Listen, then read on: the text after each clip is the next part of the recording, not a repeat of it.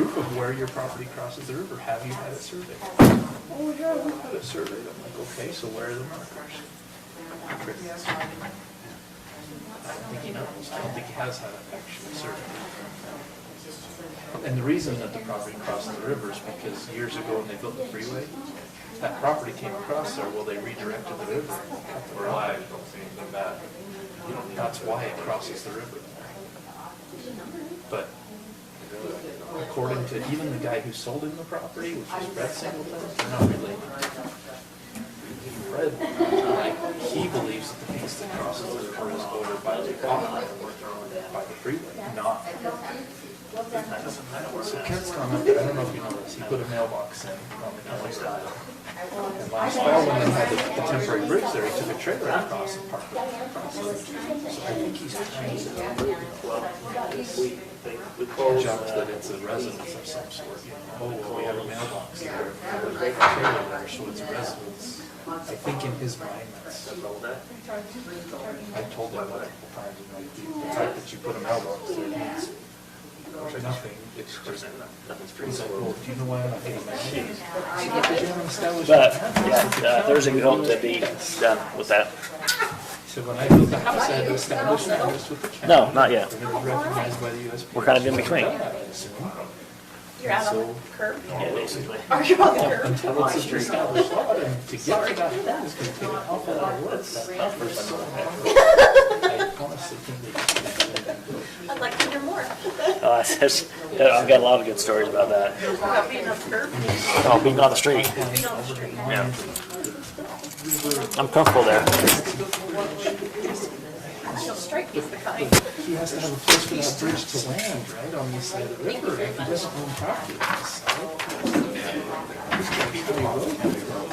Well, can he, if he doesn't have any property on that side? Maybe. Exactly.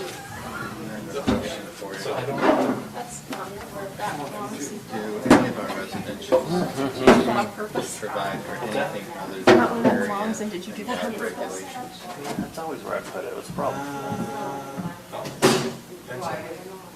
Their So I density, can handle that for you. because I noticed that in terms of that development, we're relying upon the standards set forth in the town center district, which doesn't include any standards for residential, other than multifamily. And I'm okay with that as long as that's consistent. Do we want to have any standards on that? Good grief. Doesn't subdivision code apply? Not on design standards. Oh, on design standards. Gotcha. We would probably How are you? Good. Something posted about Summit County, and everything went on there. I liked it, but I thought, Facebook is weird because maybe if I like it, I think I like what the developers do, but I thought, No, I figured you. is it just a given that if you like someone's post, you agree with their opinion? So I thought, I don't know, they input for this, but I was like, yeah, that's what I guess. We have, Amazing or? Skylar thinks that they're going through a good amount of time now. I've been trying to remember, it's an open space parcel in South Dakota, and put all my work, it's PUD and ag. What do you got on the street to get So there's a lot that has to happen if they want to do that, but we got to really talk to Dave about it. But I was thinking like that AI or. So they're looking to adjust the boundaries of some lots, one of them being Lowe's. Okay. So they were my contractors. They're the ones that put in these towns, kind of established like physical demarcation points from The Italian wants that. That's just an amendment. So it would be a boundary adjustment, because I ordered that, and there's a few of them like that. I got permission to do that. They're just looking to adjust the boundaries where some of my landscape encroaches. Now, they were proposing to come in and create two You're not additional going to lots Jefferson? that Nope. would give to No. the owners association. Heard about it all. Generate. I think it's different, but I mean, there's similar issues. That's what they're talking about. But we were in the Don't you dare subdivide our open space. The only thing that would potentially create two lots is the two lots. I think they may have worked out with the adjoining property line would be most effective. Well, they choose to, no, not across the street, the one that just put a swimming pool. That's not what those lots there. I think they may just expand their lots, just their boundary line. And I think they should, the funds from that will go to the association to do the same thing. Hey, we're talking election on it, or what are we talking about? You talking election? We're gonna cancel, so we're gonna shut this off. How so? I think there already is one that says, like, the expanded portion of my lot or Wait, is it final? I thought it's time. It's time. It is. So, You can't put a that's what I'm saying, now what?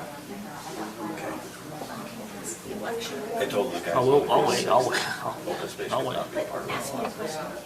She wants to Still gonna be a recount. I know the recount. Will there be another recount? That's another question. I'm not saying you can't, I'm just saying Do they, I've gone this direction. with respect to the current phase, has been do you one? have access to The recounts. Oh, access, sure. No, access. Oh, access. Well, and that's the other option. Yeah, if they've dedicated enough open space, we're taking it out.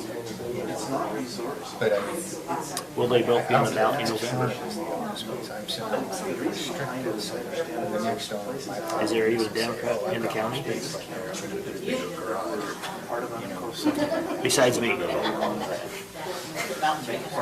That's what they're. You're kidding me. trying to help them find a solution to take on responsibility. Where are they all? For the trail that the county will maintain. So there's you and then there's that. That have been They don't, no, I know, he's working with the association. Thanks. Okay, we're done talking. Yeah, you'll always get. Appreciate it. I don't. Hey, Monica contact you? She got a little anxious because I wasn't calling you right away. I've got too much going on to worry about that. We don't have a lot. We don't have a lot up there yet.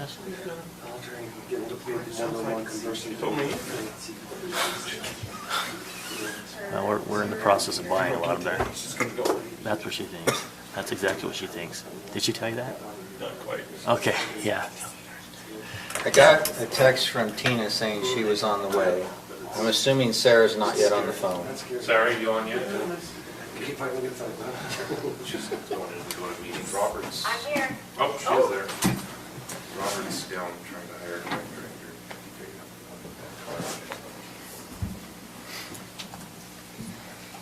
Which car? I remember talking about it. I'm keeping it.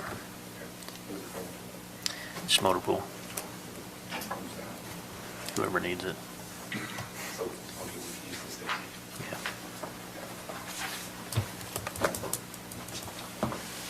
So if Sarah's on the phone, then we do have a quorum and we can go ahead and get started.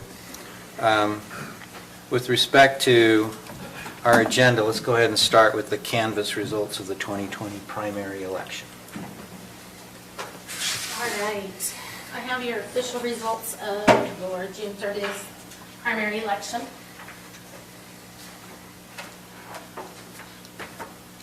Sorry, I should have these all out.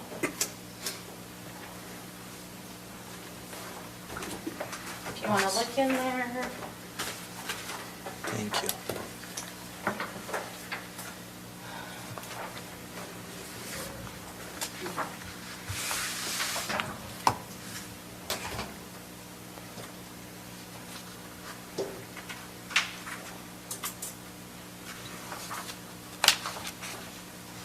Pretty good voter turnout for. We're kind of a Republican county. Yeah, kind of, huh? Any questions, concerns?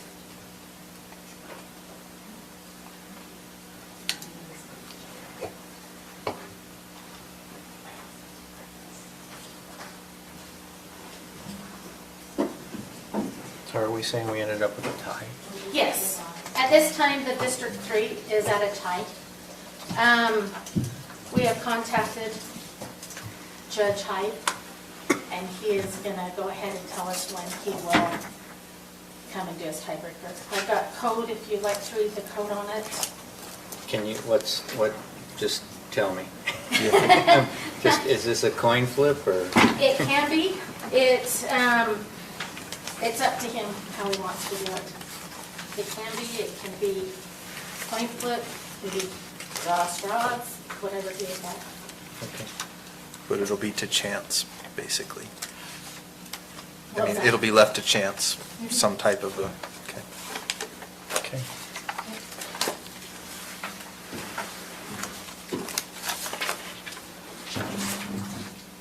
So are these results now published or? Yes. It won't be published. Until after the canvas is done, so.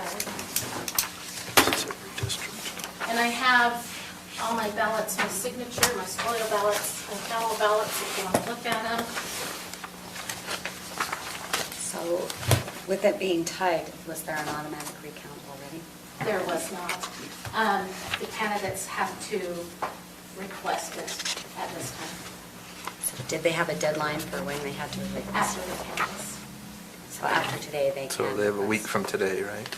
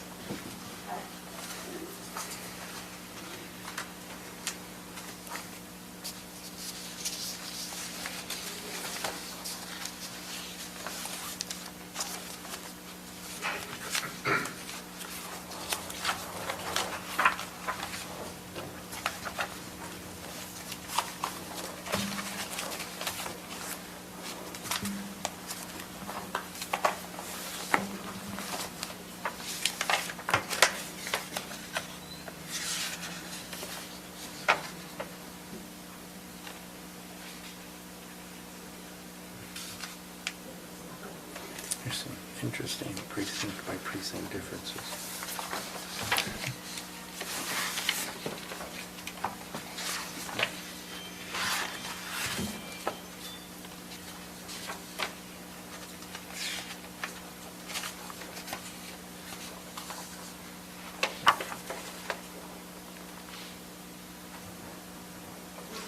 So is there an official action we need to take tonight? If you'll just go ahead and, as a council, make a motion to approve the official results of the 2020 primary election. And then once you do that, she's got the can set up with this, and then move forward to go to Okay. Mr. Chair, I move that we officially approve the June 2020 primary election results. Can we do that in a work session? Or does that have This is some? a canvas. Oh, okay. Never mind. I second.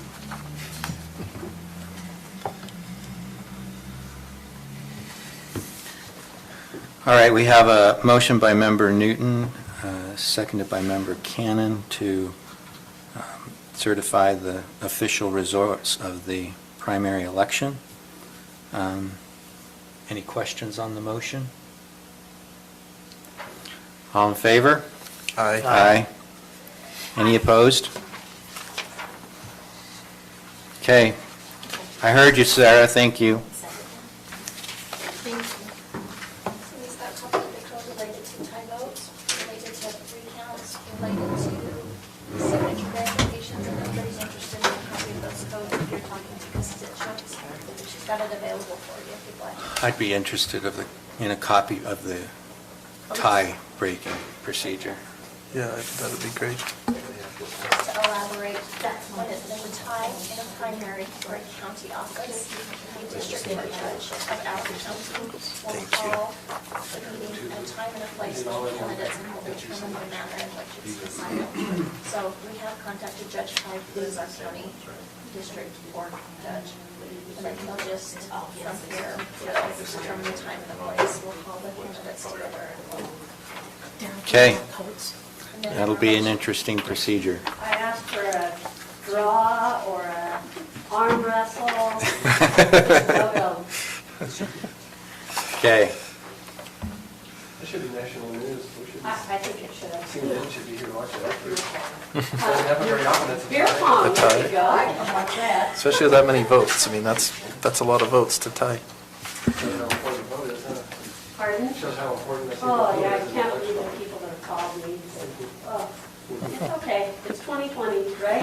It's what It is a different sort of year. It really is, it really is.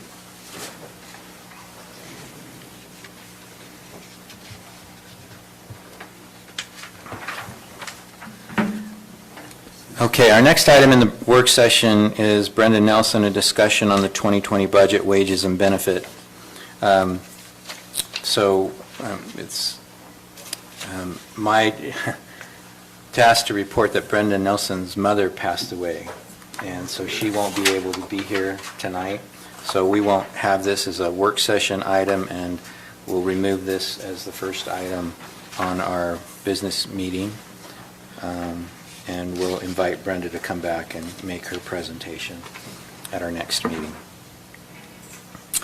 So that's sad news for the employee of our county. Any other questions or changes to the agenda? Do you want to move my item up, Chair? I mean, Yeah, so the third item from the bottom on our agenda is one that I put on: discussion decision and advertise the opening and solicit nominations for appointment of the County Council District 4 seat to be vacated by Councilmember Darrell Ballantyne. We had talked at our last meeting about the possibility of adjusting the district boundary because he's right at the edge of it, or was going to be right at the edge of it. And I know Member Haslam talked to the Lieutenant Governor. I don't know what the result of those conversations was, but as I look through the statutory procedure, as well as our form of government, I didn't believe that we could do that as a council, and so that's why I put this on the agenda the way that I did. Member Ballantyne subsequently called me and indicated that he had worked out an arrangement where he will be moving into the basement of a friend's home that is within the district, and that he would be establishing that as his primary residency during the building of his new home, and or at least through the balance of his term. And if that's correct, then as I understand it, he'll still reside within the district, and we won't need to take any action. Chair, let me be clear though, I do not intend that to be a full-time move into that. I mean, it's a one-bedroom basement arrangement. And so if it's, I understand our form of government says that I have to reside. I'm not sure if residency constitutes full-time, part-time. I'm not sure what that constitutes, but to be clear, I will not be there full-time. Okay, I don't know if there's a distinction between full-time and/or primary, or if it even uses a qualifier for the word residence. I don't know that the form of government is that specific about those definitions. Historically, election, I mean, for a county-wide office, you would have to reside in the county. Like, I couldn't spend most of my time in Morgan, but part of it in Hennifer. I wouldn't qualify for my position if I didn't live within my county boundaries. So there is a little bit of case law on it. I didn't research that for today's meeting, because I didn't know if it was an issue, but I'm happy to do that if it is. It seems to me the other part that we haven't ever addressed is it also very specific in the number of terms that we can have. Member Kilmer is past that allotted number, and we haven't ever enforced that portion of it. But this is a temporary thing. There is a learning curve with the council. We've always enforced that. By the code, it's for 8 years by the form of government. By the code, it says 2 4-year terms. And he's in year number 10. He started a 2-year term for someone else. That's not a 4-year term. Then he served a 4-year term, and it says you can have 2 back-to-back 4-year terms. So he had a 2, and a 4, and a 4. And that was clear through Lieutenant Governor, so I think he was speaking on this. When I was asked to run, I refused to do it until somebody had that cleared before I would even run that second time. So if we're not, but it's part of the whole question. It's not spelling out the individual items for residency. I think we're talking about a 4-month period. The districts are changing. At the end of the year, based on those new districts, he would still be in his district.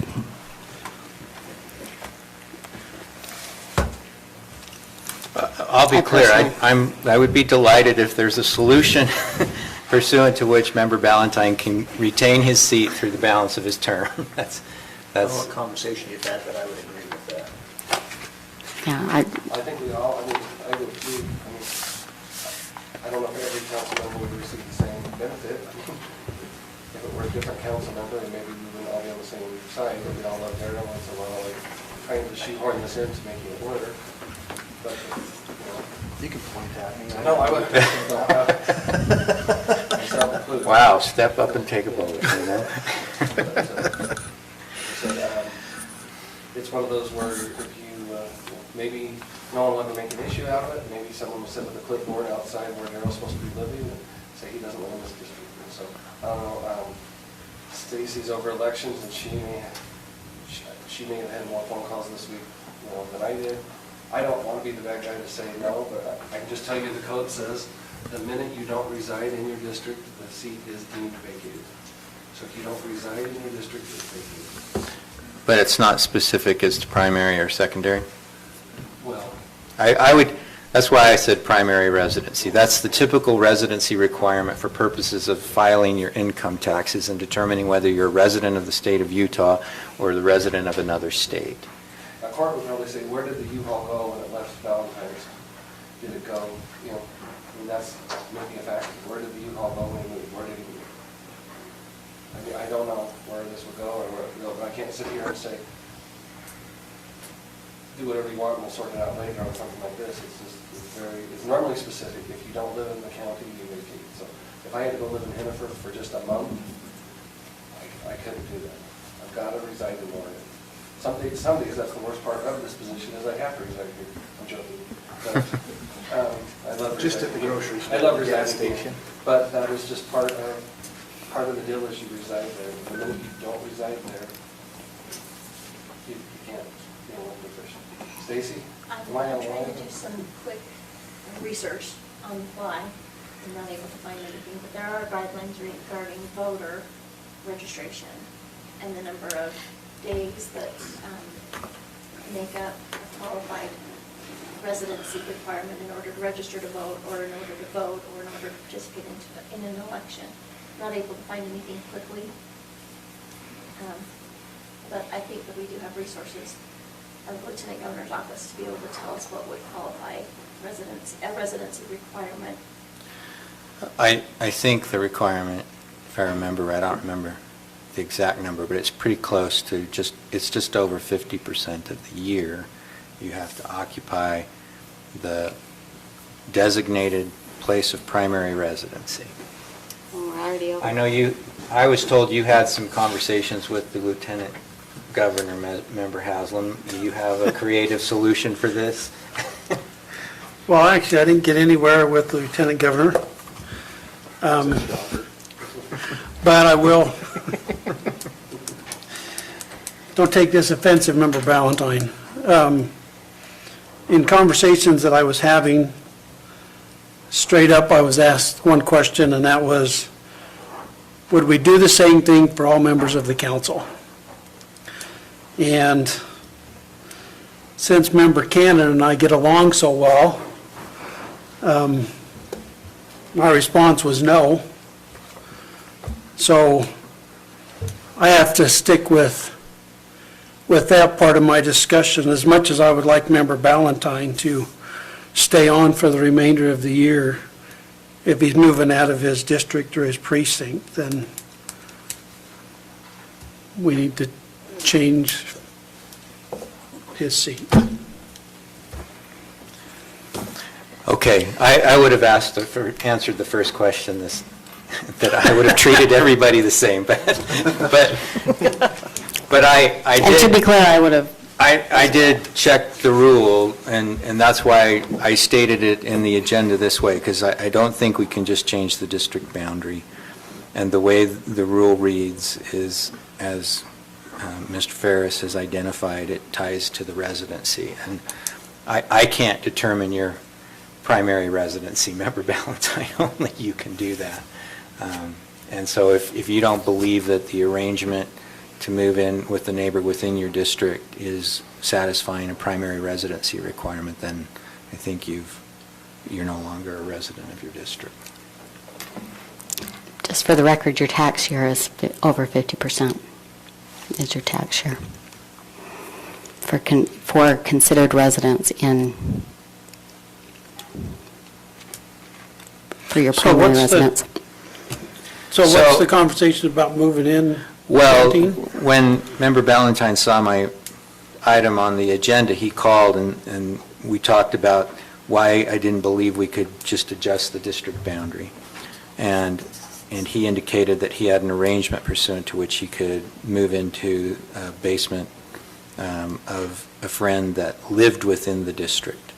But I think he's concerned that that's not his primary residence. And it wouldn't be, I mean, I love you all, but Monica's probably more important than the council, so I'll stick with her as a permanent resident. If I was occupying the basement, Leanne would be with me. So that would be a definite indicator of primary residency for me. Well, so is that what the discussion is? To move his family in? No, it wouldn't With be. someone? No, it wouldn't be my family, it'd be myself. Oh. And so, okay. yeah, no, I'm not moving again. Okay. So I think that in accordance with the rules, then you have likely vacated Have you moved? your position. He's moved. And so we have, within 10 days, we need to advertise the council position as open and identify the district, and we will receive nominations. If we were in a partisan system, the committee would make a recommendation, and then we would vote upon it, but we are not. It says in our form of government we're to ignore the partisan provisions of the state code, but it doesn't really provide much clarity on what that means to simply ignore it. So what I believe it means is that we just follow the solicitation process. We advertise it, we allow people to nominate either themselves or others to occupy the position, and we'll consider the nominations and then appoint a person to fill out the remainder of the term. I have no regrets. I mean, We got some kind of a better farewell than tonight. We'll schedule next Darrell next meeting, because this isn't what you want to go out. No, we appreciate your service, and it is, Have you officially moved, Darrell, or when is your official move date? I still own the house, but we have moved. Okay. So, yeah, as I understand the code, upon the move, you vacated the position, so you won't be able to vote on matters tonight, so. Understandable. Okay, thank you very much. All right. Not the way we want to go out, but We appreciate your service and your integrity in dealing with this issue. Thanks, Daryl. Thank you, Daryl.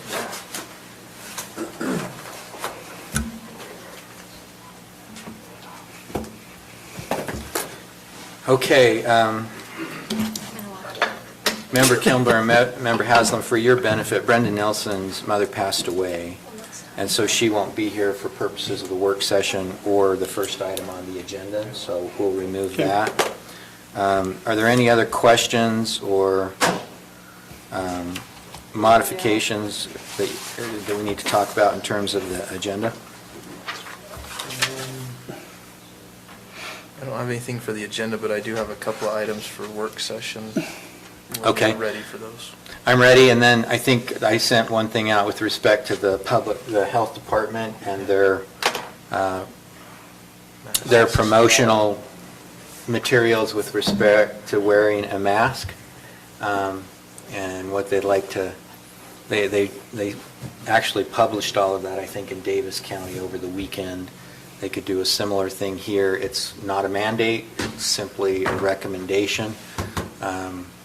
The science that I'm seeing recently suggests that wearing a mask is particularly effective if both the carrier and the other individual they're in contact with are wearing a mask. It reduces the risk of transmission to 1.5%, which is pretty low. We And just got so, told in our last meeting that there was a big debate today in Washington, and all the big doctors came out and said just the opposite, so who knows who knows? it seems to go back and forth, but anyway.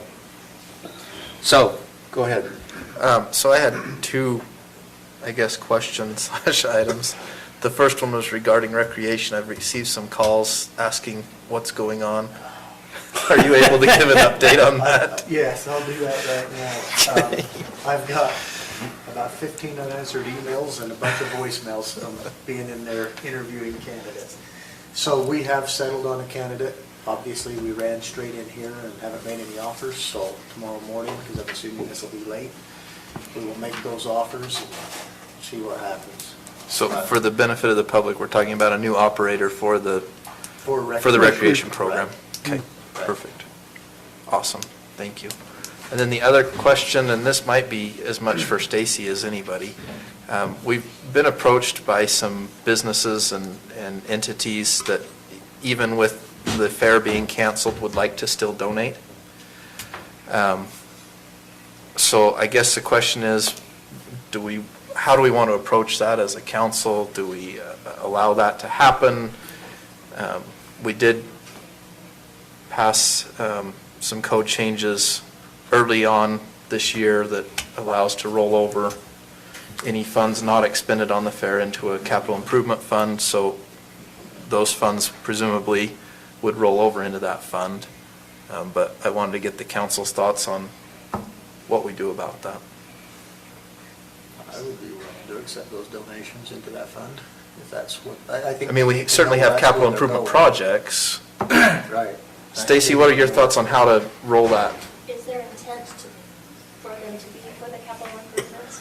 Because what I think would happen is your direction has been whatever is left over at the end of this year roll over into the capital improvements. So if they make a donation this year, and Bonnie collects them in the general fund in that fair budget, at the end of the year, it's automatically going to go to capital improvements. Okay. So if they make their donation this year, it's going to roll into capital improvements, which will be earmarked for capital improvements. If they hold their donation until next year, it will be donated into next year's and will promote next year's and be used for next year's fair. Otherwise, my fear is if they donate this year and it sits in this year's fund, it will roll over to the capital improvements fund. Now, if that's their intent, that'll work great. I think they need to know that up front. So as long as we're okay with that, I think that's what we'll explain to anybody who wants to donate is, if you donate, that those funds will go into a capital improvement fund. If you For the choose to still, fairgrounds. for the fairgrounds, if you choose to donate this year. If you choose to hold until next year, that's just fine, but Yeah, should you next choose to year. do that? Until next year, it'll actually go towards the fair program, the fair. Correct, okay. Is there no fair this year? There's no fair this year. Correct, In Morgan. in Morgan. Weaver County's still holding theirs. Well, maybe, Box Elder's still holding theirs. maybe, Okay. They're advertising it. yeah. All right. County both holding license and then one other item that's called the unfair. There, Sorry, I couldn't quite hear you. Sarah? Who is this? That's Sarah. Oh, Weaver County's not holding a full fair. Oh, okay. Did you say they called it the unfair? Yeah, they're just holding a livestock auction and I think one other event. Okay. Creative use of the term. the unfair. Good use of it. Okay. Oh, Anything it's else? That's all not I fair, unfair. Did you have the opportunity to look through that material put together by the health department? Did they just want our blessing on that? Is that what they They're- were looking for? Well, yeah, our blessing if we want to roll it out, you know, it would just be something that they would put our name on in addition to the other counties and participants. There are a variety of them, and it's just a promotion of wearing masks when in situations that they're called for. It looked reasonable to me. Again, it's not a mandate, it's simply providing information for people to consider and making a recommendation. as long as it's not a mandate, I don't have a problem with it. As long as it If it doesn't becomes a come across- mandate, I do. As long as it doesn't come across as a mandate, because if their recommendation is 1, 2, 3, and you post on that door 1, 2, 3, people read it and they go back to their car and they put a mask on when it's not a mandate, but when it's posted that way, it feels like one to some people, so that would be my suggestion, is if it's not a mandate, don't post it all over the doors and work people up. Any other thoughts on that? I agree with Jan. Okay. Yeah, I think I And just for the record, just so everyone knows, Morgan doesn't have its own health department, so we piggyback off Weaver County's, which is great, and Weaver County, I think, has been very, responsible in the way they've handled this, but we also are the same size county of a lot of the counties that are in green right now. So if we had our own health department, we probably would be in green. But because we're tied to Weaver County, we stay with their color code, and they've been good, they haven't been overboard, but something to keep in mind for future references. We're kind of piggybacking off Weaver County. It's not always apples and apples between the two counties when those stats run out together. So I'm not certain of our current case status right now. Is it still around 10? No, I don't see those updates. it Unless something's is, happened in the last 2 days that changed that, it was 10. oh, current open cases? Current open. Okay, yeah, that sounds about right. Okay. So I didn't read the recommendations that you circulated, but if it is a push to ratchet things down, I mean, it's obviously a decision you can make, but I just know the citizens see what's written on the door and they take that as gospel. And so if it's on the door, wear a mask, then it's a mandate to wear a mask. That's the only consideration we have. It's more Tricky. gospel than when it's on the website and then we'll write That's it. okay. Maybe, Wow, for some reason. I didn't think it was possible. I know, I'm surprised. I mean, whatever you do is The repository of all truth.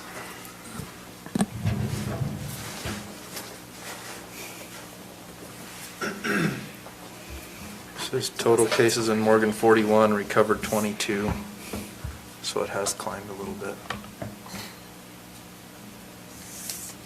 So just looking at these main pages, there's 11 pages. The first one is Mask Up. It would be Mask Up Morgan. We have better alliteration than they do in Weaver for that. Objectives: increase the number of county residents who wear a mask. Hope: be hopeful but informative of the situation. Work to decrease the infection rate to avoid overwhelming the healthcare system. Then there's an identification of partners, which include mostly cities in Weber County, the hospital, the universities, and the health department. Campaign slogan, it starts with a mask. Areas of motivation, those we love, the economy, activities and group gatherings, and hospital capacity are the 4 areas where they're trying to address. There's a list of some projects. There's some potential slides and so forth. It starts with a mask is one of them. Sample artwork, it starts with a mask. So it's all just utilizing that recommendation that folks wear a mask. You may want to ask yourself if you want to be mask up Morgan and then not wear masks in county council meetings. Just maybe. I've thought about it. I've thought about it, So, you know. so if we're pushing mask up Morgan and we don't wear them in council You gotta meetings. start, yeah. Something to consider. They fog up my glasses when I I play. also have mine, I'm required to wear it. I'm a conscientious objector, so I'll be Zoom meeting if you require masks. On the other hand, so just call me if you need me, but I won't be wearing one to a meeting, so. So, and they have, you know, media buys and other spending. I'm not really interested in spending county resources or funds on this. I'm happy to suggest to provide information vis-a-vis our website with respect to the potential advantages of wearing a mask, depending on who you're listening to. So,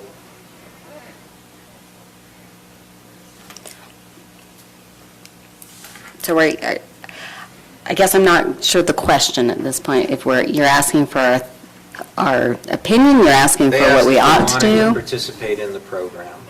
And I would say, yeah, my personal view is I don't mind disseminating this information, having it on the website. Are they charging us for this? But that would be the question, from in my mind after looking through this, are they expecting, is that health department funds that they're spending for a media or campaign buy? Because I don't think that gets us very far. We don't have That's any CARES digital Act funding. billboards in our county. Targeted social media you could potentially do, and then there's some traditional sources and/or just posters or things that you could put up at various locations.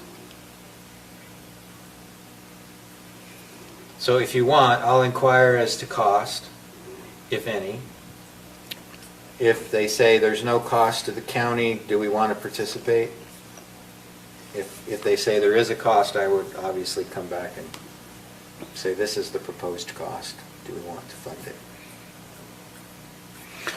Okay, so after having read through this with you and looked at it again, I don't want to participate. Okay. Any other thoughts on that? Is it- Okay, thank you.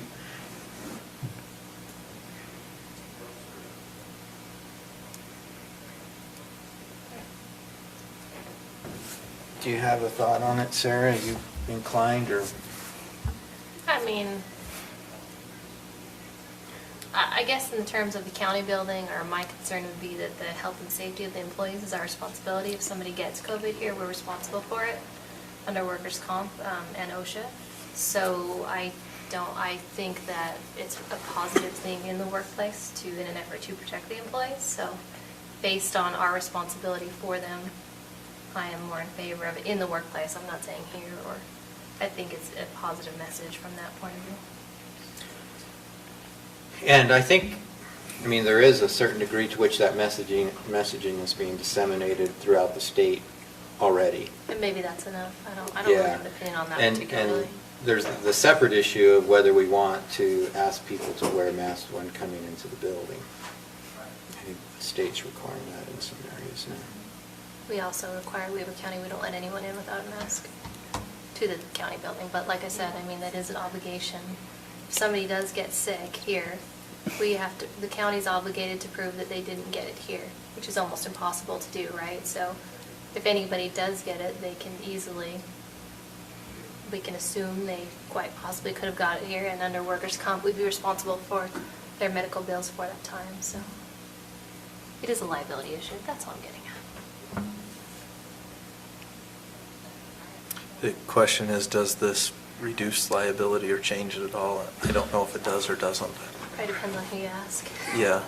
I don't know that this particularly does, maybe requiring Maybe if the we- public to wear masks, and then, so we don't require, we require, when you enter the building, you have to wear a mask, you can take it off at your workplace, but if somebody from the public were to come in, you would put on your mask, and they would, of course, have to wear theirs, only during your interaction with that person. When the individual left, you could remove it and then go about your business, but. That's all. Okay, so I think we're talking about Oh, works. potentially two different policies. Let's Yeah. just isolate this to whether or not we want to support or participate in the Mask Up Morgan campaign, Mask Up / Weber campaign. There's two who say no. Well, I would say no, and if we want to address Sarah's issues, then we do our own as a county. That would be this, yeah, the second issue. Yes. Yeah, I think I'm fine with that as well.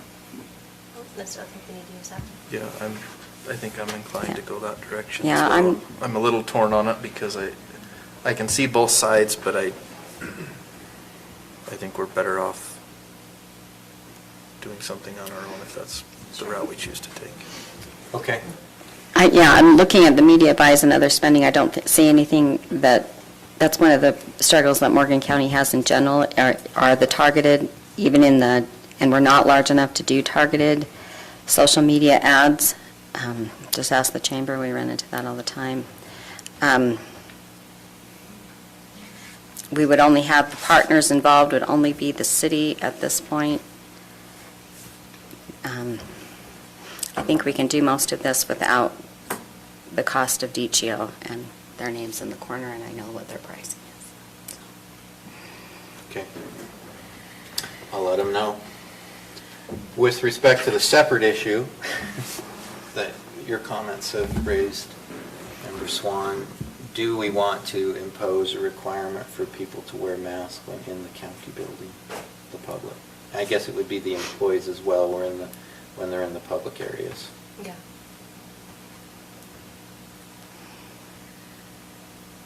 I don't really have an opinion on it. I mean, in terms of whether you make and wear them, but the reality is we are liable. If somebody gets it, we are liable for them. So if it does protect people, it's probably a good safety measure, but I'm not, whether it works or not, So I is can't say. COVID-19 considered a workplace injury? So is that true of the flu?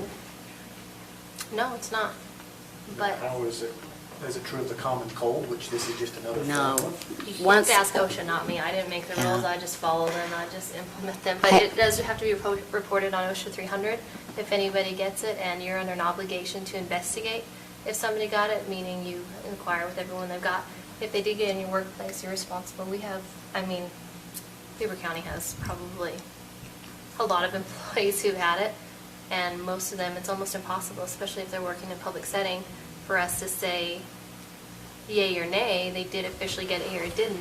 And so we have to that's just file an incident allocation claim. of risk between our insurance carriers, frankly. Yeah. I mean, it Correct. comes under the work compensation policy, or it Yep. goes under the healthcare policy maintained for the benefit of the employees. Exactly.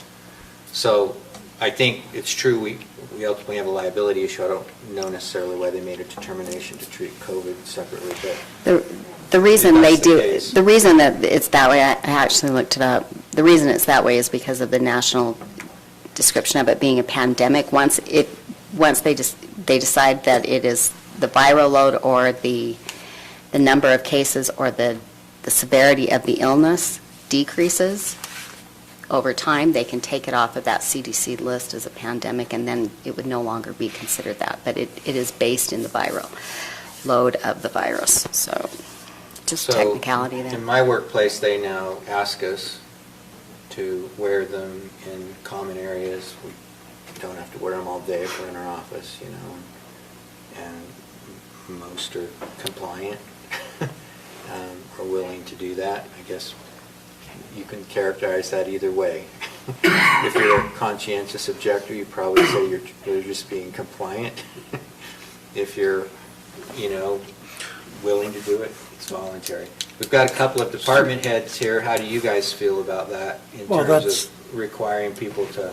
That's my question. What's our department heads?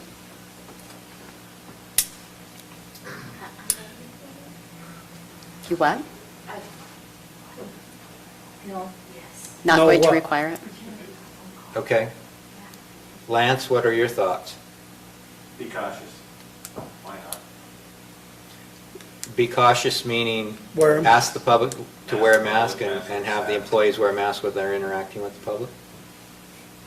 Have you guys been wearing them in your office? Nope. We're about 20 feet apart. No one ever wants to talk to me, so it's not usually a problem. So we do have some offices that have the shields in. I mean, that's the other option, is to, where there are more public interaction counters, to go ahead and put them up. But that doesn't necessarily mean that someone is always going to be in that location when they meet with a member of the public. So, Well, I say let the department heads decide. Oh, I think that makes it very difficult as people come in the building. There's a consistency that would be nice, but, you mean individually, department by department, or? yeah, if Lance wants to require them to have masks when they walk in his office, he place a sign on the door, mask required. If Stacy doesn't, she doesn't put a sign on her door. Let the department heads make that call. Well, I guess my feeling comes from, I'll use the Costco analogy. If I want to go to Costco and they require me to mask to go inside, they provide it so that I can go inside. If I don't know what they're doing in Weber County. Do they have a box of masks in the door so that if somebody needs to come into the building but they don't have a mask to bring into it, are you providing them one?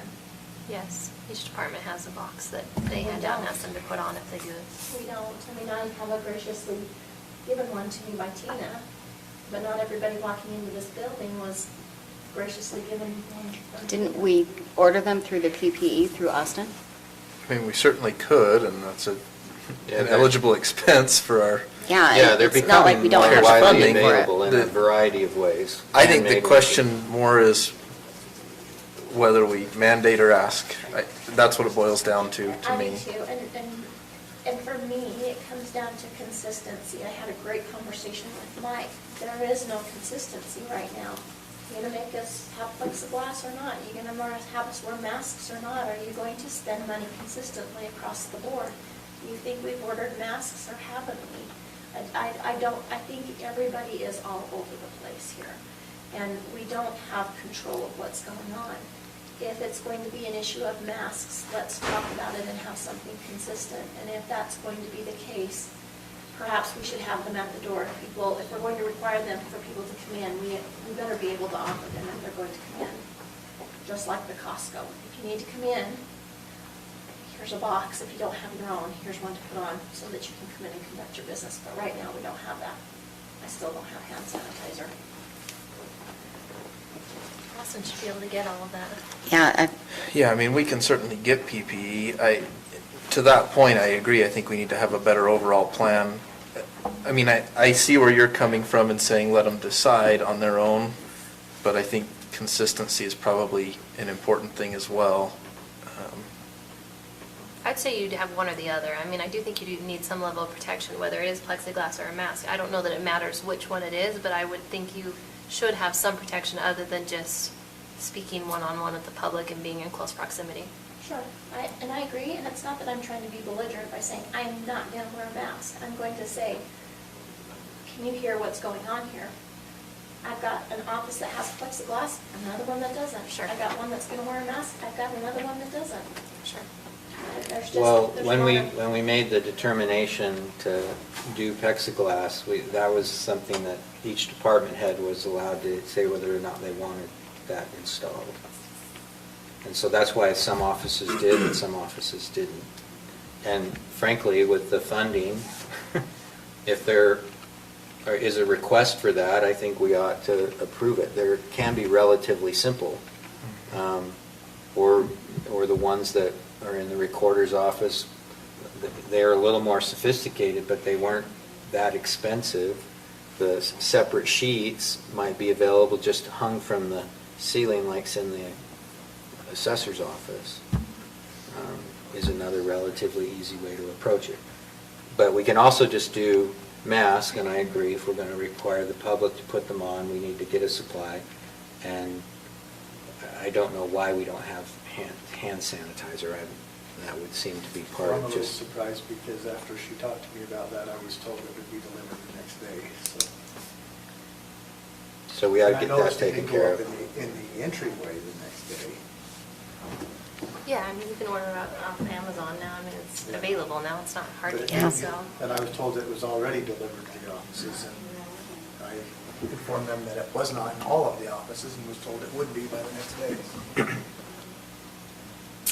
So, any preference on moving forward? Anybody want to suggest what we do, or? I am for not mandating masks. If you want to hang those plexiglass pieces in every office, fine. That's a low-cost, easy solution. But to me, it should be a choice of an individual, not something that's mandated by anybody. That's my own personal opinion. Quite frankly, as long as you can kill children through abortion and that's choice, by damn masks ought to be choice, not mandated. Okay. I don't really have an opinion on either one. I'm fine with plexiglass. I do think there should be something, but like I said, I don't care what it is. Any other thoughts? Austin says that they are getting masks tomorrow and they can order more. We should be getting a shipment of 1,100. So, Well, and I don't want to use the medical grade PPE equipment to hand out to the public to wear a mask when they come in. You can buy them in boxes that are simple things like what I wore when I came in today at a relatively inexpensive amount. And frankly, I think we could buy some of those boxes just at Costco of the non-medical grade mask and have them at the doors and invite people to wear them when they're interacting with our employees. So I would be in favor of that. And if there are department heads that would like plexiglass installed at their transactional counters with the public, then from my perspective, that's still open to do. It's preferable if they get that through the building. Yeah. Through Brett? Brett. Okay. So I don't know, do I need to send an email to that says that- effect? Or can he you says guys it's the simple communicate ones, not the N95 ones that are coming. Okay, so we'll have masks available, let's make them available, let's, invite people to wear them, maybe less strong than a request, and then have them at the doors and available for people to use. And then Stacy, if you'll communicate to the other departments if they feel that they need plexiglass at their transactional counter to work with Brett, and we can get that installed. Is that reasonable? Yes, I think that's reasonable. He says Liz has the hand sanitizer, so I think that would make it available. If Liz has it, we could have it available throughout the building.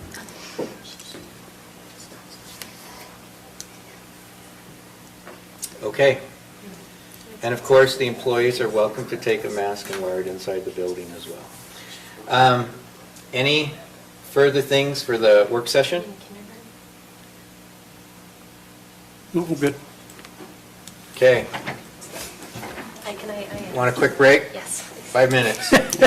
Austin apologizes for not being here. He's waiting for his COVID test results, which is No, ironic. that's good. If he's had a test, self-quarantine is the advisable course of action. Who's that? Austin. Oh, yeah, I saw his email. He's had a test, or you don't have results yet? He had Yeah, the simple test, and they were all negative. his wife's. Tina, hold on It's right just a here. minute. In the bottom of this bag, these are all sanitized. No syringes that you can adhere to your. Yeah, it's not fun. I had it done. I got my gloves. Do you always have a batch of The it? break I had it. Every time I see it, it's a batch. No, my teeth are There's 5 of them, so you just fill And they're soft, so they just, I'd take one. Are you charging for it? What do I owe you? Because I'm happy. no, I just had, I was going to a clinic yesterday and I was using it and I laid it. And it disappeared. And it disappeared. And then nobody been. It's like a stick. You can send something to Dixie. That's all right, I have some in my purse. It's, no, but keeping my parents socially distanced at this point is been the struggle. So I'm not a fan, but I also understand what it's like to have parents that I am trying not to spread it to. So I feel like I'm walking a tightrope in this. Could be any of them. That a lot of people went to the state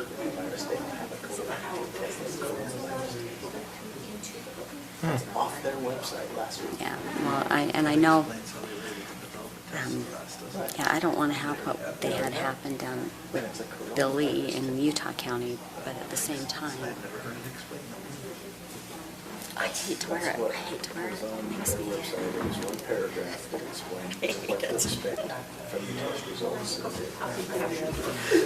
too. It makes me feel like I hate it.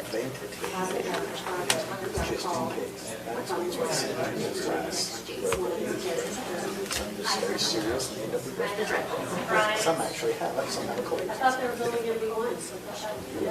Interesting. Hey, I'm too old, too impatient.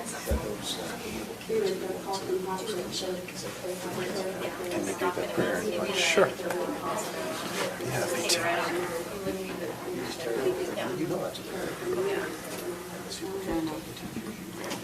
Because we've run through it. That's where my husband's working. They're doing shifts still.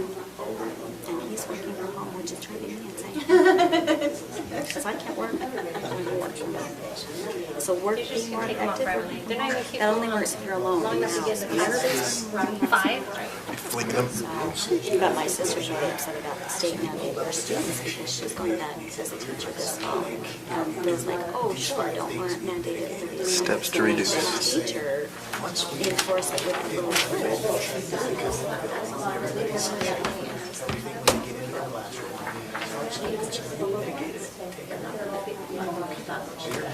and it's actually the adults who spread it. You look at, I don't know, I read the BYU study, but I suspended so much time over this. See, on the airport, I've already made this choice. do you know anything about Everybody else, what do you do? the county having water for the airport?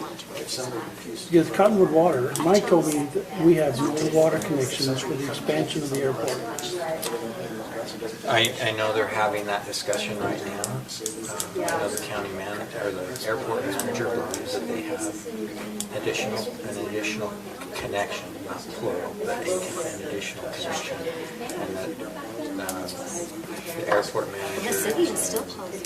George, and Cottonwood Mutual Water, I think that's ridiculous. will try to make that determination.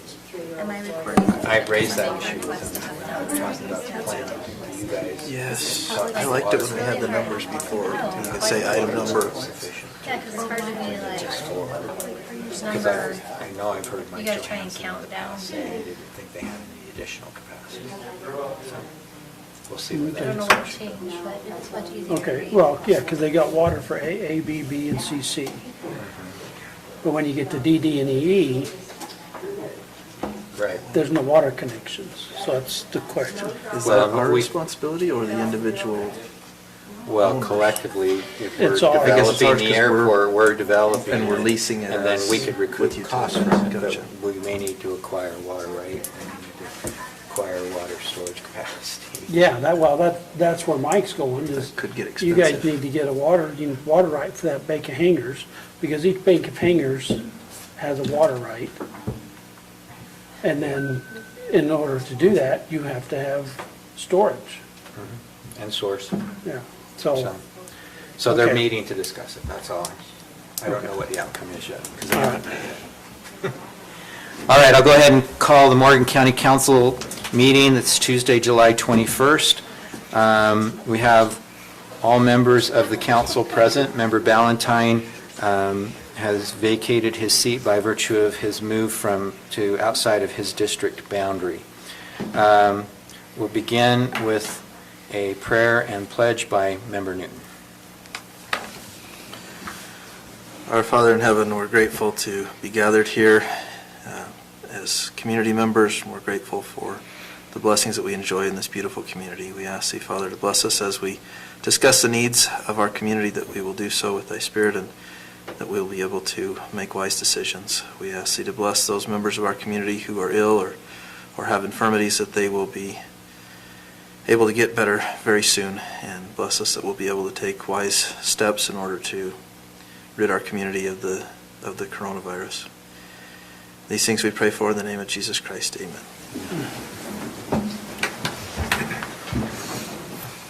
I Pledge allegiance to the flag of the United States of America and to the republic for which it stands, one nation, under God, indivisible, with liberty and justice for all.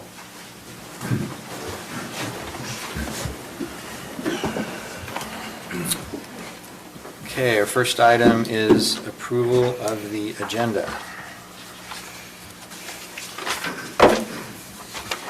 We removed the first item, Brenda Nelson's discussion decision on the adjustment to the Recorder's Office 2020 budget. She's unavailable this evening, and so we will put that on our agenda for our next meeting. Mr. Chair, I move to approve the agenda as amended. Second. Motion and a second. All in favor? Aye. Aye. Okay. Approval of minutes. Next item.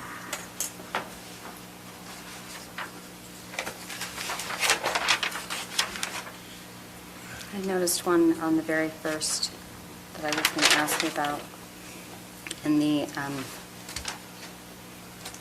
So this is the June 16th minute? actually, this is the July 7th. It's the one where it's the four of us. In the conflicts of interest, it said that you represent Trappers Loop. I don't think that was quite accurate. On the July 7th one? Yeah, it's not accurate. It's Trappers Loop Village. Where are you at, Tina? Trying to find it.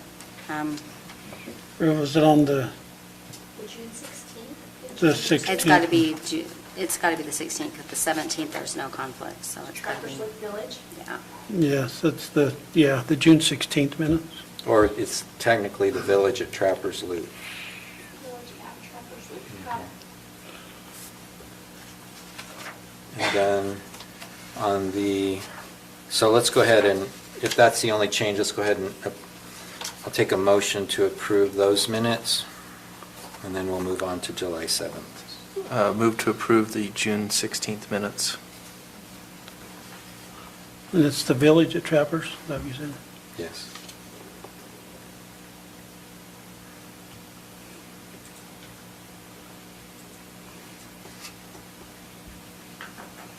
Second. Motion and a second to approve the minutes from June 16th. All in favor? Aye. Aye.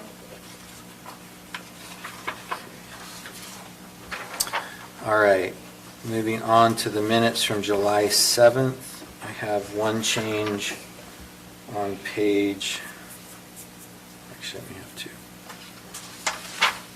1, 2, 3, and the discussion of the CW land request for approval.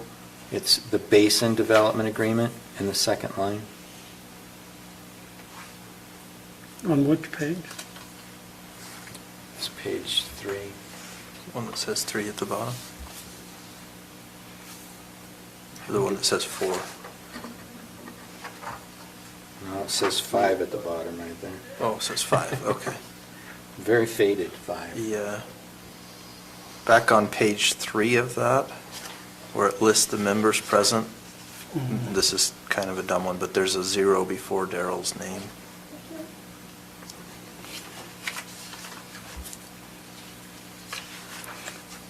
And then on page 6,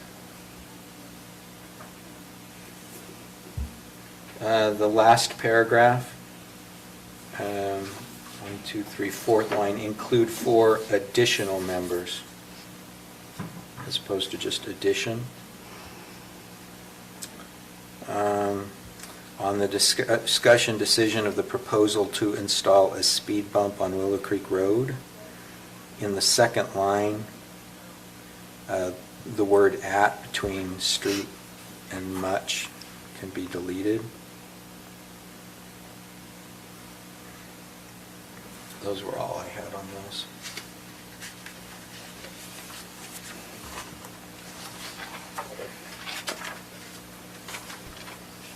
Any other changes? I'll move to approve the July 7th minutes as amended. Second. Okay, a motion and a second to approve the July 7th minutes as amended. All in favor? Aye. Okay. Declaration of conflicts of interest.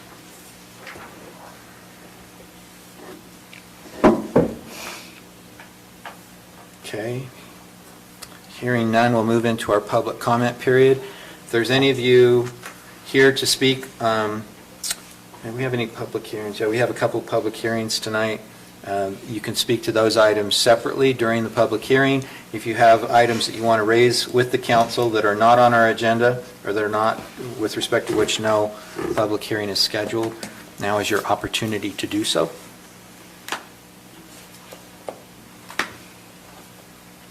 Okay.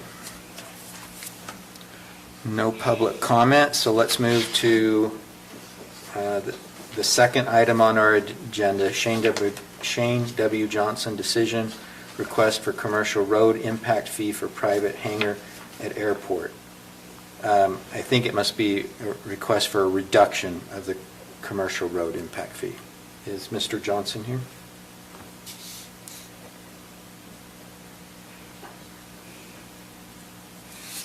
Okay, he's not here. I think we know what this is about. This is the same one It's as a we've fairly done typical multiple practice. I times. think we waived any of them, didn't we? Didn't we just reduce them? Yeah, we reduced yeah, it all would of just them. be a reduction. I'm going to just go ahead and make a motion if you're okay with that. Mr. Chair, I move that we reduce the commercial road impact fee for, let's see, which hangar is it? Hangar pad CC6 to match the same reduction that we did on the other pads earlier this year. Second. Okay, motion by Member Newton, second by Member Cannon. Any questions on the motion? Was there any difference in the ones we did before? As I recall, well, I know the last one we did off of the previous one, so those two should be the same, so I'm assuming it should be the same. Okay. I don't recall the exact dollar amount, Vance but, gave us the nod, we're good. okay. Okay, all in favor? Aye. Aye. Any opposed? Our next item, Dave Webster, discussion decision, appointment of members of the Morgan County Building Code Board of Appeals. Yeah, the last time I was before the council, you asked me to contact some jurisdictions and see if they had boards of appeals and how they got them. You also asked me to see if I could find some more members for the board, and I think that's it. But we advertised for board members on the county Facebook page, and we had one applicant reply. His name was Sam Hunt. He's a resident of Morgan County. He is a licensed architect, licensed in the state of Utah. and he told me he currently has no clientele in Morgan County, so I think he would be an excellent choice, and that would give us 4 members, which would be 3 members and an alternate, if there was a conflict of interest. Okay. I spoke with the building official at Morgan City. They currently don't have a building code board of appeals in place. I spoke with building official at Ogden City. They do have a board of appeals. It consists of 6 members, and all of them were chosen by the building official for the board. I spoke with not the building official, but one of the inspectors at Weber County, and they have a board of appeals. It consists of 5 members, and all 5 were chosen by the building official. I contacted the City of St. George. They have 5 members also, and all 5 were chosen by the building official. So, I guess, and that we have 3 members that I contacted just because I knew of them and valued their opinion. The 4th one, Mr. Hunt, contacted me, and I think he's an excellent choice as well.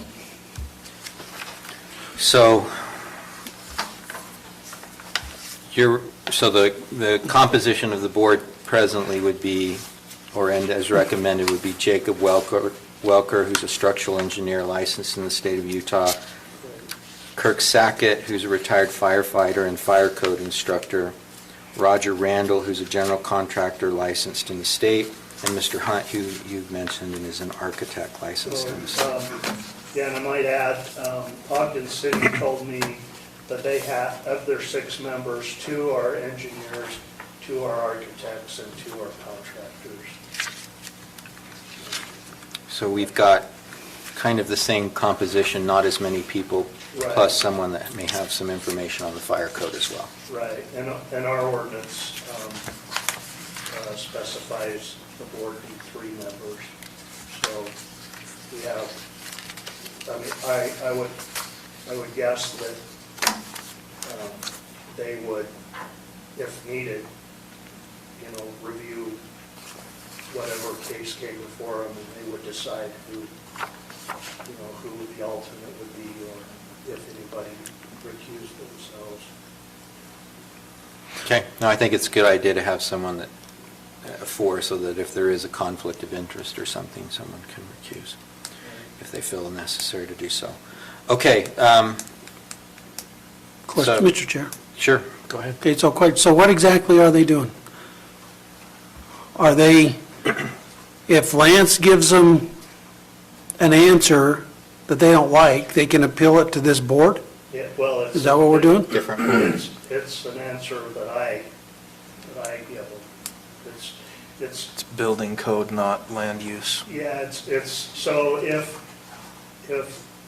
I make a call and someone says, feels that I made an incorrect call, they could, approach us for a board of appeals, which we convene, and 3 of the members would decide whether I was in error in my judgment or whether I was correct.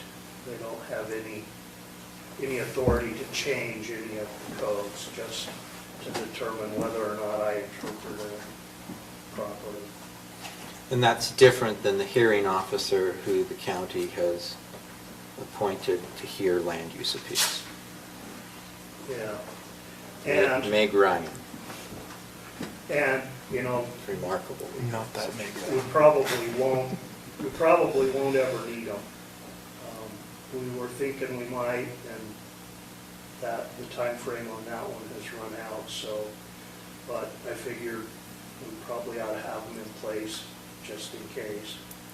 So you don't have to go through. Our code calls for the appointment, and so I think it's a good idea to have them in place. I recently did something pursuant to the state code, and there was a board that was supposed to be appointed by the governor and was not appointed, and it was very frustrating. Right. So take these as a recommendation. I think under our ordinance, the council approves them, Right. so that's what we're here to do. Mr. Chair? Oh, Question you asked for fourth, in case it's a conflict of interest, but I thought that our conflict of interest law indicated you just have to declare the conflict, and then you can go ahead and stay and debate and discuss. I think that is what the code says. and I But think that if is the someone wasn't requirement. available or wanted to recuse, it gave him a fourth. So you don't have to, but Right, right, and that's. it's just you a know, matter of I don't want to convenience. say these three are going to be board members and this one's going to be an alternate. If it comes time to that, for that decision, then the board can make that decision themselves. I'm just curious. Yeah, and I was looking for an architect anyway.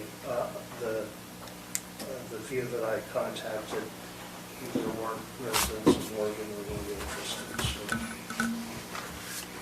Mr. Chair, Question. I'd like to, Oh, another question? No, sorry, that means I'm ready to vote, sorry. Okay. Mr. Chair, I'd like to make a motion that the council approve the Building Code Board of Appeals to include 4 members, Mr. Jacob Welker, Mr. Kirk Sackett, Mr. Roger Randall, and Mr. Sam Hunt. Second. Okay. Motion by member Newton, second by member Haslam. Any questions on the motion? All in favor? Aye. Any opposed? Okay, thank you. Thank you. All right, our next item, Lance Evans, discussion, public hearing and decision, continuation of July 7th, 2020, CW Land Company request approval of the Basin Development Agreement for a mixed-use residential subdivision for 244 dwelling units and 35% commercial area in the town center area of Mountain Green. The applicant submitted a revised development agreement to address county council comments from July 7th for council consideration. Mr. Evans. You summed it up pretty good right there. So the red lines have been submitted and the changes have been made. Staff has reviewed them and feels they're acceptable and really backing to your court. And Greg Day is here to discuss those changes and any other concerns you might have on it. And I think we just want to go from there. Any questions for staff? Okay, hearing none. We held the public hearing on this last time. I'm open to reopening it if anyone feels there's a need.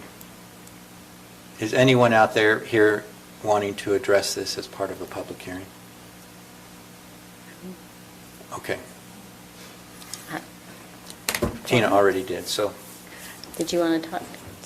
you're welcome, Greg, to make a presentation if you'd like. You did last time. Yeah, I just want to thank the members of the commission. Just really quickly, I think we remedied all the concerns that have been expressed to us. I think the most substantial thing that we're committing to, and I hope that is received in the way in which we're committing to the 35% commercial that was, I think, Member Kilmer and Member Newton brought up last meeting. So within the development agreement, we're committed to that 35%. All other things I think we've addressed according to that meeting.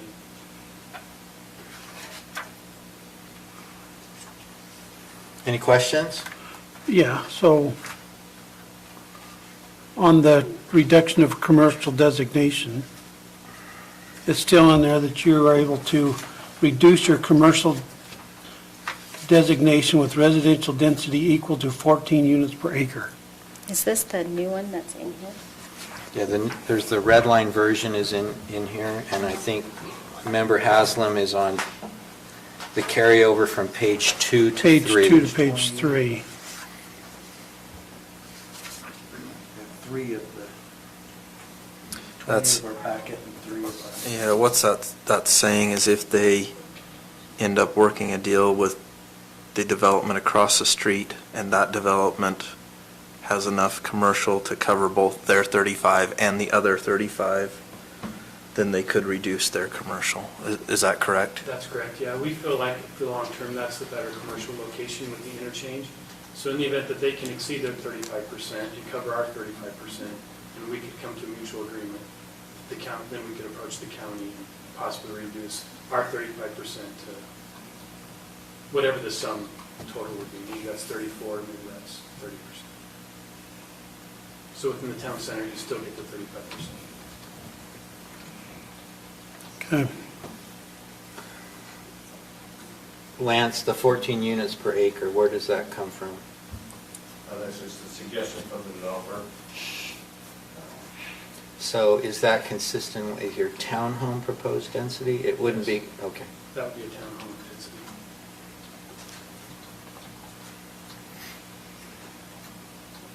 So either you or Lance can answer this question. What would it take for the other development to be able to go to this 70% commercial?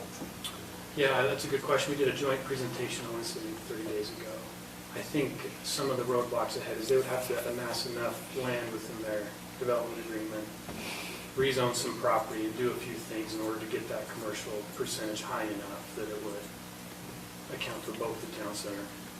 We're trying to create a town center versus a bunch of sort of pockets of town center. We'd like to have a core specific to the commercial. Commercial does better when it feeds off itself. As a point of clarification, my understanding, and correct me if I'm wrong here, we're not talking about 70% commercial though. What we're talking about is instead of 35% of your side and 35% of their side, say each is 100 acres, we're talking combining the two into a 200-acre parcel and doing 35% of the total, right? That's correct. Okay. Yeah. Was that what you were thinking, Robert? Yeah, I just. Okay. No, that's fine. I just want to make sure that I understood it too. And just to further clarify, the area on the south part is not part of the town center. It's in the Mountain Green Village Development Agreement. And so that would be the Correct. governing amount of commercial required through that development agreement. They would have to add this 18 acres from the north side of Old Highway Road to that development. That's new 18 acres, right? That would be new 18 acres. It doesn't overlap. It would have to be in addition to what they already have designated. So in order to do that, we got to redo the Mountain Green Village Development Center, development agreement. No. Maybe if we're going to change it. Well, And that is, say that. that is exactly why this discussion never goes anywhere, because there's no trust on either side. So if we go down that road, we'll be here forever, and we'll destroy what little trust has been reestablished, so. Well, trust is earned. I had the same question that Roland has. I just thought that was a given, that whenever you make a change to that development, you have to change the development agreement. Well, and that seems logical. We'd have to see how it looks. But that- How it would lay out. I don't know. I think depending on, There might be flexibility enough in that development agreement to do different. but it would clearly require additional acreage in order to get to a 35% for both sides of the highway. And depending on the configuration, it likely would require an amendment to the development agreement. And I don't know that both parties would be able to reach agreement on what that amendment would be. That just depends, I think, on what is specifically proposed.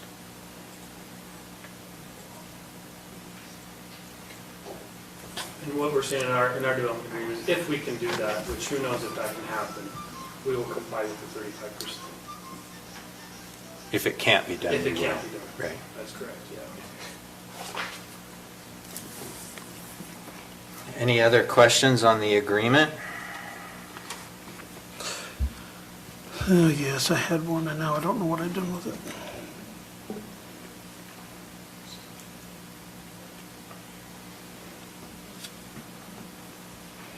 Go ahead and I'll look and see. Okay. Anyone else with questions or comments on the agreement? I made most of mine the last time, so I don't have additional comments, but.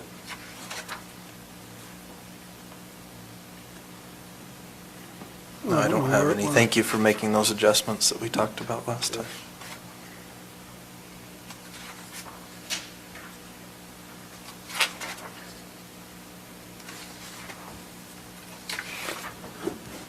I'm assuming, Jan, you've reviewed this since the changes have been made.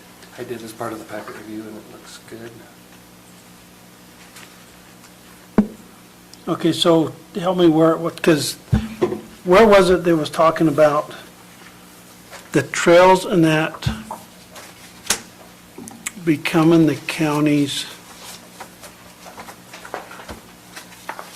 responsibility? Is that 6B?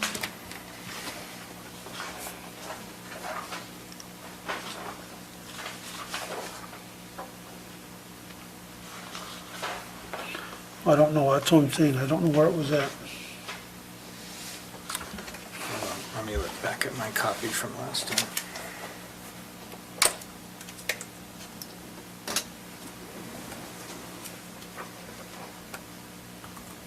I think section 12 discusses it. Section 12? Yeah, section 12D. Without limiting the foregoing, the county agrees that the public trail depicted in the concept plan along with the eastern border of the project will be installed and paid for by the developer. Were we going to put anything about maintenance in that? It seemed like That was the discussion. there's 2 dots after developer, and I don't know if that meant that there was more to follow. I'm past the red line one and on the second version that it's showing. Yeah, see, that was the thing, I don't want,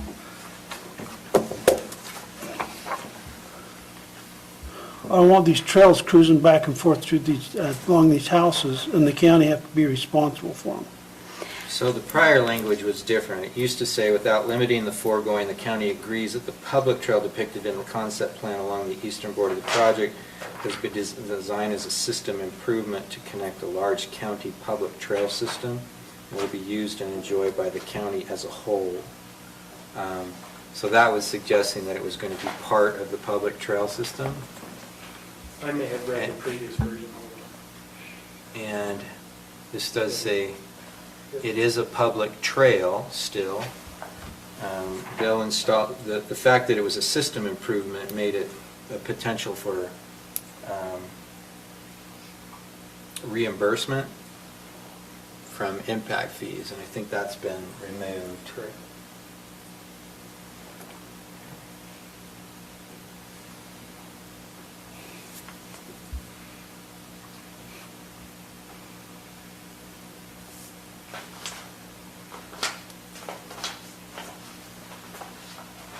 The trail that's being depicted is the one that comes from Rollins Ranch, that heads westerly. We have an exhibit within the development agreement, exhibits, and it heads south down to Highway 30. So it's not necessarily the trails that go around the circumference behind lots. Rather, these are the trails that would be within the public way that would connect Rollins Ranch to that backbone road. Okay, but that's my question, who maintains them? The provision that we have in here is that the county would accept the roads and whatever's within the right of way, the county would maintain. If the county doesn't accept them, then of course the HOA would. See, I don't have a problem with the roads, but it's all the trails and the sidewalks that the county's not manned to take care of, that we're gonna now put on our Public Works Department. I like to specifically say that the HOA will maintain the trails and sidewalks, or the property owner adjacent to or whatever, along with the county ordinance. I think the trails would be easy for us to do, and the sidewalk that's within the right of way, just like any other street. Which is usually maintained by the adjacent property owner. Well, but that, You've got that major trail out along Old Highway that is county maintained now, and until Mountain Green incorporates, there's a no-win situation here for the residents in this area. If you want a walkable community, which is what everyone is talking about, And that's going to mean trails. And until Mountain Green has the commercial tax base in order to incorporate, which would, and we've discussed a myriad of times why that is, then this is the governing body and would be responsible for those items. I think it's very short-sighted, and it's to punish the residents in that area for not maintain No, the I'm community. saying, sorry. So I would like it to stay. I personally think that if they're county trails or county roads, they need to be maintained by the county. That is part of the responsibility of being the governing entity over this area. And we should be facilitating Mountain Green becoming an incorporated community. And until that is able to happen, we are the governing body. That's why we serve on this board, to provide those services. Some counties provide that through a municipal service tax and others don't, but that is our responsibility until Mountain Green incorporates. Well, and I don't have a problem with the roads. I just don't want And I don't have a problem with the using sidewalks and that, everybody complaining because the county's not maintaining or plowing the sidewalks, maintaining the sidewalks. So, I want them a part of the development. let me ask a question with respect to that. Okay. So, in terms of snow removal, I believe snow removal is accomplished by the adjoining owner of a residence or property owner Or sidewalks. for sidewalks pursuant to an ordinance that requires them to clean. But if it comes to replacement of a section of sidewalk, that would be a replacement that would be undertaken utilizing county funds because they are a public sidewalk. That's not the way it is now. So, and I'm not talking about repairs that occur as under the warranty period. I'm talking about the sidewalk out front. Maybe that's a bad example because it's in front of the county building. But if you got a county sidewalk, or if it's within a public right-of-way and a public improvement, with respect to which we require a bond for completion, then after the warranty period, replacement of sidewalk sections are the responsibility of the county. Now, we may not have any time frame within which we do that, but I believe that would be the requirement of the county to replace sections of sidewalk. If it's 30 years from now and that piece of sidewalk needs to be removed and replaced, that's a county requirement. Snow removal is something different. Under every ordinance in the state that I know of, they require the adjoining resident to clear the snow within a 24-hour period. And I think that's what we do. But if we're talking replacing it, Sorry. that's the end of my comment. Okay, so where we run into problems is when the developer makes these trails be on public right-of-way. Okay? So Cottonwoods, that's where all the issues come in. You have the people that are on Belmont Street. They face Belmont, but the corner lot, the county property is 25 feet long, and that's where the developer has put the sidewalk. Okay, so that homeowner is not adjacent to that sidewalk. He has 20 feet of county property that is not his responsibility to clear. If his property line went to that sidewalk, then that would be a whole different story, but that's not how it is. That's what I want to prevent from happening in your development. If you want to make all of the properties go to the adjacent sidewalk, I ain't got a problem with that. But it's where it's in the middle of a piece of county right-of-way that now we are responsible to plow. And I agree with the maintain. If it falls apart in 30 years, it's the county's responsibility to replace that section of sidewalk. And we're going to have that because the wonderful development agreement allowed all the people in Cottonwoods to plant trees next to their sidewalk, which is going to start lifting all of the sidewalks. And we're gonna have to replace them. Didn't just allow it, it required it. Well, I know. And so that's what I'm trying to prevent, is that part of it. So let's talk about that for a second. If we're talking about maintaining the sidewalks in the public right-of-way adjacent to the lot, then the property owner would be responsible for maintaining it whether or not the sidewalk is immediately adjacent. It's just so long as the public right-of-way is immediately adjacent. And so I think we could correct it, and I don't know exactly what our code says, but language-wise, what you're saying is if you have, here's my property boundary, and if I have a sidewalk right here, then I'm You're responsible responsible. for removing the snow. Correct. But if this is the edge of the public right-of-way, and instead the sidewalk is a meandering sidewalk like in the Cottonwoods over here, and then the curb, and there's this space, and this is now part of my property, but they don't have that obligation. Correct. But that we could correct by ordinance if that's in fact what it says, that we only have to remove snow for the sidewalk that's immediately adjacent to our property boundary, as opposed to sidewalk within a public right-of-way that is immediately adjacent to our property. You understand the distinction I'm making? The issue I remember is the new school and that sidewalk that heads up to the new school. Well, It's a meandering not trail. the school, but I guess it'd be the middle school, Mountain Green Middle School. So when that school went in, no, the county was not plowing those roads, and there's houses all along there, and they weren't plowing them, and then kids were falling and being in unsafe conditions up and down there, and so the county was getting. Elementary school. Elementary, yes. The elementary So school, we were getting, okay. the county was getting folks in here at the meeting saying, get out in the morning and plow the sidewalks for our kids, and we're like, we don't even have a plow that does sidewalks. And so I think that's when it came to a head previously. And some of those areas, so every homeowner, even if they did clear their sidewalk, there were a few common areas maybe, or county areas, and those weren't getting cleared.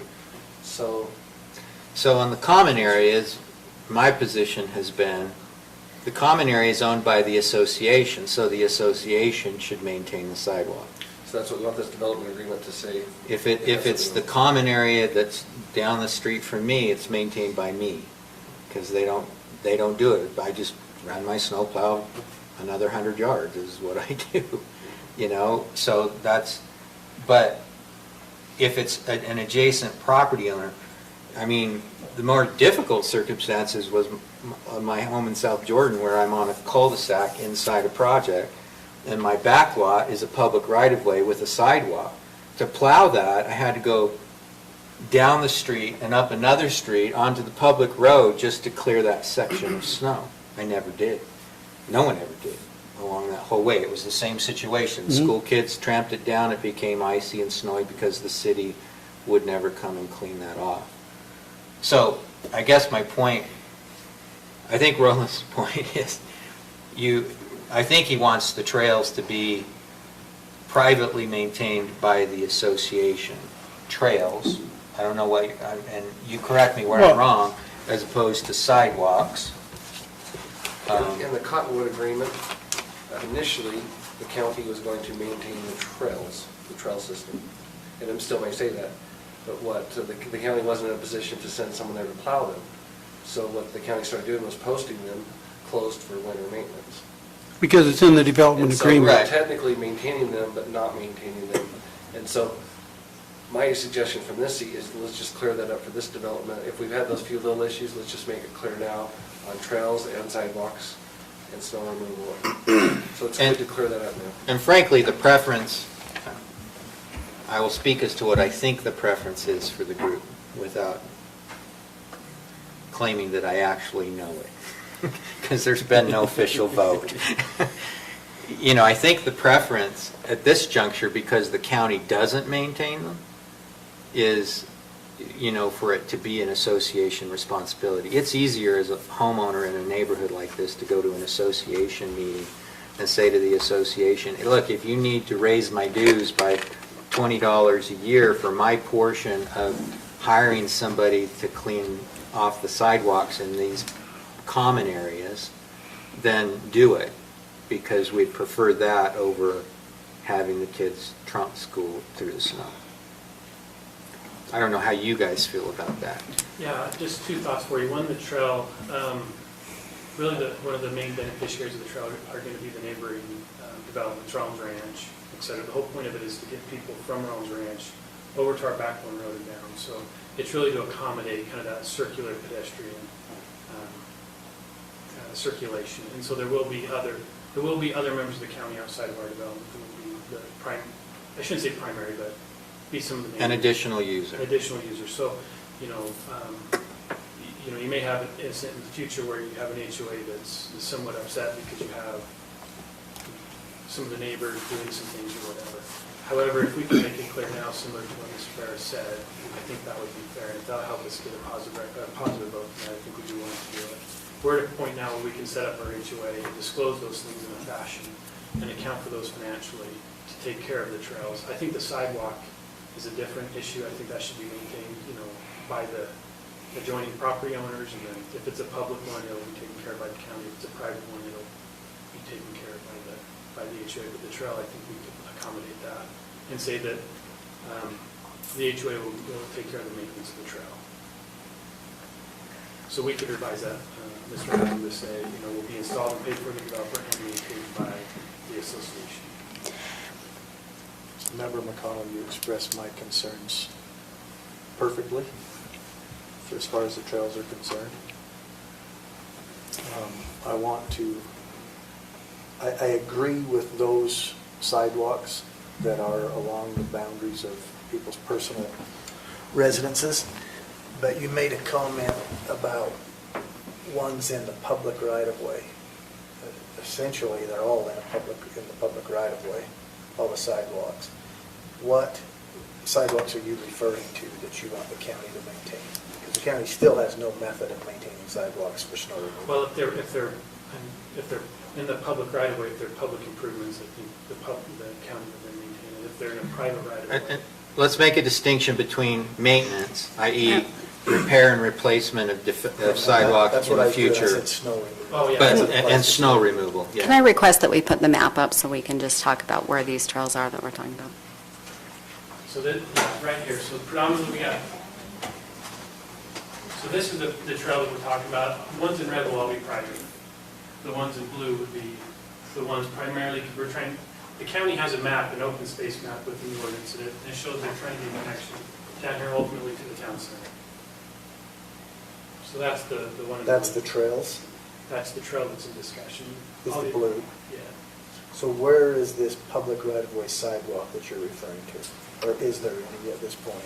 Well, that's to be through the concept plan preliminary approval, that will all be kind of vetted out. But anywhere there's a public right-of-way, so say, for example, this right here, that's a public road, so these lot owners would. So why wouldn't the same thing apply down on the bottom? Where at? On the blue? Yeah. That's the trail. That's the trail. Okay, but that's what I'm saying. Why are we designating that as a trail instead of a sidewalk if you have lots along there? You're showing lots along that blue, right? That's correct, yeah. Okay, and that's my question. Why are we designating that as a trail as opposed to a sidewalk? That would solve the problem that those lots take care of that section of the trail or sidewalk, whatever you want to call it. Yeah, so the county has unless you may know the code reference, but there's an open space where the county's trying to create open space corridor there, and so through the kind of the review process, we've outlined that trail that needs to go there. It'll be an 8-foot wide asphalt trail, so it'll be bigger than a sidewalk. I'm not certain if the county sidewalk's 4 or 5 feet, but it'll be bigger than. So it's the same type of trail that is along Old Highway now? I think in answer to your question though, Roland, if they designated a sidewalk and it happens to be in the public right-of-way, then the county would be on the hook for repair and replacement. We're going to be on the hook for repair and replacement anyway. No, not of the trail. Not if it's designated a trail. If we do what he was suggesting and designated a trail and indicate that it will be maintained by the HOA, right? Okay, so you're saying that blue is going to be maintained by the HOA? Correct. Anything designated a trail will stay HOA. Designated sidewalk, it will be determined whether it's in, that's my question, is how are we Yes. determining public right-of-way sidewalks that will now be, snow removal be the responsibility of the county versus sidewalks, it's the responsibility of the homeowner that's adjacent to it? The way it works out is if the county accepts the way the development agreement reads is through the process, the county accepts it as public utility, or public infrastructure, and the county would take on that responsibility. If it's accepted by the HOA through a private, a private road, then the HOA would take care of But to be clear, separately, we have code that says if it's a public sidewalk, Right. So I then thought the adjacent development landowner agreement needs getting us on to, the hook for something that the adjacent landowner should be doing just because it's a public road. You I don't see think what that I'm the saying? development agreement doesn't even talk about sidewalks, does No, but it? that's what he's saying, that how he wants to write it, it. No, I'm okay with the way the county currently has it written. where, because right now, Where the- we don't maintain snow removal for any sidewalks in the county. Excuse me, the adjacent property owner would maintain it, however, the current system. It seems like the only change that really needs to occur here to the development agreement is in this public trail section, a sentence needs to be added that the HOA will provide maintenance, ongoing maintenance for the trail system. And I agree with that. Sidewalks don't need to be discussed because we already know through other county ordinance. I think we Right. should review our county ordinance and make sure that it is complete. That's a And good that the idea. wording is such that it's property versus actual sidewalk, all that stuff you were talking about earlier too. Yeah. So this says the trail on the eastern border. That's traversing your project from east to west, right? Was there one that went up the back along the Roder property? Yeah, we're planning to do So- kind of one going around the circumference of it. And that So would be- could we just change So this should to we say just that all the trails trails? depicted in the concept plan? Sure. So here's, I'll make a suggestion to this, for this paragraph. Then we say, without limiting the foregoing, the county agrees that the, strike the word public, trails, make trail plural, depicted in the concept plan, strike along the eastern border of the project. So depicted in the concept plan for the project will be installed and paid for by the developer, comma, maintained by the community association, comma, and accessible to the public.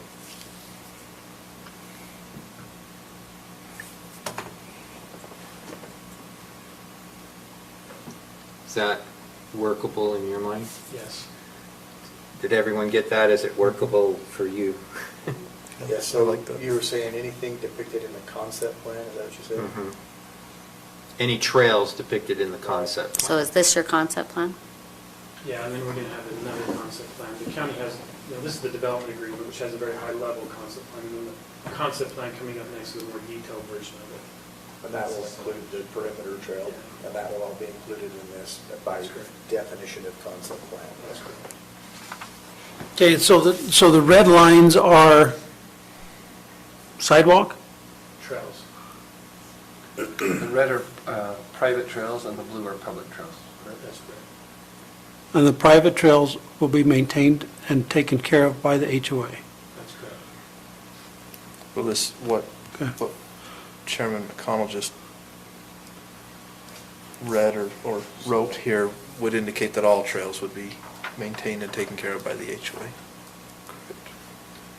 So that, you'll just change the coloring on those all to the same then.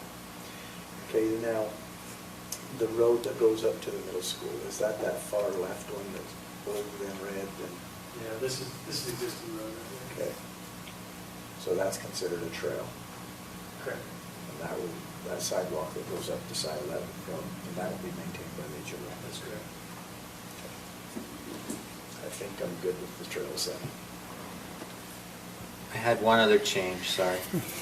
12C, and I don't mean to cut off. No, you're fine. Member Hassan, if you have additional.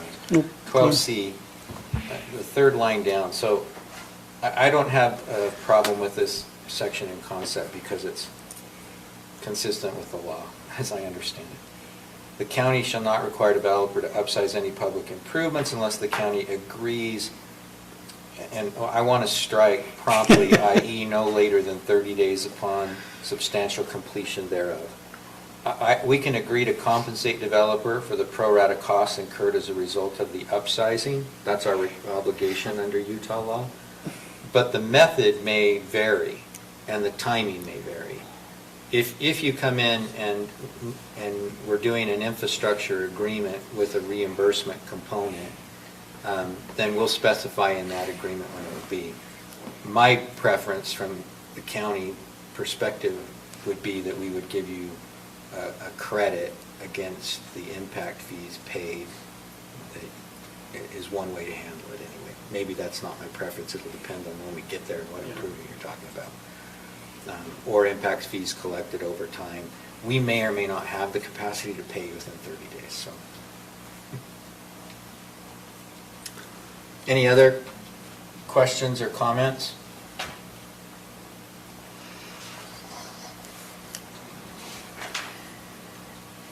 No, I'm good.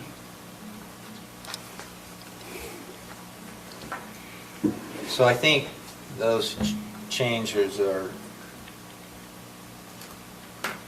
straightforward enough that if you're inclined, we could take a motion to approve the development agreement subject to those modifications. If those changes are in the minutes explicitly the way they were given to us. And we'll check it before we sign it as well. In reviewing the comments from the community, from the Planning Commission meeting, and then concerns expressed by the neighbors, density is always the concern. And I realize what is zoned here, this fits into that. But help my community understand how we can mitigate that concern in any way in going forward. Is there some flexibility over where you'll put the townhomes versus the single residences? Yeah, we've actually spent quite a bit of time. We met with several community members. So the way we kind of organize the community, and we do each community a little bit different, given the set of circumstances, the topography, the existing residents, et cetera. So really I could probably break this into three components. One is we have the lots that back onto Rollins Ranch, and we've tried to make those as similar in shape and size as we can to the existing residents there. There is a pretty big vertical difference right there, so we call them the large lots. And you'll probably see maybe a 20-foot or a 10-foot. I don't know the exact topographic difference, but there's within the CUP, the mitigation plan, the gravel pit. This will be a little bit of a slope. So these lots right here are the size of this, those lots right there. So these residents here, in terms of the lot size, they'll be similar type homes, similar size, etc. As we kind of come down here to the commercial center, these right in here will be more of your patio type homes. So the way we have them designed is 2-car with the possibility of a 3-car garage. You may see some of them with a 2-car, but you can go as wide as a 3-car garage. The more dense product here, Member Canyon, is going to be in this area here, which is going to be set lower than Trappers Loop Road. So it'll be, as concealed as possible from here and as farthest away from Rollins Ranch as we can. We're trying to get these people down here and out as soon as possible this week, So there's been, quite a bit of thought process in there. And they're adjacent to commercial property on the other side. It's pretty typical Euclidean zoning concepts. You're fading away your density towards your commercial core. So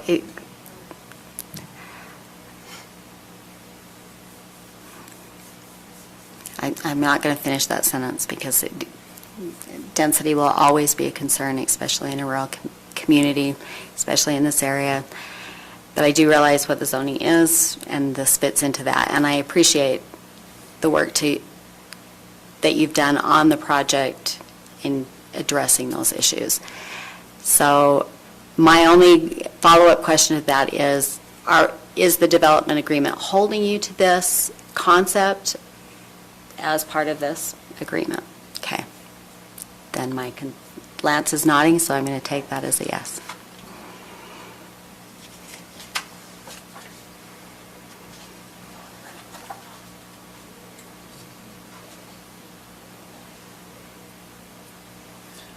Subject to further approvals as well. We have a long way to go. Subdivision plat approvals. I think we go planning commission, county council, planning commission, county council, so we have 6 more meetings and a lot of legwork. If you do it all at one time, you'll have more meetings than that if you break it up into phases. Typical process, we'll get a concept plan of the whole thing, we'll get a preliminary plat of the whole thing, and then we'll come in with final plats of the particular smaller units. So there's a lot more opportunity for feedback and everything. But this will vest them with the Yeah, they will be- opportunity to go through that process consistent with. You may still have work, but the major concern has been addressed, and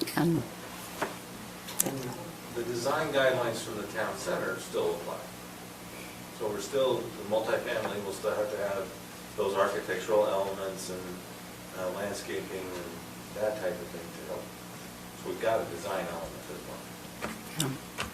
my only major concern, and I don't think that you can address it, and I don't think because I don't think you control what's happening in the adjacent community either in Rollins Ranch. But the connection, I think we're going to look at this in the years to come and wish there was better connection between the communities, that it had been a better community plan and not a development without connecting roads. So, yeah, we already do. So, I agree with that, but there are a number of existing residents who are completely opposed to that connectivity. I think it's I get it. short-sighted, and I'm not willing to impose the requirement on you to go get it from them. Yeah, I understand that, but that's the Talking point about that I would like on the record, is that the county recognizes the need for this, and it is not the county that is short-sighted on this, that it is the community at large that has been difficult to work with on connecting these projects. you're talking about connecting Roland Ranch and this one. Yeah, it's unfortunate. I think we'll regret that. Yeah, I've only been here 20 years, so what do I know about regret? Well, but that was something that was out of our hand. That was done before we come on, because they should have never allowed Rollins Ranch to change their original proposal. Yeah. Coulda, shoulda. Anyway, Yeah, Oh, you Okay. mean going out the Yeah. other end, yeah. not Yes. here where the school took out an access as well. well, right there at that Y in the white, Yeah, that was supposed to be a roundabout and come back down into that yellow. And the county allowed them to change that yeah. and eliminate that, so. Well, and there was another potential access out the other side. Correct. Question, so just for clarity, you're talking about 244 single and multifamily units? Correct. Okay.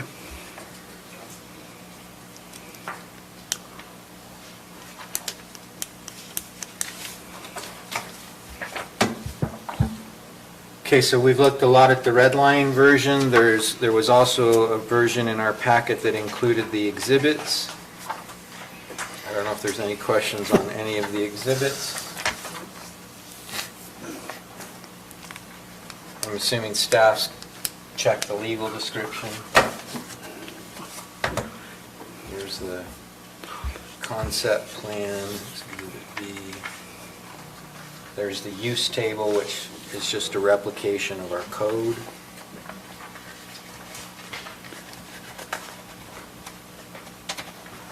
And then there's the supplemental, well, there's the trail plan, and then there's the supplemental Exhibit D, which you've got side, this is where your setbacks are being established for single-family patio townhomes, so forth. What sets the height limitation on single-family residential? Is that in the code? That would be the code. Okay. All right.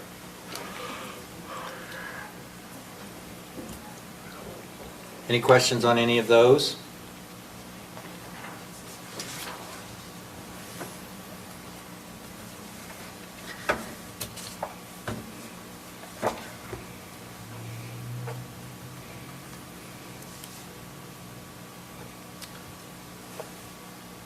Okay.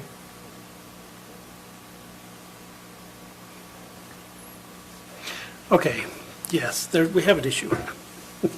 Okay. That's why I specifically asked you 244 units. So, in your paragraph 3, governing standards and guidelines, it says 244 single multifamily units. That's your maximum density. Okay, that's the most you can put on there. But yet, back down to my concern on your A, where we're talking about the Village of Trappers Loop, it says that we can do another 14 units.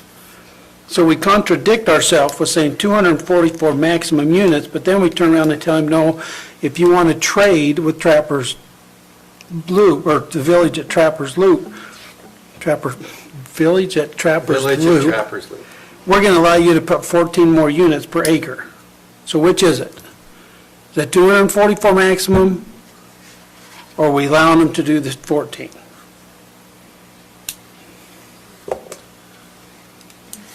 I'm happy to respond to my impression of it. I think they're 244 maximum unless they, But it doesn't say unless anywhere.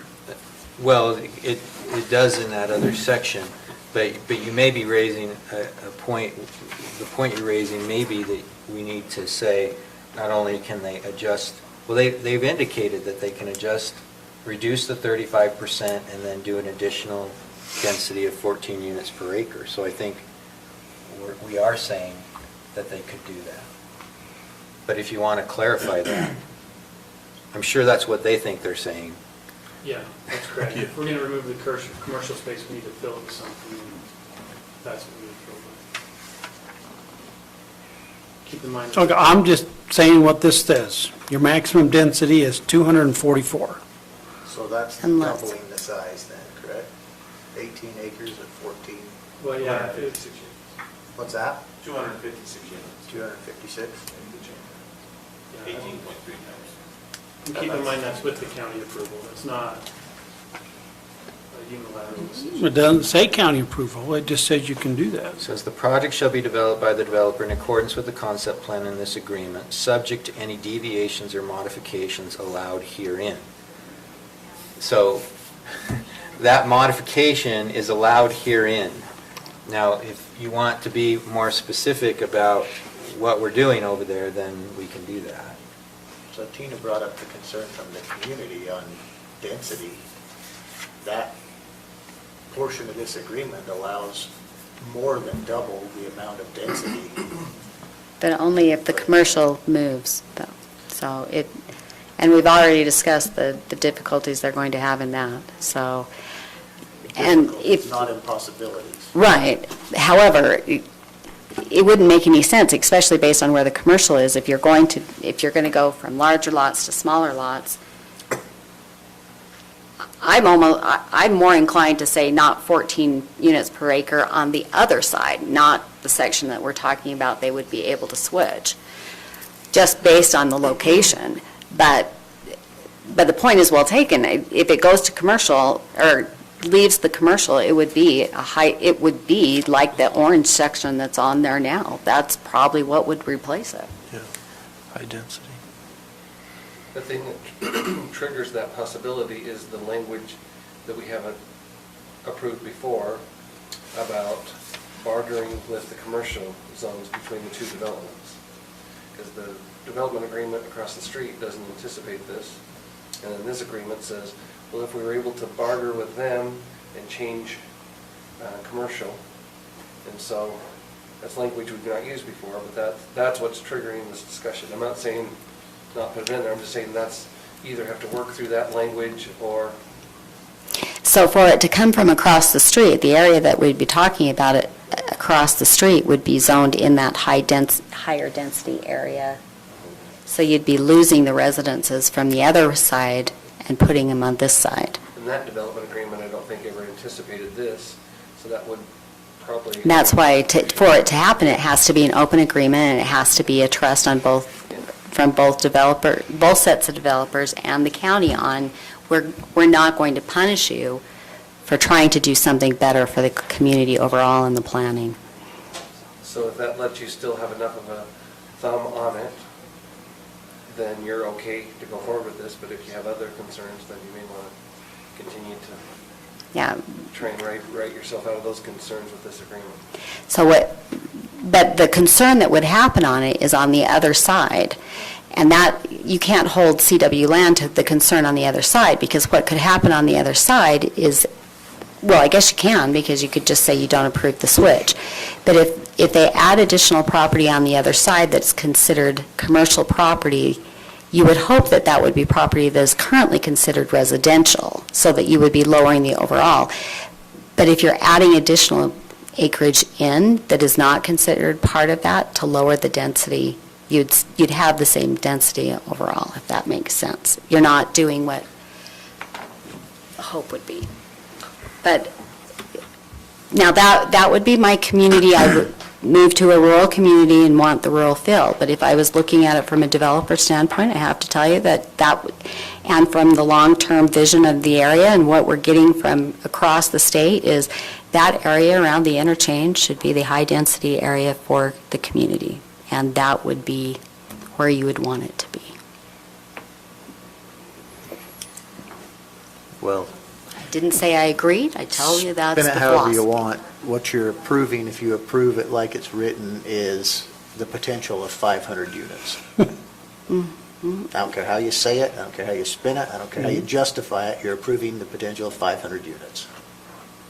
That's correct.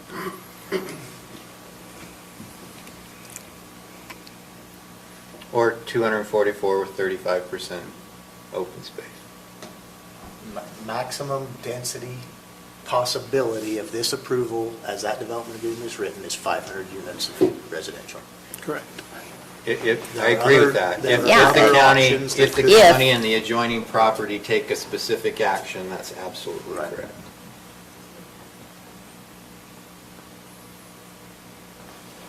And so that's, no offense intended, but that's my issue is, okay, this is what they presented, this is what they figure will work for them.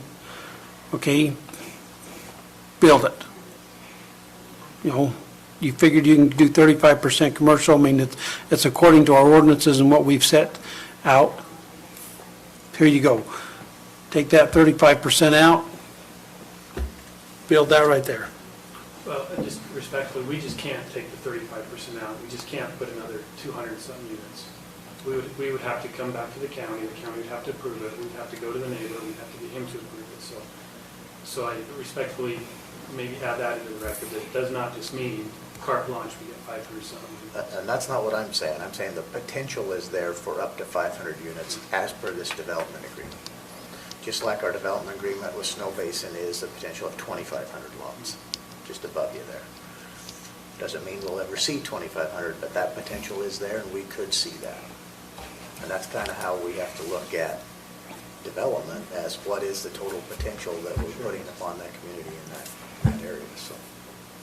So my view, recognizing that I represent Village at Trappers Loop, but I'm also a resident of Mountain Green, is that if that switch were to occur, that is better from a long-range planning perspective.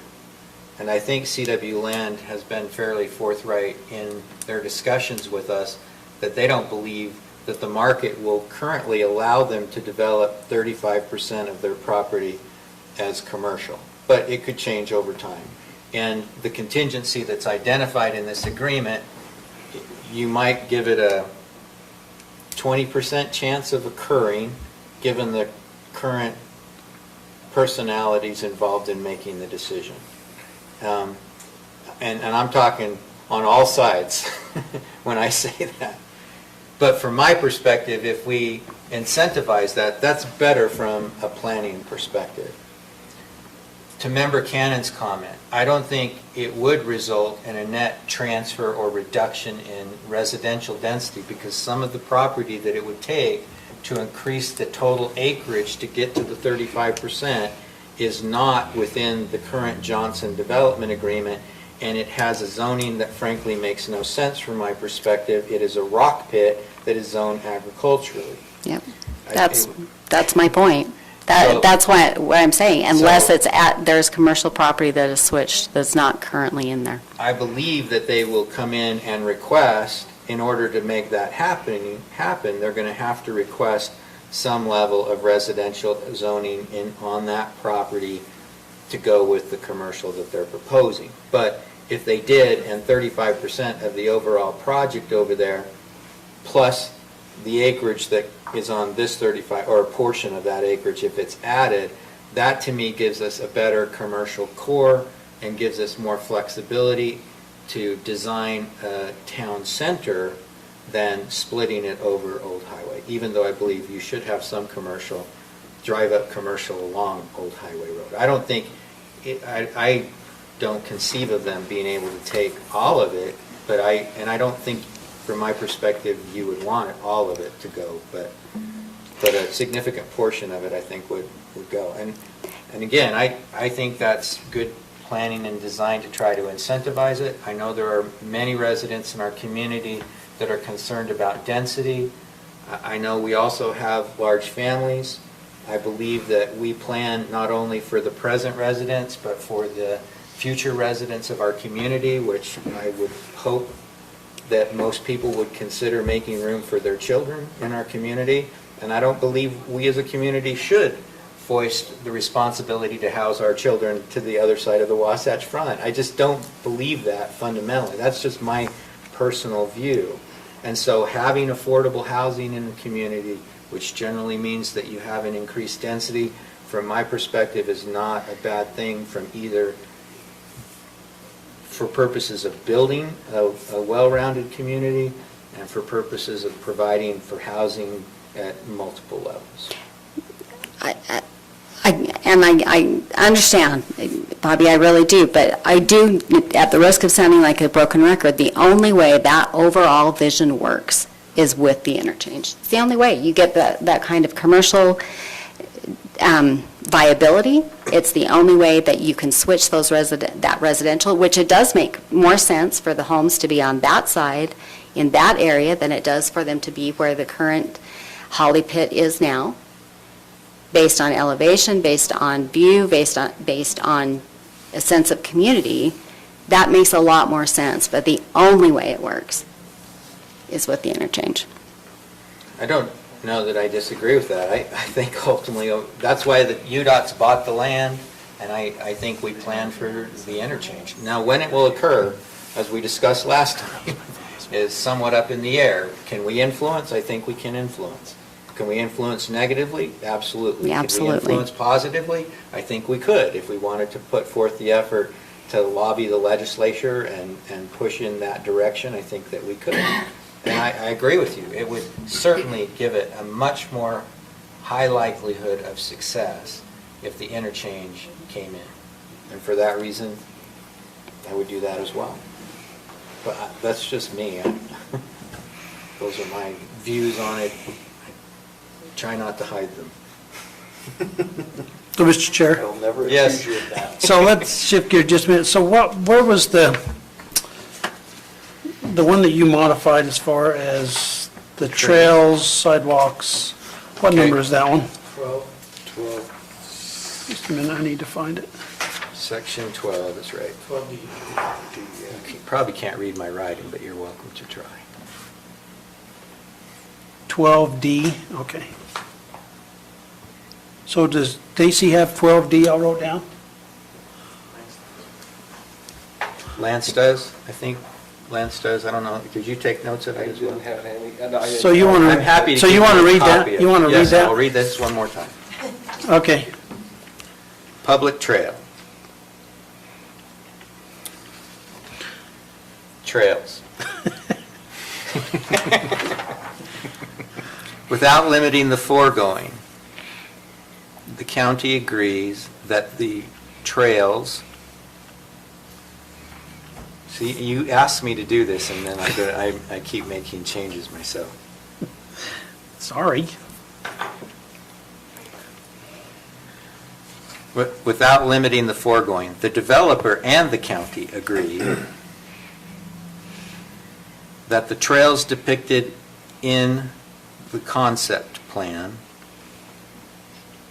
for the project will be installed and paid for by the developer, comma, maintained by the community association, comma, and accessible to the public, period. Okay, do you get that?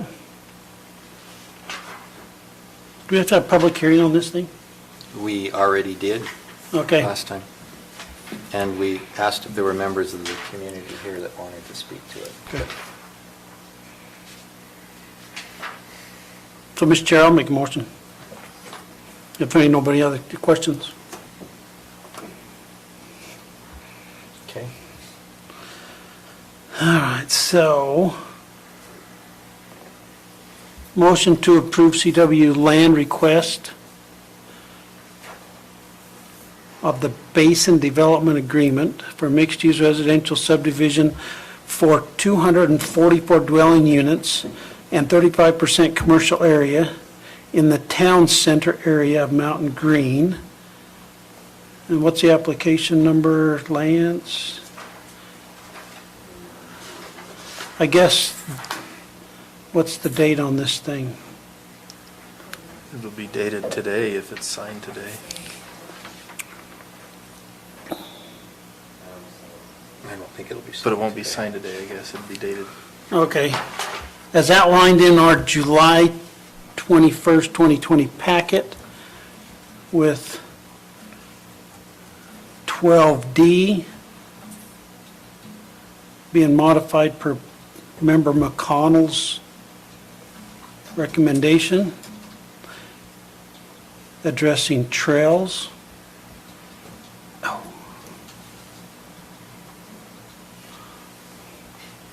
And removing, just a minute, where'd I go? No, I lost my page, sorry.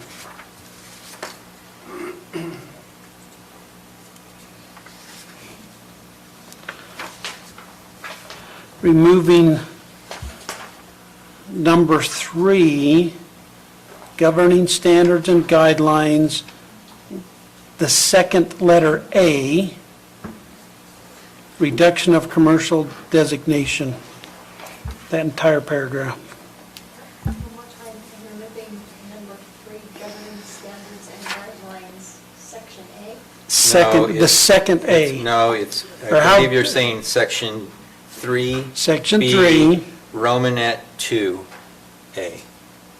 Is that how that's read? Yes. All right, I'm okay with that then. 3, B,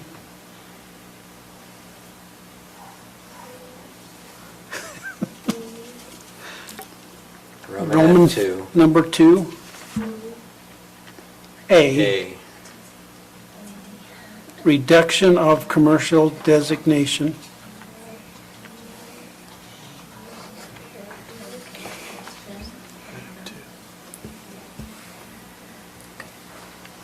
That's my motion.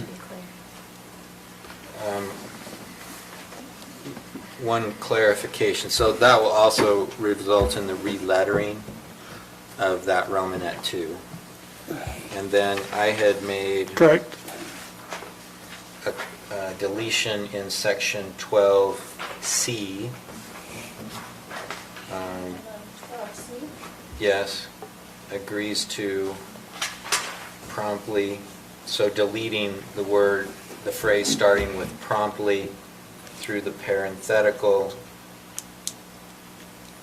to the words thereof. So deleting promptly, i.e. no later than 30 days upon substantial completion thereof, so that it just reads, unless the county agrees to compensate developer. Is that Okay. included in your motion? Yeah, were them the only changes that we had? That's all that I had.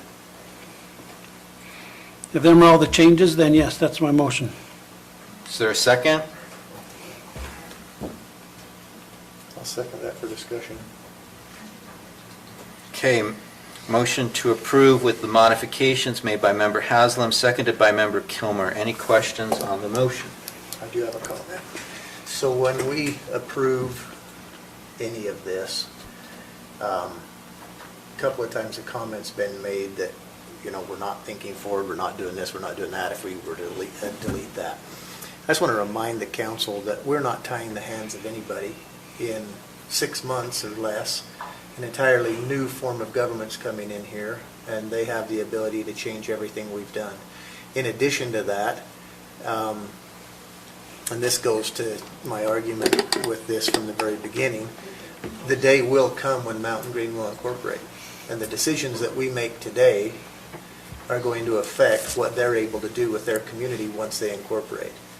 I think that the more conservative that we are gives more flexibility to that community when they become an official incorporated community to do the things they want to do rather than what we've imposed upon them because of our liberal approval of developers' ideas of what they want to do with this.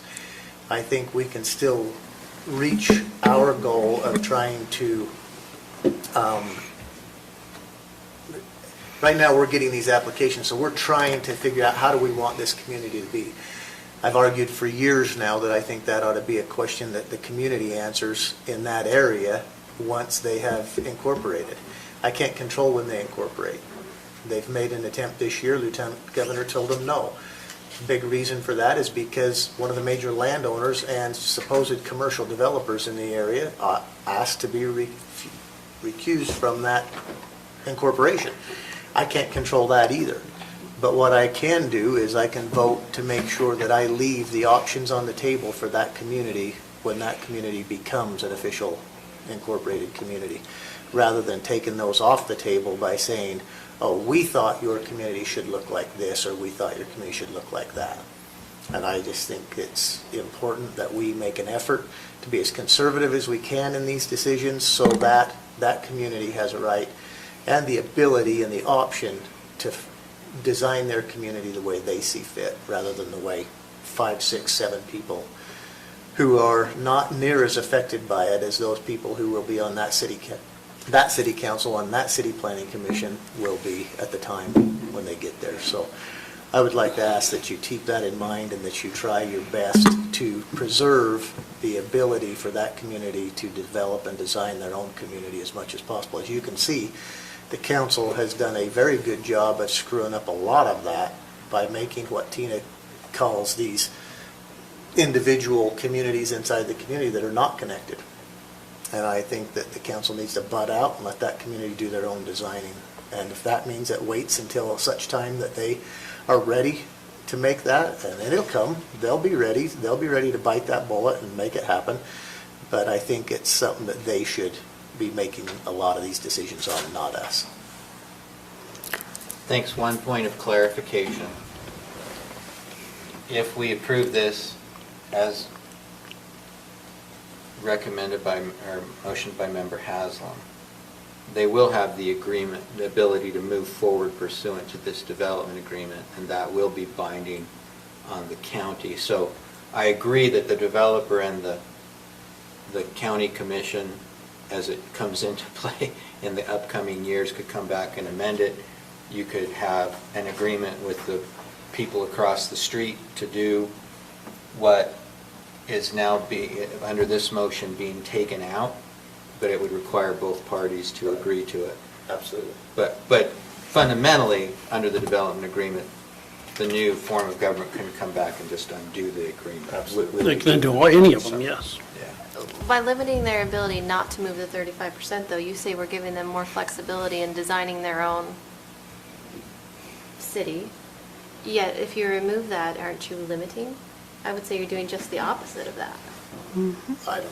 I don't see that. How are you doing just the opposite of that?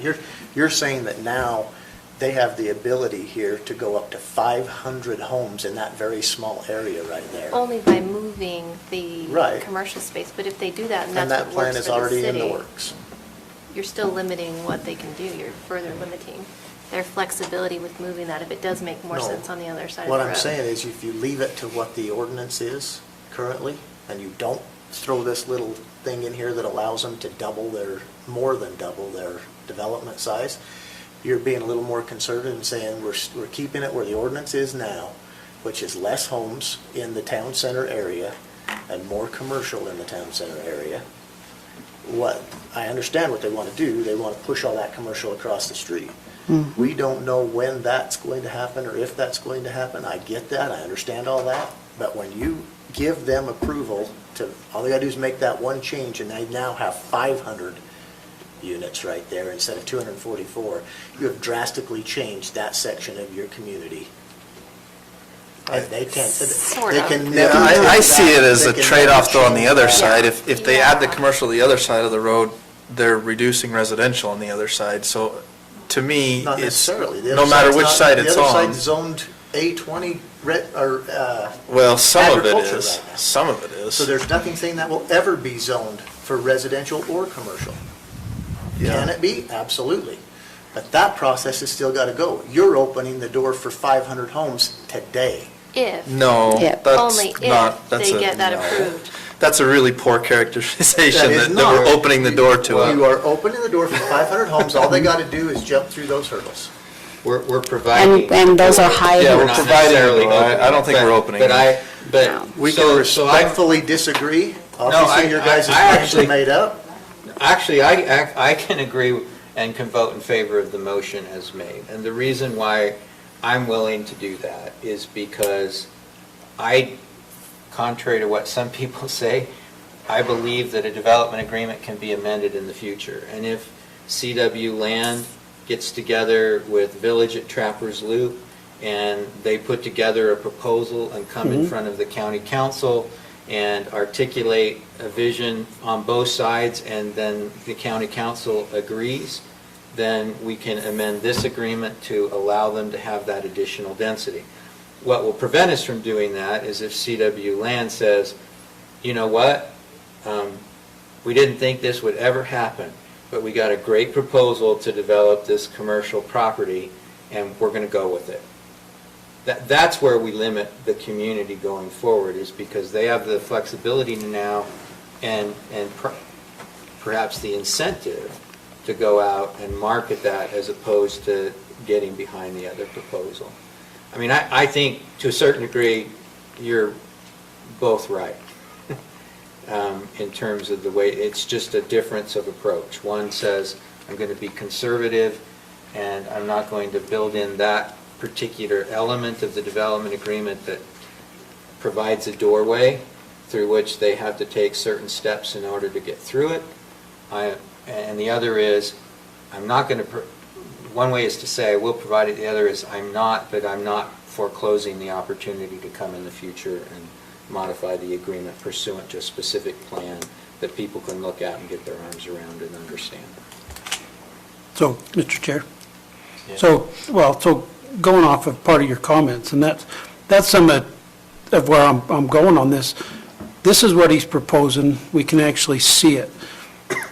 We've had discussion assuming a change between Trappers Village at Trappers Loop, assuming what might happen, what could happen.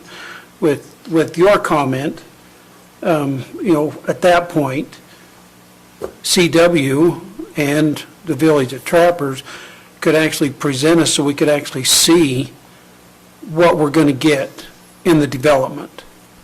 And to me, that's a lot easier to grasp than to just assume, what could happen.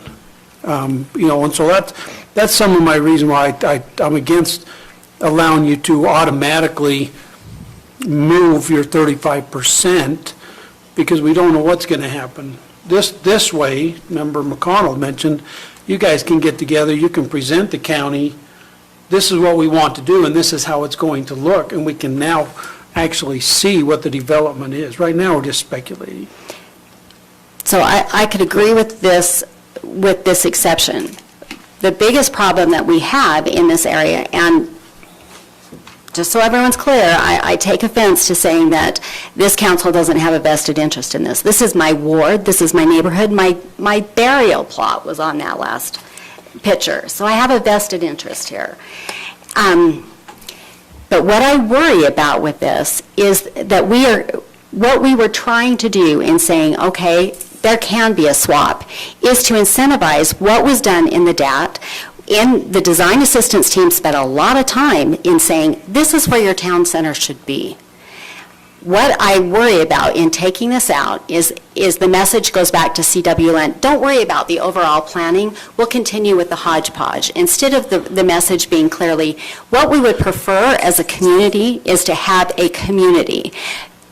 We're the land use authority, whether we want to be or not, we are the land use authority for this area. And that's what I want to see. I want to see a community that works well together in 20 years, in 25 years. And if that means that the commercial goes to the other side where it works better and the residential goes to this side, that's what I would like to see happen.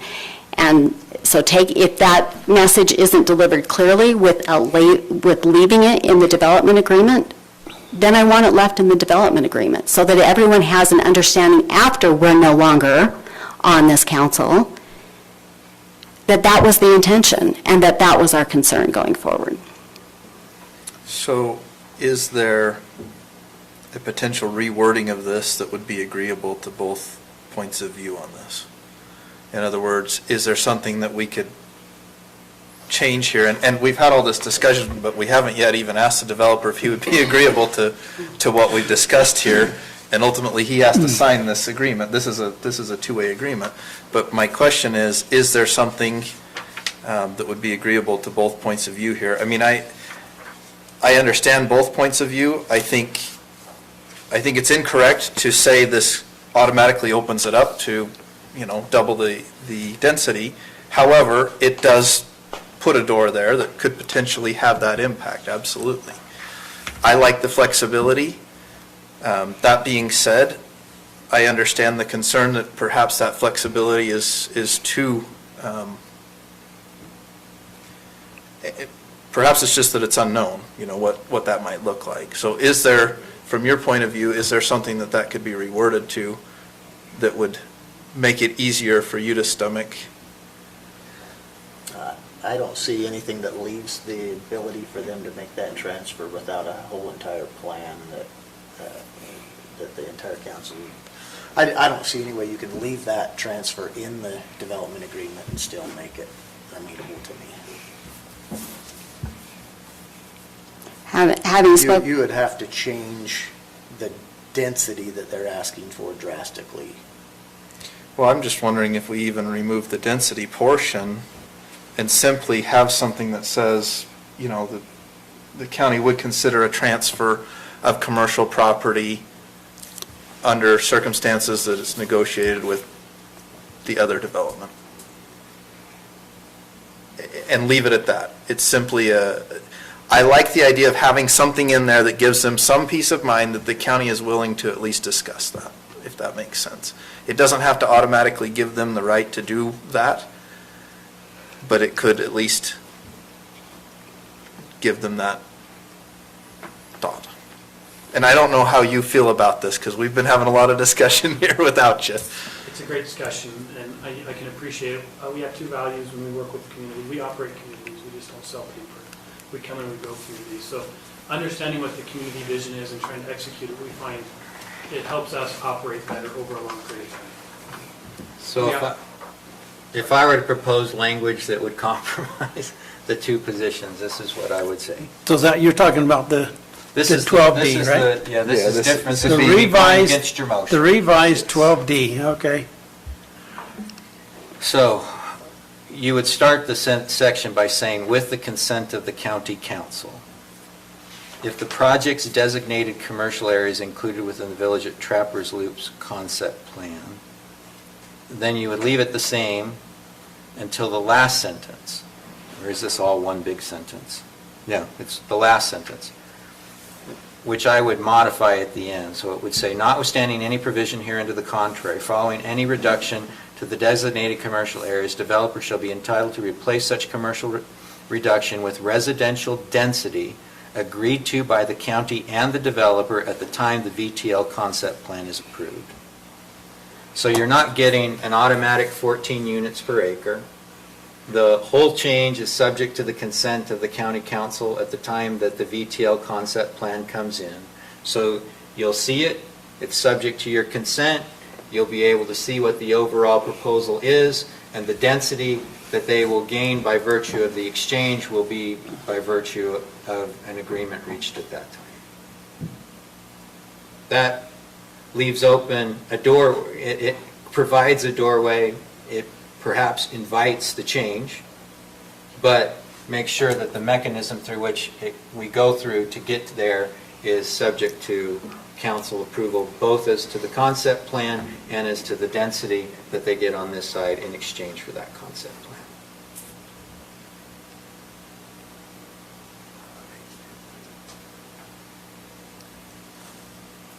I think we'd be amenable to that. I would be amenable to that. Yeah, I'm good with that. I as well.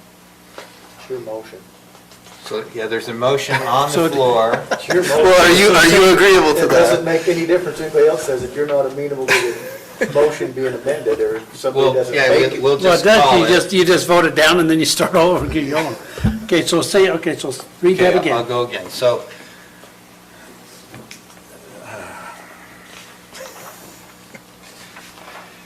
okay. So I'm going to Okay. propose that instead of deleting section 3B Romanet 2A, Okay, that we modify it to add at the beginning the phrase, "with the consent of the county council," comma, okay. if the project's designated commercial area, and then it remains unchanged until the last sentence. And then the last sentence says, notwithstanding any provision herein to the contrary, following any reduction to the designated commercial areas, developers shall be entitled to replace such commercial reduction with residential density, and you're going to strike the balance of the existing sentence, so the equal to 14 units per acre, and replace it with agreed to by the county and the developer at the time the VTL concept plan is approved.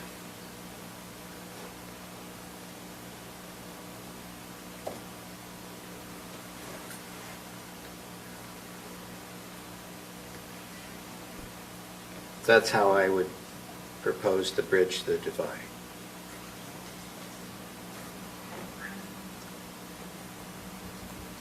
At the time, VTL development. The VTL concept plan. I'm concept using plan, sorry. VTL Village of because Traverse. they used it as a defined term. Village at Trappers Loop. V, yeah. Victor, they can Tango let Lima. us know. So if I heard you correctly, it will now say, and begin with the consent of the county council, the project's designated commercial area, and be the same until the very end, and we will strike equal to 14 units per acre, which will be stricken, and now end with agreed to by the county and developer at the time the VTL concept is approved. Did I hear that correctly? Concept plan is approved, Concept plan. but otherwise correct. Would we strike council in the first sentence, though, because we won't be a council in 5 months? So in the last it said county, but in the first one it said county council. I suggest maybe striking council. County and county. Good point. Are we going council or commission though? Commission. We just said county and it covers it up. So just call us. Okay. County. With the consent of the county, because. County enters legislative into body? Development agreements, the council or commission. Well, so we'd have to, okay, so now we're splitting Somebody would have hairs. to make a So we talking- an amendment to your motion, right? Yeah, so hang on just a second. I mean, back to his, if you're saying just county, Lance says the county. Well, in the very first of the development agreement, it says the county and the developer, and it says who the county is and who the developer is. So throughout the Okay, so it agreement, is says county. designated in, okay, all right. But I wanted to make sure. And in that modification, we just threw council in, but I suggest we just take the word council out, and otherwise it's dead on. And if you're, Okay, read your last sentence if you're again. really concerned about it, just say the legislative body. And you can- That's what I was thinking, His- just change it to legislative body. His last sentence says, notwithstanding any provision herein to the contrary, following any reduction to the designated commercial areas, developers shall be entitled to replace such commercial reduction with residential density agreed to by the county at the time the VTL concept plan is approved. Is that correct? I'm doing that from memory, so I hope that's, sorry, county and Agreed to by developer. the county and the developer at the time the ETL concept plan is approved. Okay, question, how many acres is that? How many acres is your commercial? 18.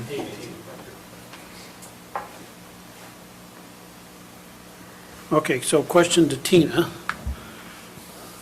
We're talking about still the potential of another 240 units. So the question is, what would be, because that's what I'm looking at, is what would be, to me, another 240 units on that 18 acres is outrageous. So what would be an acceptable? Isn't the density already determined by what's allowed in the town center? The town center, no. It's not that specific. It doesn't go that way. It allows for this kind of flexibility depending on design. Because I quite frankly would prefer the big home look over there to any of the apartment. Well, that's why it would say the Yeah. density would be agreed to at that point. The- What's I the, think Roland's headed what's the towards yellow? the maximum density is where he said. Yeah, well, okay. No offense intended, all right? Residential units is what's moving, all right? So if you can put 240 units in as opposed to 150, as a developer, you're going to put 240 units in. All right, so all I'm looking at is what's the density on, not the outside yellow, but the inside yellow? What's the density on that one? Those are minimum, I think, 3 acres. Minimum of a third? A third, a quarter, a third. something. 12,000 square feet or something, is that what it was? Okay, and so how many would that give us? In 18 acres, Call that 2.5, 3 units per acre. These are just round numbers up. okay? So Roland, would you do the pink section below the orange, continue I that would into do all- orange and then do yellow below the yellow? Or would you do all of it is yellow? Because if you do that, the orange is by itself in a little island, it doesn't make sense. You know, call this 3 units per acre, this maybe is 5 to 6, and that's the 14. Kind of get the room. So it'd give you 54. 18 times 3 units per acre. It'd give you 54. If you did the big lot. Okay, and so I So if you would, did the third acre, are you talking about the, He said the big lots were third acres, right? oh, okay. Now, what's the mustard color? yeah, I think they're about 5 units per acre, Okay. 5 to 6 units per acre. I thought so we you're said a looking about, third. no, I was gonna say, third. you're looking at another 100. And we also look at product type, not just densities. So Yeah, different product types yield different, there's a lot that goes into it, so it's not a. I think that not that it's relative, but I think with COVID, you're going to start seeing people wanting to spread out just a little more. Well, so what I'm looking, I mean, because I ain't got a problem with some of this, but I still would like to have a number on there. You know, whether it's an additional 75 units. Just mainly to close, just to kind of tighten it up a little bit. So if it said not to exceed an additional 100 units or whatever number we come up with, is that what you're suggesting? Yeah, I would be more susceptible to something like that, because now I know and I can picture what the potential is. You know, but it's like, remember McConnell said, they might get building and all of a sudden commercial takes off and we don't have to worry about it, but on the same time, now I know the most they could put in there is 90 units. Well, but you don't. Just to be straightforward with you, if they come in and we're doing an amendment, Mhm. and the commission at the time says, You might say I 90, like, they just- I like the 220, they may say, they just Oh, amend that's this true. provision, yeah. Well, that's true. But you would be suggesting a range that the party talked about, or a maximum that we're talking, I mean, Yes. I just don't want, Yeah, that's what I'm looking at. If Yeah, that's the correct. case, They is there can- an acceptable number for you? You know, we feel like, one thing that, at the public meetings, we had a lot of people talk about patio homes. We feel actually that that product would do extremely well, so the 5,000 to 7,000 square foot product. That's what I You think put too. Various, maybe some are patio homes closer to 5,000, some are maybe 7,000 square foot where you get a third car garage. We feel like that's a very desirable product up here.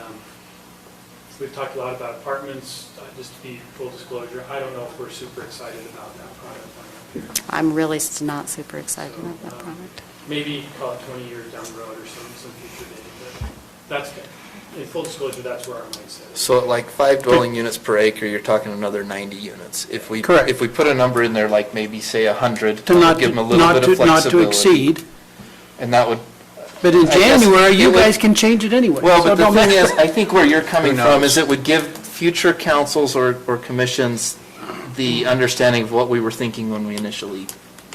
Well, and it gives me a Right? better Is idea that of what what's you're looking saying? in there. 100 units is a lot more acceptable to me than the 250 50. units that they could put in there at 14 units an acre. so that would just. I'm just involve- trying to We would bring substitute our that yellow period. down in there. We would substitute the period at the end of the suggestion with a comma, say, but not more than 100 additional units. Can you live with that? I can live with that. Okay. Tina? I can live with that. Robert? You're being quiet over there. Wait to see what he agrees to in his motion, whether I rescind my second or not. You can't rescind it now, it's already there. Okay, so would that basically move the mustard color down?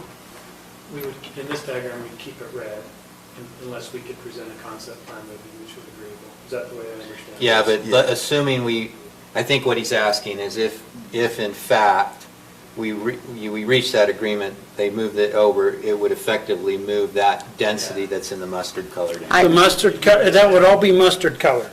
Yeah, some portion, of it. Basically. Not up to all of it, but some portion of it. You Okay. you may end up switching the orange so that the orange is closer to the middle. Yeah, Yeah, Based they on might that. adjust.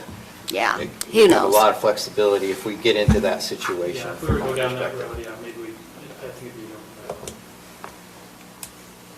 And the other thing to consider is they might not transfer all of their 35%. Maybe they transfer 2 acres to the other side and they keep 16 acres, in commercial over there. It could be any Okay. combination. I could do that. Okay. Somebody Not needs, to exceed 100. Okay. but not more than 100 additional units. So were those all friendly motions at this point? Yes. So are you amending your own motion, or does somebody need to make an amendment? Motion? Depends on how you want to do it. If you want, I'll make that part of my motion and Okay. He accepted it as a friendly amendment. He's accepted that. as Unless an you want- amendment, or unless you want to proposing vote it. on Does that your part of it. second still stand? After 6 years, I learned that term. I'm gonna say no, because I know he's got 4 people ready to second it for him now. So, I'll second it for you. there you go. Okay. I'm ready to move. All right. So, we now have a motion from Member Haslam, seconded by Member Swan, to approve the proposed development agreement with the following modifications. Section 3B, Romanet 2A, will be modified to include an introductory clause to the first sentence that says, with the consent of the county, comma, and the last sentence in that subparagraph we will be deleting equal to 14 units per acre and replacing it with agreed to by the county and the developer at the time the VTL concept plan is approved, comma, but not more than 100 additional units, period. With the modification to section 12C to delete in the third line, starting with the word promptly, i.e. no later than 30 days upon substantial completion thereof. That's the end of the deletion. So it'll read, agrees to compensate developer for the pro rata cost. Oh, and then 12D, striking the word public in the title, adding the letter S to trails. Without limiting the foregoing, the developer and the county agree, strike the letter S, that the, strike the word public, trails depicted in the concept plan, strike along the eastern border, for the project will be installed and paid for by the developer, comma, maintained by the community association, comma, and accessible to the public, period. Does that correctly articulate your motion? Yeah. Any further questions on the motion? Back in your previous one, was that 6? What were we in? We're Yeah. you mentioned earlier that that needed to be, if we changed the, deleted the A, it would have to be re-lettered.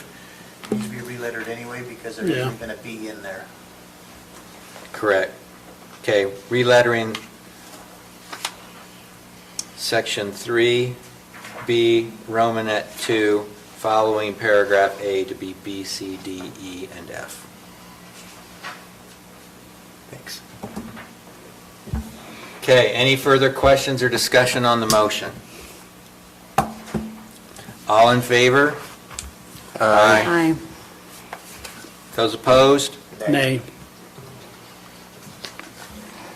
But I do want to tell you that I appreciate your willingness to work with us. I'm still just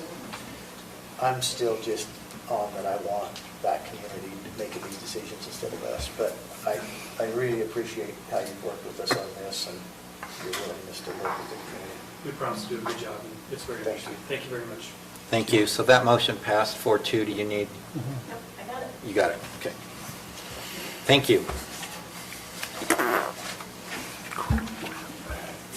All right, Lance Evans, discussion, decision, public hearing, proposed amendment to Morgan County Ordinance, Sections 8-2, definitions, 81217, concept plans, 81224, preliminary plats, 812-32, final plat, 81246, utilities, to clarify requirements for the provision of services in subdivision developments.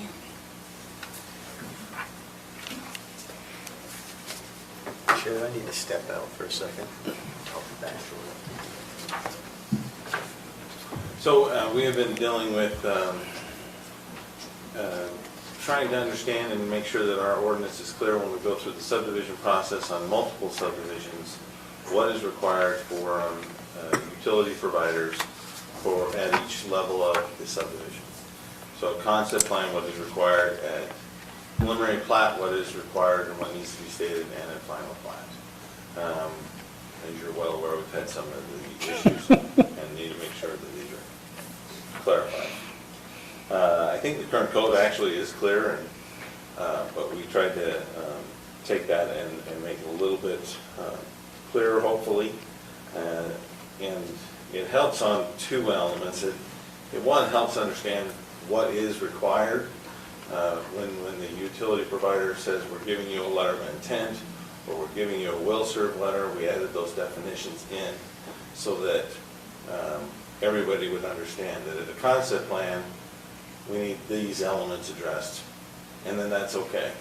And then at the preliminary plat, it's a will serve letter, and there still might be some conditions, but and that is allowed, but it's a higher level of assurance. And then once the plat is finalized and signed by the providers, then they would be fully committed. This is how it works now. We're just working on the language of it so that everybody's on the same page. And so that's what staff put together, the initial draft with some ideas that we pulled from other communities and through discussions. Staff also sent this proposed draft out to utility companies, some of the developers in the county, asked for their feedback and input, and got back a couple of different comments from different developers and one utility company. So we've had some weigh in. And then we, of course, have had the public meeting with the Planning Commission. The Planning Commission, there was no one in attendance for the public meeting, and they recommended to approve it with the draft presented by staff with some updates that have been incorporated and put into the draft that's in front of you tonight. Just to cover really quickly, we had, as I've stated, definitions would be modified. In section 8.12.17, we state that the letter would be a statement addressing the property, that it's located within the district, or it can be provided with well and septic, that this would be a letter of intent, that it states that they have the ability and availability and the type of systems that would go in. So it's kind of a slightly, like I said, higher level review. A preliminary plat is a letter that would be, the commitment would be from the utility provider that they would give a will serve letter that states that their system has capacity, and it would outline any conditions. So even if preliminary, the work's not done, and so we want that clarified in the code. So we still have to run an 8-inch pipe or something like that, but we will do that. And that arrangement has been worked out with the developer. And then the final plat, just a matter of clarification, that signature on the plat means that the utility provider, it might be Weaver Morgan Health, it might be a water company or a sewer company, they are now responsible to do it, and they have promised to make those service agreements.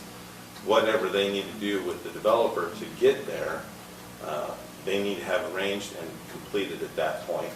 Then they sign the plat, and it's going forward. If they don't have that nailed down, then they shouldn't be issuing the will serve and other elements. And then just to clarify also in utility section that we added that no permit will be issued unless there's an adequate supply of water as per the International Fire Code, which was a suggestion from one of the developers, to make sure that we have fire protection in all ordinance, just because that's somewhat confusing to some people. Staff and the Planning Commission recommended approval as we presented tonight. Is there any questions? I have a question regarding final plat and the signature from a service provider, a notarized signature from a service provider is what it says here. I can see that being something very doable from a local service provider. My concern is particularly on a small subdivision trying to get Dominion Energy or Rocky Mountain Power to sign a plat, particularly a notarized signature, because we're not just talking about them being able to, email you a letter that says, yes, we'll provide it.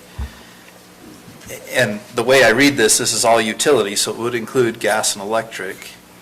How do we plan to navigate that? I mean, I'm just thinking, say I subdivide a lot off for one of my kids, I'm doing a 2-lot subdivision, it's going to be very difficult for me to get somebody from Dominion Energy, because they're located back east, that's going to feel comfortable signing a notarized plat.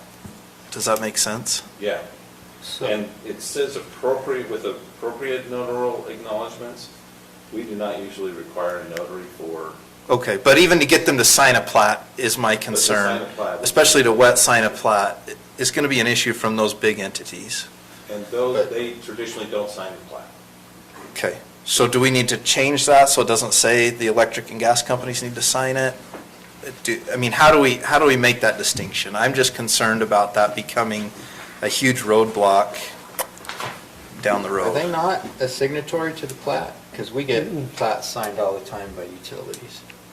I don't think they are typically, Okay. or they haven't been in the past. They haven't. Okay. And it's one thing on a large scale development where you're dealing with typically higher up folks, but if I'm just building, one house next to mine for my kid to live in, I'm not dealing with the top level folks at Rocky Mountain Power. I'm dealing with a local guy who comes out and sets a pole for me, And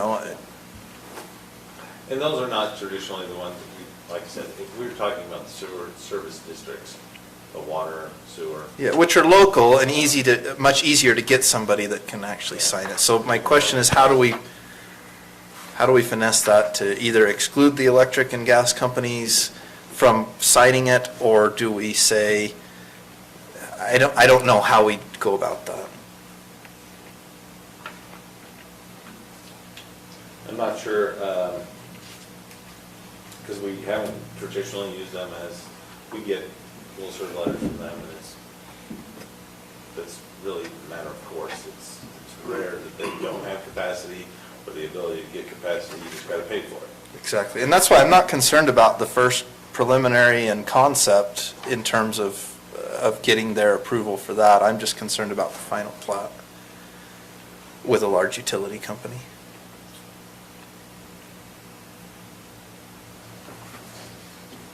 And I think the language where we're going is that prior to consideration in final plat 8/1232D, prior to consideration by the county council, the plat shall be signed by all required authorized parties. And we just have never done that, so we would just have to add Just in as there a that, signature on the plat by a service by local provider. service districts instead of, require the signature of the local service, or so we need to include Weaver Morgan Health in there as well. Service district, or what you call it, So, government entities. Of course, some of them aren't even government. They're, our water company, for example, in Croydon is a Well, that would private be Service entity. district, but Weaver Morgan Health would be government. Okay, gotcha. So that's why I say that. Yeah. so as I'm reading this, we presently require the plat to be signed by those parties before the county council will consider it? That is what's in the code. I just read that one. We should fix that while we're doing this. We've never done that. We require the Mylar to be drafted and submitted, and it is only signed after you guys actually approve. Because normally, it's a pain to go get those signatures. And so if there's any modification to the plat at the county council level, we see a correction or something like that, then they have to go back to get it signed again.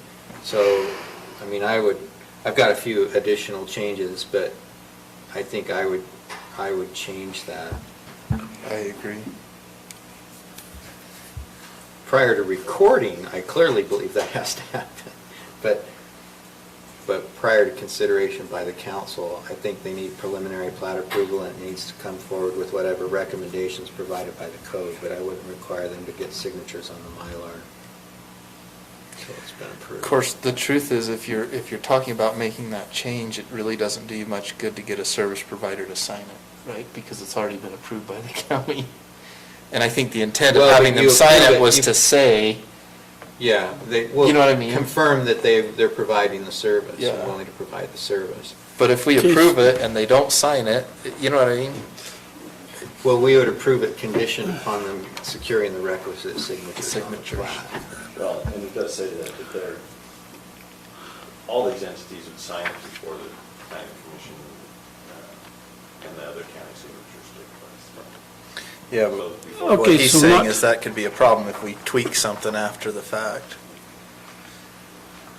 If they go out and get all those signatures and bring it back to the council, and the council goes, oh, well, we want you to make this one change to Oh, the no, plat. we should fix this. Yeah. And if we could simply strike prior to consideration by the county council. That'll need to be amended anyway. in Yeah. 9 months. So.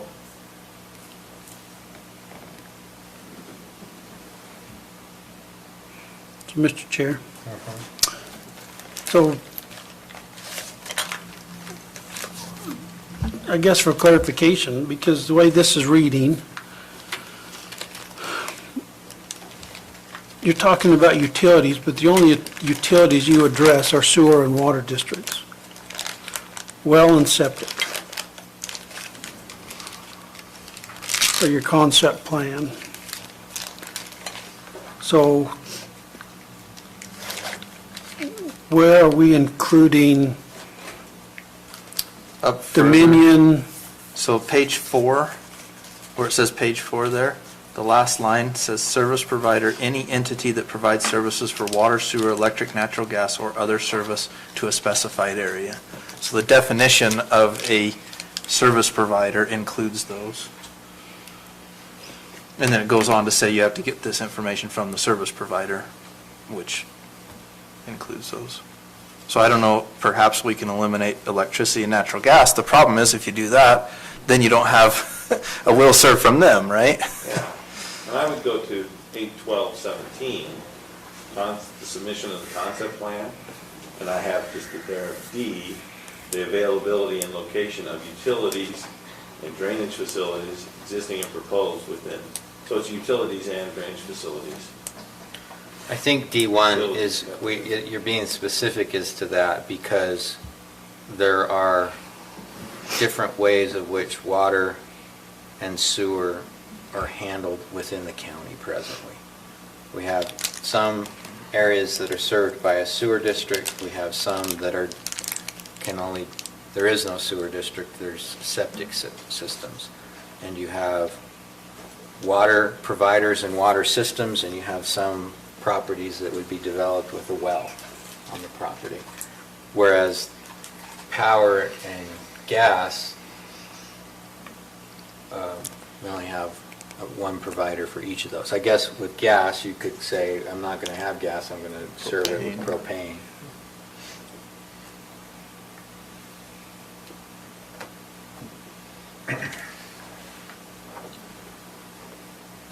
So, any other questions for Lance? This is scheduled for a public hearing.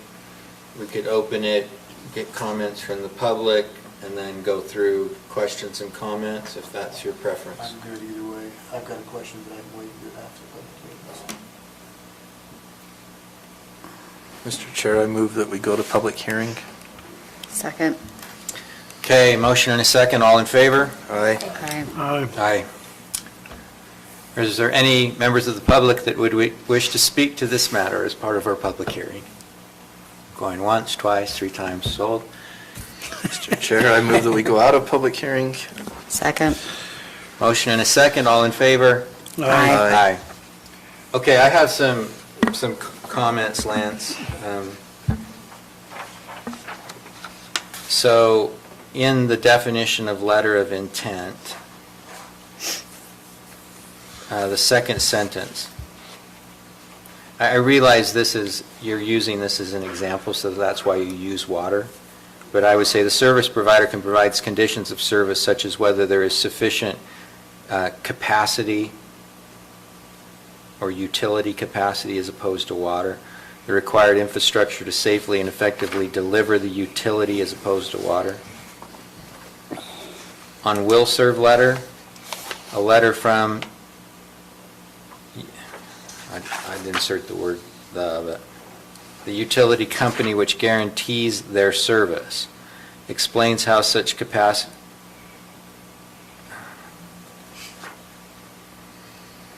so that's not. The letter should explain. Yeah, so just take out the period and say, and explains how much capacity they have and how much they expect to be used, I would say by the proposed project or development.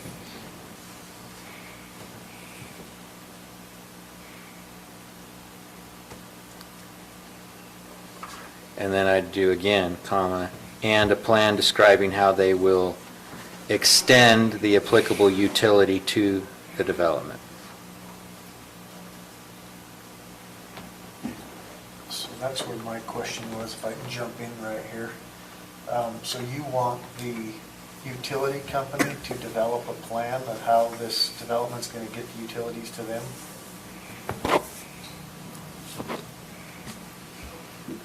Well, yeah. So, power company would be the easy one. Where are they gonna run their power lines? Are they going underground, overhead? Do they have capacity in their system to actually service it? No, I understand the capacity. I'm talking about just how they will get the utilities to the development and who's responsible for developing that plan. Because most utility companies are requiring the developer to pay for all that, and they usually even hire their own contractors to do that work. But they would be signing off on the design of those plans, even though they might be requiring somebody else to do it. They would approve. And I agree with that, but this is saying that the utility company has to develop that plan and submit it to you as part of the will serve letter. But And that's what, they're just buying off on a plan that the developer is coming up with. They're not doing it. It kind of depends, from my experience, on the nature of the utility.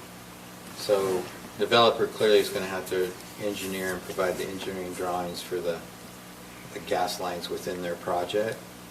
And then they take that to the gas company. Frequently, the gas company will say, and you're right on the payment part, in exchange for your payment, we will design the system connection from point A to point B, and they use their people to provide it. But I think it may differ from utility to utility. So maybe we just use a more general, instead of indicating who's preparing it, just say it requires a plan, and then the utility will either say to the developer, that's your job, or, okay, here's the plan, A to B, here's the contractor, this is how much it will cost you. And I'd rather see something like that, because I can tell you right now, our utility company is not going to invest any dollars in hiring somebody to create a plan, and nobody in our utility company is qualified to do that. Yeah. And so to require them as part of the will serve letter, we would just refuse any will serve letters, so. Yeah, whereas Rocky Mountain Power and the gas company kind of look at you like, you think we're going to let you design our system. That's right. In fact, sometimes they design their product. And we're not going to let anybody into it that isn't already adjacent to our system now, but, so it's nothing more than we're going to connect at this point. But that doesn't mean that won't change in the future, and I just don't want, because we do have a bunch of small water companies, and there may be a push from people at the state and other people in the community to force these water companies into a special service district, but they're not there yet, and so we need to protect their rights a little bit. So Well, let's try to generalize that. Yeah. Right. I don't think the intent is to have a thorough diagram of what's going to happen. You just want a basic overview of it, right? I think. I hear what you're saying, and I think that's an excellent point, but part of the problem we are having is that some service providers are kicking that ball a little too much to the developer and just saying, well, you know, that's what they told me, you know, it's a little too loose. I want them to have reviewed their plan and give us a letter that says, yes, we've seen the plan, and we're good with it. And I can live with that. Yeah. Maybe As long as we can work on that as long as the language. utility is not required to create the plan, I can live with it, they have to approve it. Yeah, I feel like the intent is also in the definition of, you've got one water company issuing a will serve, calling it a will serve that means this, and one issuing an intent to serve, which has no definition. You have to have a defined. Yeah, and you're defining both of those terms in this, right? Yeah, so that, I think that's the intent, so we don't get down the road and have, oh, no, we gave you an intent to serve, and everybody else here's will serve. There just needs to be a Well, stamp. I'm fine with approving the plan, I just don't want to be forced as a utility company to go to the expense and hassle of creating that plan, otherwise we can't provide the will serve letter. You could even say a description of how they will extend the proposed utility, which may mean we're a block away, we're going to install a 12-inch line in the public right-of-way to deliver the water to this proposed project, or an 8-inch line, or whatever the line might be. So it's just a description of the manner in which they will extend the utility to the project. And we're not suggesting like an engineered plan by using the word plan, because that's not necessarily, Right. that'll need to be done at some point, but it's not necessarily part of the Right. Okay, so my issue on this, so you want the letter of intent first, and then the will serve letter, correct? Okay, so this is where my struggle is. My letter of intent, yeah, I intend to provide you services, but there's nothing guaranteeing it. Okay? Personally, I want the guarantee letter when the concept plan comes. Here's Okay. the problem to that, though. And I understand there's going to be a problem. Go ahead. You, and you may already know this, but some of the water, particularly the water providers in the county, are saying if you want a will serve letter, you have to pay our fee up front, our connection fee, which is typically, what, $10,000 to $15,000. Okay? If I'm developing a piece of property and I come in for a concept, I'm going to have to shell out that $10,000 or $15,000 per lot before I even get a concept approval. And that's been kind of the issue is, well, what if I shell that money out to get a will serve letter and I buy these water connections and then I come in for concept approval and the county says, no, that doesn't work. Then I'm out all that money. Which is, But I think the whole reason we're having this discussion is exactly that, is that, I mean, that was a big part of it, because we've had this back and forth. Anyway. Well, and see, that's part of the question, the concern I got with waiting until you go to preliminary. So I've come in, I've got a will serve letter from Croydon Water or Sewer District, whoever. I come in and get approval. Well, now we end up in a tit for tat and issues. Well, now I'm not giving you water. So now what are you doing with your development? So what I'm Well, no, trying to. that's why you would have that will serve letter at the time of preliminary approval, Okay, instead of concept.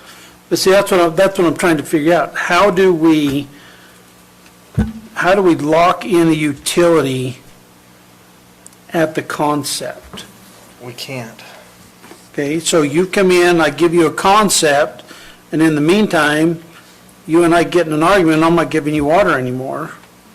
Then when you come in for preliminary, you're done.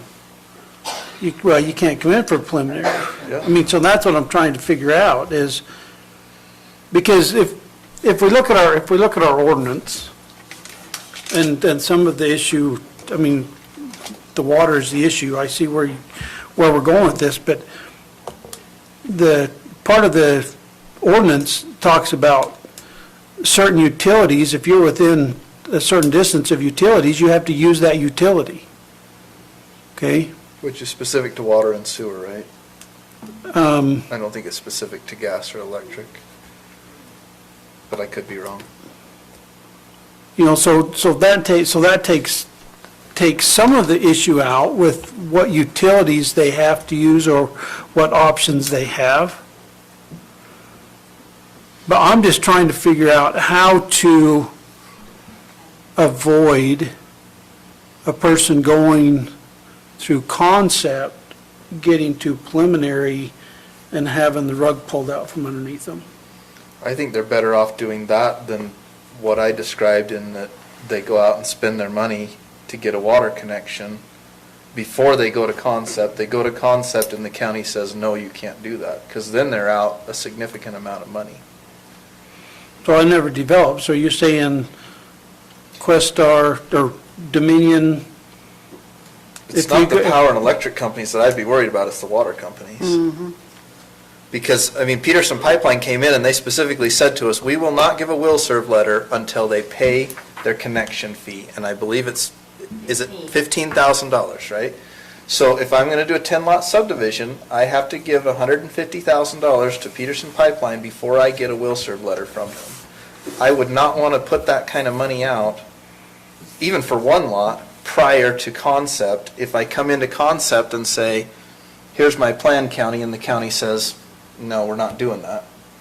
Because then I'm out $150,000 before I've done anything. Whereas if the opposite, if what he has here occurs, and I get a letter from them saying, yes, we intend to serve you, and I get it approved at concept, then I come back for preliminary, I at least have an idea that the county's going to be amenable to my subdivision by that point. And then I can go out and spend my $150,000 to buy my connections, and then the county can give me some more assurance by approving that preliminary, right? The other part we're trying to get at here is just, there's kind of three parties. There's the developer, the service provider, and the county. They need to figure out what they're doing and then come to the county. County does not get in the middle of it. Well, but technically, from my understanding, is we do have to monitor capacity, that is the job. And where does it say that? Does it say it in our code? That's why we have to go through the health department. If they're saying, what Marie said was, if they're determining quality and quantity, but they're not keeping track of, okay, you have this many, how many building permits did you add? Now where are you at on your quantity and your capacity? And that's the hole that we're in. So somehow plugging that hole, somebody is responsible for that. And whether or not it's in the letter of intent or in the will serve or where that's at, I think we have the responsibility to know.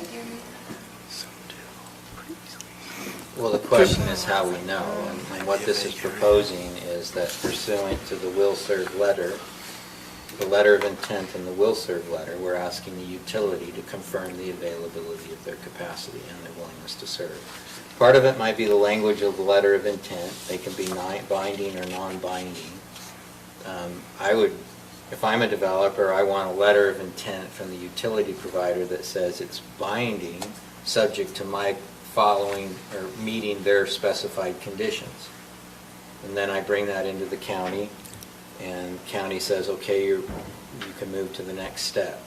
And then I get a binding will serve letter that says I've met the conditions and will serve. It may still have conditions in it, like installation of the actual facility, but it will have dropped off some of them, like I've provided the required water rights. But I agree with Member Newton that if you require them to have a binding will serve letter and the utility provider says in order to give that you have to buy and dedicate water rights to us, then that would be prohibitive for people to do. We're at least taking a step toward documenting capacity and requiring that to go. Yeah. That's one element. And the other regulatory body involved in your scenario is the PSC, Public Service Commission. Well, depending on how the company's organized. well, but the same thing was happening at the same time. That meeting, we discussed both of those water companies. They're totally different scenarios, but the same thing was happening. It was that lack of capacity. So it wasn't just one company, for the record. There were two discussed that day. I have another specific change. I don't know. No, if you're it addressed fine. your concern. Well, but it's something to consider. I don't think Yeah, we're going to get to an approval of this tonight, but let me just give you a couple of additional comments. In 8/12/17, the addition in number 1, a statement addressing if property is located within a water and sewer district, or if it will be served by a well or septic system. Otherwise, it's located within a well or a septic. That doesn't make any sense. 2B, I'm not quite sure what the intent is. The availability and location of utilities and drainage facilities, existing and proposed, is within the development and in the vicinity, which are adjacent to the property.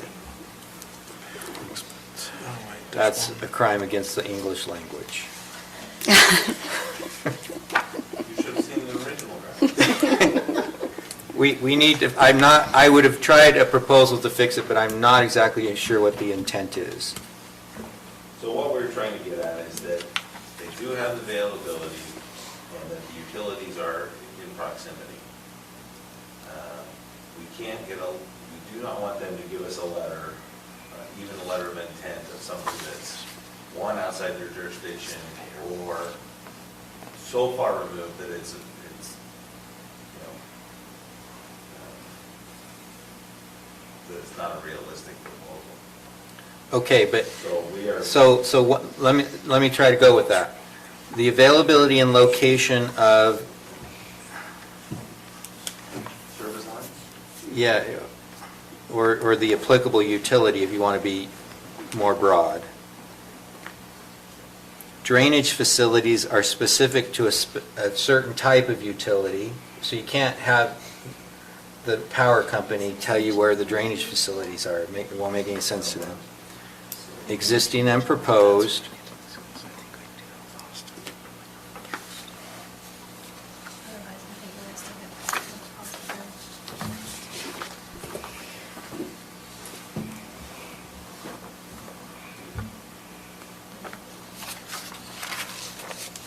I'd strike the balance of it and replace it with demonstrating that such utility is available to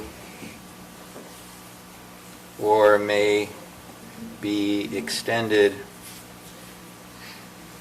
to the, I don't know what the right word is, property, project, or development.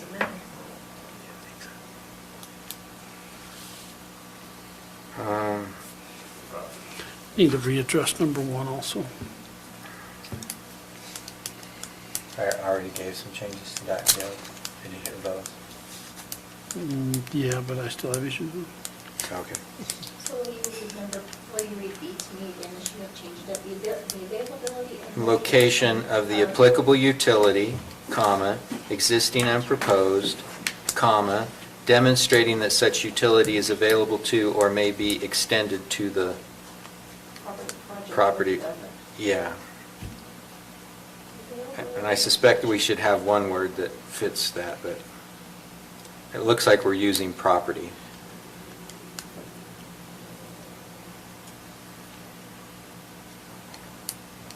And then under will serve letter, that their system has capacity to serve the proposed development and documents the available amounts of the relevant utility supply and ability to serve. Where were we headed with that one?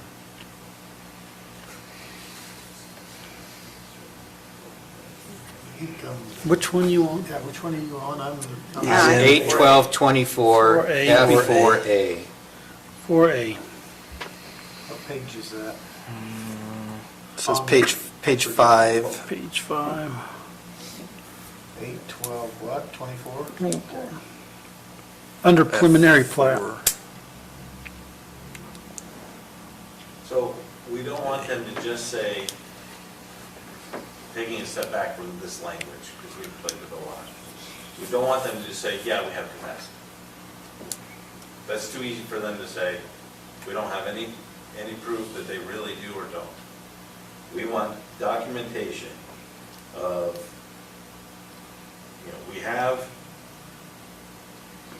200 ERUs, and we're only using 100 of them, so we've got another 100 for this 10-acre, this 10-lot development, we're fine.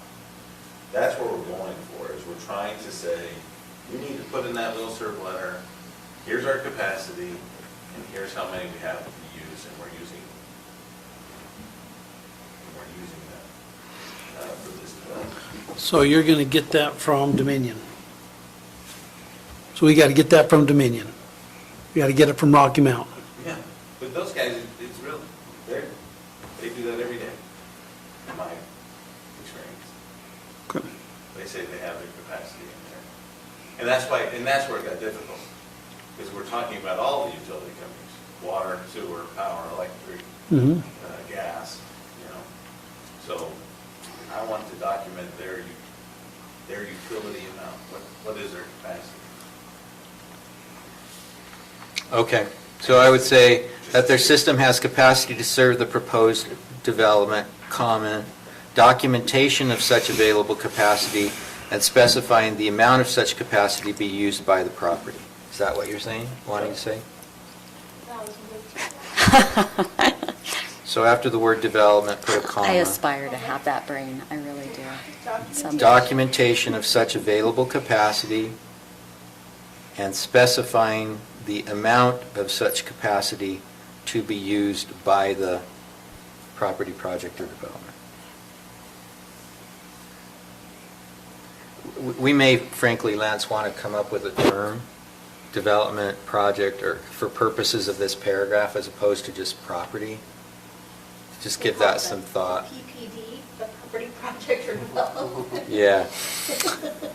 I mean, a defined term for purposes of this section. We'd have to be careful not to take it too far in everything in our code, but just, I'll think about it, you ought to think about it.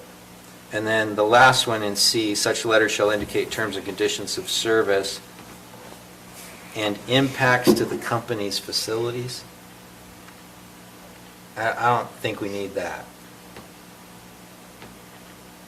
And again, that's maybe duplicate of what we were talking about in A. Yeah, I understand your concern there, wanting to know, having them give you some specificity as to, like, we have a service capacity now of X, we have the capacity above that to serve Y, and we're using 10% of that available capacity to serve this project. I get that, that makes sense. But impacts to the company's facilities, a drop in the bucket, you know? Well, it's not a drop in the bucket to some. No, I know. It's a drop in a bucket to some, or what you're saying is, sorry, we didn't really mean it. So my- It's so impactful, we'll be over capacity, beyond our capacity. But I think we get. But I think it's redundant. I think if we accomplish what we want in A, we don't need that in C. Okay? I have one in 8/12/32. In the addition, shall be a commitment to provide the respective service to the lots created pursuant to the plat as opposed to indicated on. That's not a big deal from my perspective. But I think your comments earlier about who's signing and so forth and when, I think we need to fix that section. Those were all of my comments. Just remember, Haslam, it sounded like you had another comment to Well, so read me your number one again. make. Number 1 in 8/12/17. Yeah. A statement addressing if the property is located within a water and sewer district, or if it will be served by a well or septic system. Okay, so I'm serviced, I have a state, so my question is, you have houses that are in water districts that are serviced by septic. The way this is wrote, if you're located within a water and a sewer district, or a well and a septic. Or some combination. So you could say is located within a water or sewer district, or if it will be served by a well or septic system. So I'm just thinking about taking all the ands out and putting an or just before septic. If you're located within a water, comma, sewer district, comma, well, or septic. But, Okay. and then my question on all of this, I get a letter from Richfield Water that says they have 50,000 gallons of water, and I'm going to use 4,000 gallons, and my infrastructure's here. Who is going out and verifying all this information? Verifying if that's really true. Yeah. The state was supposed, that's the state. Public service utilities. Yeah, that's the utility. They're not going, are you going to call the public I'm asking, are you calling the public service utility and say, I have a letter from Richfield Water, this is what they're stating, I need you to come and verify it? I have started to do that. I have started asking for the state verifying if Okay. copy of that initial that I had last year. Okay, so you're verifying all the utilities. I'm asking for verification. Okay. My understanding, Roland, just was that Well, the this- state does that in their, what do they call that? It's an annual, yeah, sanitary But survey. they're not annual. Well, I'm not talking about just the water, I'm talking about your water, your sewer, your power. Well, the I mean, Public Utility Commission example- should regulate all of that. Yeah. You build up Deep Creek, gas only goes up to 2 houses. But yet I have a letter from or Dominion that says they're gonna provide me gas. Well, so now you have to verify that there's gas up there as part of this document. You have to go up and verify that all these utilities are up there. That's my question. What we're asking for is them to verify. I Which went is the verified it, normal said, yep, procedure. it's there. Okay. They're responsible. The ball is in their court as a separate district, apart from the county government. You don't have this problem in Morgan City because they control their own water. They control their own power. So they make the statement, and that's okay. We have these separate little entities out there and companies that are privately held Mhm. that are responsible to do their job. How much should the county be doing? Well, that's all I'm asking. Am I supposed to babysit all those separate little districts? Maybe, maybe I shouldn't. Okay, but that's what I'm asking. You're saying, should I babysit them? I'm asking you who's verifying the information they're giving you. They are. But I'm also checking with It's the a, state agency.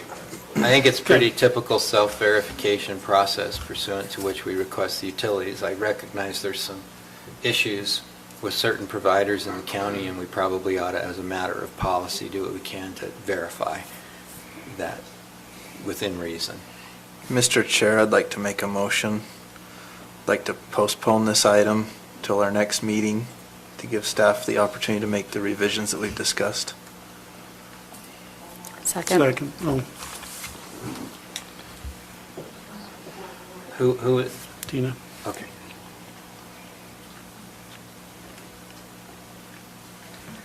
Okay, motion by member Newton, seconded by member Cannon to postpone this item to give the staff an opportunity to make the modifications that we've discussed. Any questions on the motion? All in favor? Aye. Aye. Any opposed? Okay.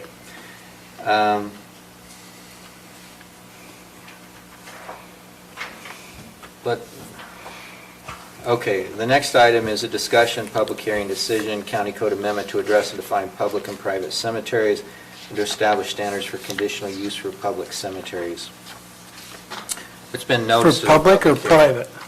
Well, I think it is addressing both public and private, although the way it came through, I don't see that it was approved with any private cemeteries.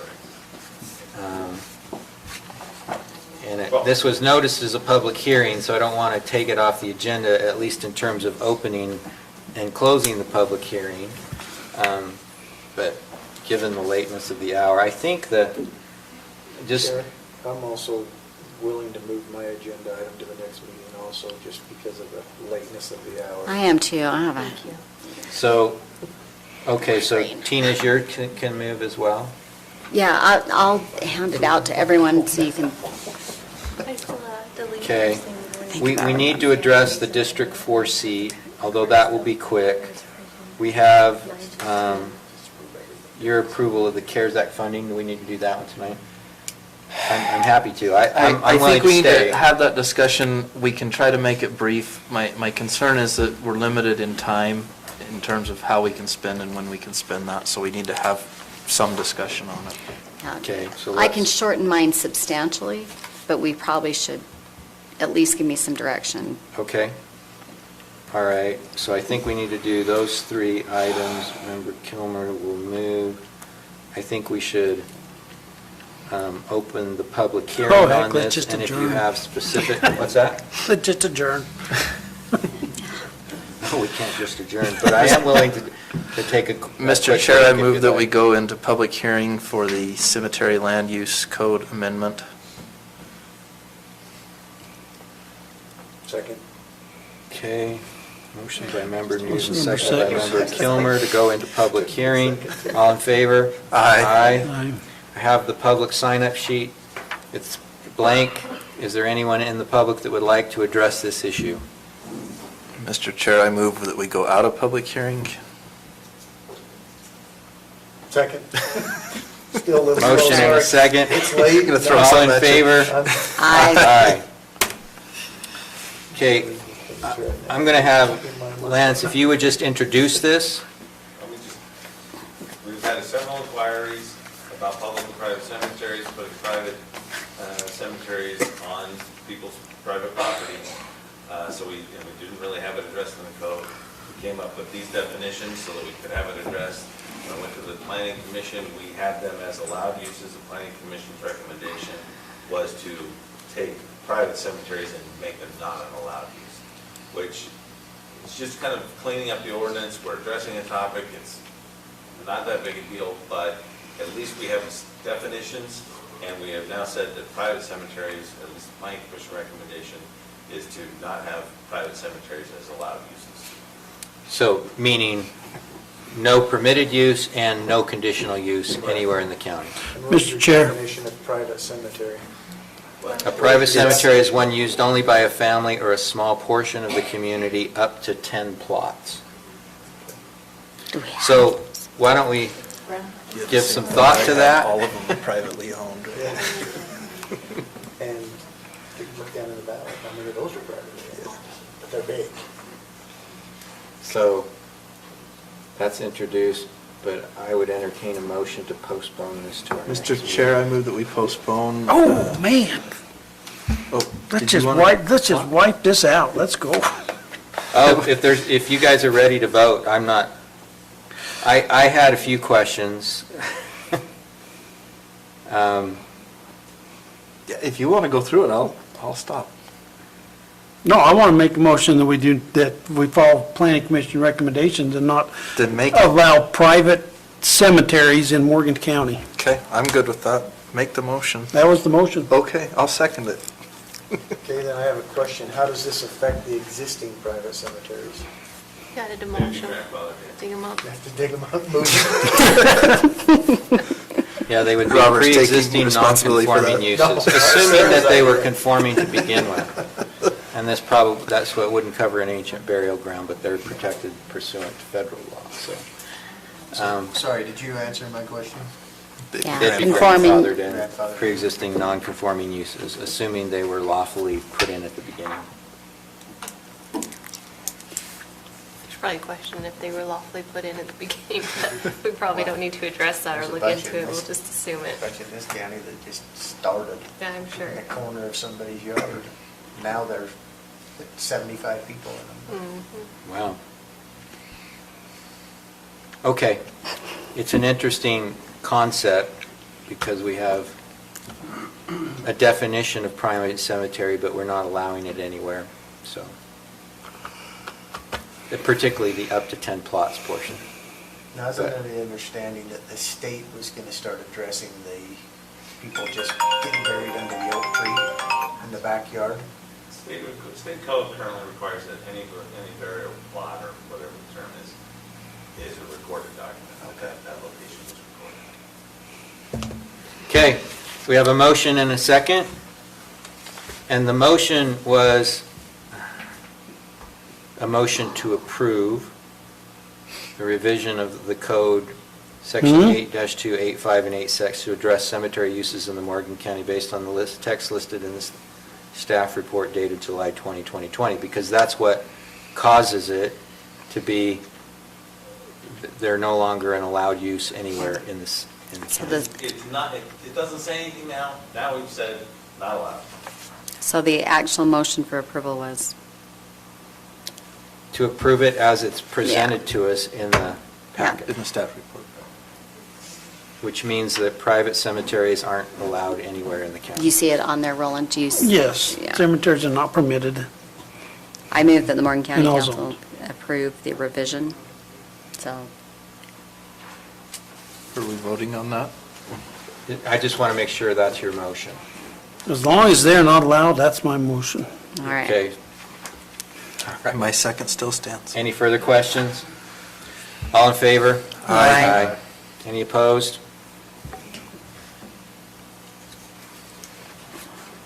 Okay. Mike? Okay, I know we're all tired, so I will try to do this quickly and yet hopefully make some sense of this. So, Tina and I have kind of been working on this with several of the department heads, trying to put together a comprehensive list of all items that departments feel could be used or could be, where we could use CARES Act funding. Okay, the county has or will receive about $1.7 million in CARES Act funding. We went through this and got all potential uses. That doesn't mean that we necessarily agree that all of these are acceptable uses of it. It just means that these are potential uses of it. And some of this is broad. So like there's some things here about salary for our EMS and sheriff's department employees. And those are very broad numbers. There are items in here for our EMS department, our county IT department, the school district sent us their wish list, and I added all of that. There are items here related to where you see where it says POD, point of distribution. Am I getting that right? Yeah. Vaccination. So at some point, when there is a vaccine available, the county will be responsible for deploying that vaccine to county residents who choose to receive that vaccine. And that point of distribution will be here in the county and will be manned by our EMS department. So it will require, when it does happen, it will require some materials and time, et It's a cetera. voluntary receipt. I also Voluntary. sent and via email, but also you have printed here the coronavirus FAQ from the Department of Treasury website and that phone call that we discussed previously with the gentleman from the Department of Treasury and UAC with questions and answers regarding what is or isn't an acceptable use of funds. There are some things on this list of CARES Act funding that I think we probably ought to act on very quickly, and others that maybe we can, think about and talk about at a later point in time. The items that I think we ought to act on quickly are the county IT items, county facilities items, the PPE and gloves for the sheriff's department, and there are several items from the EMS that we probably ought to act on very quickly. The reason I say that on the county IT side is that if we had a situation tomorrow where we have a county employee come in or call in and say, I've been exposed, and we had to send employees home to work from home, we're not currently able to do that well. And in speaking with Jeremy, he said in order to have employees work remotely, we need to have a better server that would allow employees to do that. We need laptops, et cetera. Those are definitely an acceptable use of those funds. It's outlined in both of these documents that IT items can be used. Let's see, where is it? Yeah, right here. Could laptop computers be an allowable cost to improve the ability for teleworking? He says expenses of telework in response to COVID are acceptable as long as they remain a part of the county's inventory. So those items, I think are certainly an acceptable use. If you look there is a line item, the third one down says MiFi Internet. These are internet data cards that would be issued to the employee along with a laptop if they had to work remotely. They can be turned on and off for a month at a time, and it costs us $40 a month to do that. So I just put what it would cost if we had to have 20 employees working from home for the rest of the year. That doesn't mean that's what we would spend in that, because we won't necessarily have that, but that's what that is. Other items of note, the county facilities, these COVID Buster backpack sanitation machines are basically backpack fogger machines that they can walk through and sanitize facilities with. I just put a line item there of $5,000 for items to mitigate the spread of COVID, which would cover our plexiglass costs, our mask costs that we talked about earlier in the meeting, hand sanitizer, sanitation products for the county building, etc. As it relates to salary, in both of these documents, it talks about the fact that we can use this funding for payroll expenses, for public safety, public health, healthcare, human services, and similar employees whose services are substantially dedicated to mitigating or responding to the COVID-19 public health emergency. So, Mike, are we being a little bit liberal when we start to say that just because our EMTs would respond to a call? Yeah. That's what I wanted to discuss. We have that in here for both EMTs and sheriff's office employees. To be honest, I feel more comfortable saying, because the other qualifier here, and this is actually the only exception that I've found in any of these documents to this particular qualifier for how these funds can be spent, is they have to be for items that were unbudgeted. Right. Well, we've budgeted for all of that, right? But it also says, it's assumed that even, and it says here, even though these individuals, public health and public safety personnel, were budgeted for, the wage and benefit expense is eligible for the wage and benefit eligible for CRF reimbursement. And they said the language of presumption for public health and public safety employees makes clear that the Treasury is not going to make you prove out for these classes of employees whether or not their responsibilities shifted. It is presumed their responsibilities have shifted. That being said, I've listed in here $400,000 for EMS and sheriff's office salaries. I personally feel a lot more comfortable including our emergency manager's salary in that and not those other offices, but that's my personal opinion. I put it in here because I wanted us to have a clear vision of what it would cost if we did everything on our list. But that was one of the discussions I wanted to have, is specifically that. We have budgeted for those items. If they were answering these calls and doing this, that, to me, that's a different discussion. Talk about that. Yeah, now Boyd will probably have a good point on this, and that is if we have an EMT go down with COVID, right? Right. And our department then doesn't have coverage, and we have to hire somebody to come in to fill that place. How does paying their salary change that argument? No, I'm saying we could pay somebody to come in and replace them and say, well, it's because of COVID that we have to pay them. Otherwise, and maybe you have a different point of view on To me, this. that's not even hard to justify. So you have, Exactly. yeah, you have budgeted, you know, to have us respond on EMS calls. But our EMS calls have now turned into, every single call is a COVID call, no matter what. And here's why. So let's say we have an auto accident on the freeways and your EMTs respond. If they respond normally, it's with gloves, no masks, and they take care of the patient. They go home, and then the hospital calls back and says, now, 3 of your EMTs have been exposed because this person has positive COVID. So we've had to adjust everything we do. So every call we go on, we wear masks. Right.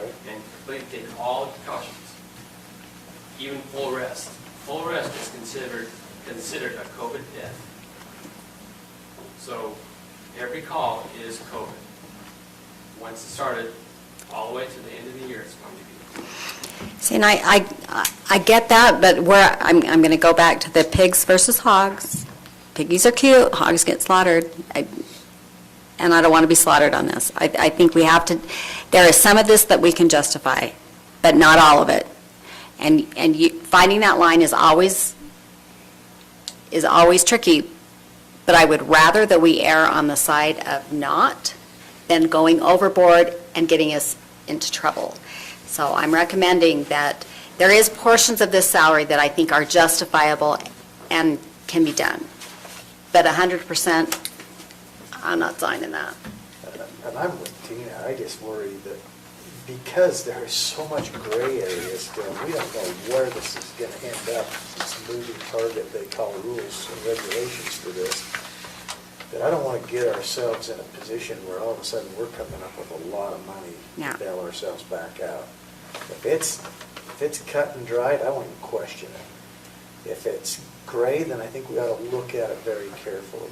And, because it does have that clause, and that's the one that I was referring to, where it said that if it's budgeted already, you can't supplant it. And feds are big on supplanting with money that they give out. And have you ever seen it be black and white with those guys? No, that's why I said that when we talk about the gray areas, let's discuss them so that we're not putting ourselves in a position where they can come after us later if they come out with new rules after we've already spent the money.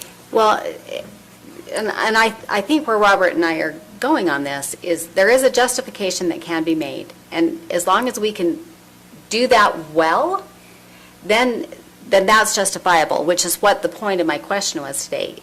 Even if we're taking those requests from the school district, that level of explanation needs to be there from the school district as well. It can't be, oh, we needed 25 laptops. Well, that's a nice round number. Can you tell me why?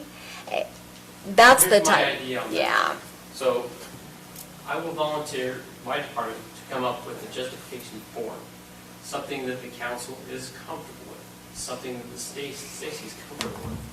A fillable form that the departments can have, they'll fill it out, they'll send it to you guys. If you feel like it fits, then you can make the decision. So before you fill out the whole form, I think I requested one and got one from Davis Tech that they had done for Davis County, so that we're not reinventing the wheel on it. But yeah, there is a format that we should be following over. This is why it's a necessary use based on COVID and is in addition to the budget, so. And that would be our documentation, right? Yeah. So if it beds everything back, you could pull that out and look at it with a straight face and say, this is why. Yeah, but, and then then it's a reimbursement, or it's we are keeping the documentation for where the money went, who it went to, all of it there in the same spot. So I have a question on the verification side. Do we have any indication of process and timing of verification that the expenses that we identify are approved? We don't have a timeline on that, but what we do have, and I thought this was interesting, and Stacy, maybe you can tell me this, did the funds come directly from the Department of Treasury to us, or did they go to the state and then the state send them to us? So according to this is interesting. It says, if a government has transferred funds to another entity, from which entity would the Treasury Department seek to recoup the funds if they have not been used in a manner consistent with this section of the Social Security Act? And it says the Treasury Department would seek to recoup the funds from the government that received the payment directly from the Treasury Department. State, territorial, local, and tribal governments receiving funds from Treasury should ensure that funds transferred to other entities, whether pursuant to a grant program or otherwise, are used in accordance with section blah, blah, blah. So the money came straight to us. From the feds. That's state, I'm not sure, but the money came straight to us. So we're collecting all of the money. So all 1.7 is coming to us. Yeah, to be but the question Yes, is, but coming from. if it's coming from the state, according to this, the state is responsible, not However, us. that's nice Which and is I think interesting, that- right? No, that they because I collect- signed the document Yeah. that authorized They can get it to from them. send it to the town. Well, with the track record we have with Mr. Dismal, we probably ought to be more terrified if it's the state than the feds. Yeah, you're probably right. So the that was- reason I'm yeah, I asking the don't- question, I agree that we should be careful and circumspect with respect to the expenses that we approve and have a legitimate justification for each thing that we do. But to the extent that you're extending into a salary that's already budgeted, then as long as we don't take the money that we budgeted for the salary and spend it somewhere else, if we reserve it until we've had our expenditures approved, I'm not as concerned, because if they say, no, that's not approved, we say, all right, we kept that money over here, and here you have it back. If it's like the PPE loans, then that horizon keeps getting extended and extended and extended. But if we could hold the funds in a reserve or a reasonable reserve, if we decided it's going too long, then I don't feel, I think we should be careful and circumspect, but we should also attempt to utilize the funds to the degree and for the purposes that they've identified. And so I like the notion of having a form that helps us justify the expenditure. I think we ought to be careful about it, but I also believe we ought to use the funds for the purpose that they've allocated them. And if we can fit within, if we have a square that fits within the square peg hole, let's put it in there and use it. So what I would like to recommend that we do for now is I'd like to actually remove all the salary items for now from this list. And if we want to revisit that later, so be it, because we can go back and basically we're reimbursing ourselves clear back to the 1st of March. That's not as time sensitive as a lot of the other items, and so I don't want us to get so sidetracked on salary that we miss the boat on everything else. So if that's okay with everybody here, that's my suggestion. Let's just kind of move the salary stuff to the side and let's focus on other items that we think are higher priority. I started to put a priority level on there and put it for a few, and then I was like, I don't know that I'm doing a good job at this, so I'm going to just stop, because I was like, high on everything. And well, So can I ask a question? Yes. So again, Mike and I had a really good conversation about all of this, and I would have been, like Mike, and I would have put all the high priority towards your county and keeping the school up and running. So the example that I gave Mike was, what happens if we become the next business across the street? I come down with COVID, and what are you going to do to my office? Does that mean that everybody that I have contact with becomes quarantined now, which means you shut down my office? Or does that mean everybody in this building that I've had contact with, because I go to Bonnie's office and Gwen's office is now quarantined, does that shut this building down? If you had contact with the individual, I get asked this question like 7 times a day. If you had contact with the individual within 6 feet for 10 minutes or more, at that point you would quarantine. But if the health department has not contacted you and told you to quarantine, you should still come to work.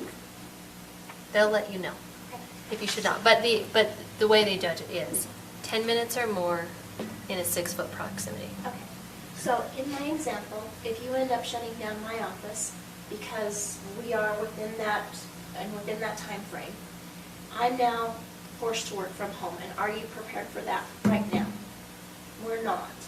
We don't have any of this infrastructure. We don't have any of the laptops. We don't have any of the servers. We don't have, and then so we talked about getting the high-speed internet in place so that the schools could perhaps work that way as well. So to me, it's a big, big picture that we're looking at. And it needs to be a concerted effort. What I'm seeing happening internally is we're each doing our own thing piece by piece rather than thinking of a big picture. So does Jeremy need to go out and look at a server that's going to serve the whole entire building? Or is he looking at serving one office at a time? Are we thinking about getting the high-speed internet taken care of countywide so that we're serving the school and the EMS department and the courthouse? Should we all get shut down? Or are we looking at buying just masks, like I gave in the example earlier? Are we thinking about serving one department at a time, or are we looking at a big picture? So in talking to Jeremy about this issue, if we ended up having to shut down the whole entire building, worst case scenario, we don't have the internet, we don't have a server, we don't have laptops, we don't have the little cards that go in there that we charge once a month because we're so busy thinking about buying one laptop at a time to send one person home at a time. So my answer to the question is, I think that's where we started with this project, and then when the list came back with all of the other things on it, I went, oh, we're not big picture anymore. But that, it isn't a short-term thing to be able to provide internet to the full county and to the students. That's going to be a problem, and it's a problem that we've been aware of as a county, and John worked really hard with Jack on trying to address that issue. But that's why Jack's here, is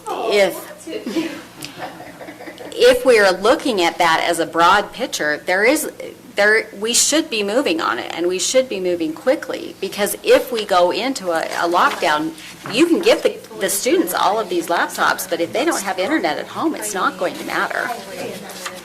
So that's what they've identified as the issue. You know, there's isolated grade levels or individuals that have equipment issues, but as a county whole educational thing, it was access to internet.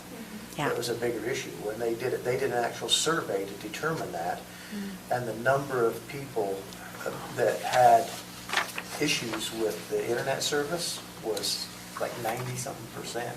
Yeah, Of so respondents. that's the survey that I need in order to justify Right. some of this. And with that survey, the internet then becomes a very easy expense, justifiable expense, So and addressing this. I want to make something very clear before I read this section from the FAQ, and that is that I am fully in support of doing something with the internet. However, I read this today on the FAQ, and it makes it a gray area, so I'm going to read it. You guys tell me what you think. It says, and the question is, may recipients use fund payments to expand rural broadband capacity to assist with distant learning and telework? Which is what we're discussing, at least I think. And the answer is such expenditures would only be permissible if they are necessary for the public health emergency. The cost of projects that would not be expected to increase capacity to a significant extent until the need for distant learning and telework have passed due to this public health emergency would not be necessary due to the public health emergency, and thus would not be eligible uses of fund payments. Yeah. So it has to be. To me, that says We better be quick. it has to be immediate. Or not at all. Exactly. Decisions have to be made. That's what I get out of that. That's what I get out of As it. brought up, it's not a slow, I mean, it's not a fast process. No, it's not. It's a long process, so. I mean, even to get the wire is Why a don't process. if we're concerned about this, then let's take all precautions to protect our county police and cover immediate treatments. And I know you talked about masks, but masks really stop it. So if our county police could just wear the masks when they're in that 6 Interaction. feet, then if you're at your desk, you're 6 feet apart, you don't have to wear it. If somebody comes in, you go to the door, put it on. You're 6 feet, you take it off. But we need to protect these people until it happens. You guys are wide open. Well, and we need to be prepared. I'm honestly, I'm most concerned about these IT items right now because we're not really prepared if we did have an issue tomorrow. So anyway, I don't know exactly where we want to go with this. My suggestion is there are probably some items here that I would like us to discuss and perhaps approve immediately for county use. I don't think we need to approve the school items, perhaps not the pod items tonight, but there are items that we probably ought to discuss and approve tonight. And perhaps even take it out to, and I keep saying it over and over again, out to everybody out there. So Correct. that we're not all nickel and dime, and I, by no means will we nickel and dime the 1.7 million to death. But if Jeremy's spending his time working on just one little project and not focusing on the big project, he'll nickel and dime his time to where he's not focused on the big picture. Understood. However, if I ask him about broadband, this is why. So, and the coverage on it, this is why. So it's not necessarily a nickel and dime project as much as if the overall goal is to get it to the full county, there are a couple of different ways to do that without going into detail of what those are, and we've been exploring all of that at the same time and working through members of the community as well and other businesses. So there. I will stop bugging him with my small and important questions. I don't have an issue with the server upgrade to make it so that people can work from home if that's a necessity. That's a time-consuming project that you just kind of have to have that in place. Laptops, I think, are fairly fairly available. I don't know that we need to have them sitting on the shelf. I talked to you before. My concern with laptops, especially with PC laptops, is that they change so fast and get out of date so fast. You put something on a shelf like that, and in 6 months, is it even, what efforts are you going to go through to make that a usable piece of equipment? So I had a discussion with Jeremy about the laptops in particular because my concern was similar in that if we go buy 20 laptops and they sit on a shelf, we can buy, so here's what I suggested to him, and he and I had some back and forth on it. I would prefer that if we're going to purchase laptops, we purchase laptops that can be used as the daily computer for our employees here, that they can then just unplug and take home if they need to, rather than a laptop that would remote into their desktop here. So switch from desktop. From a desktop to laptops that can be used with docking stations. And my reasoning for that is, well, twofold. We have aging computers anyway, so that helps us. But also, then we're not getting laptops. What he initially told me is $1,300 a piece would get us laptops so we can remote into. And I said, well, I think we're better off spending more money to get a better equipment that's going to last us longer and going to be more usable instead of just remoting in. And so that's why he said, okay, for $2,500 we could get laptops and docking stations and secondary monitors, and it would make it very easy for employees to come in, plug their laptop in here, or work from home and plug their laptop into a docking station. Everybody has a monitor already, right? The monitors are already here. It's if you wanted a secondary monitor at home with a docking station or whatever, if you were working remotely. I mean, this is my work laptop, and I have worked from this for, well, I get a new one every few years, but for 9 years I've worked from a laptop and a docking station. It works great.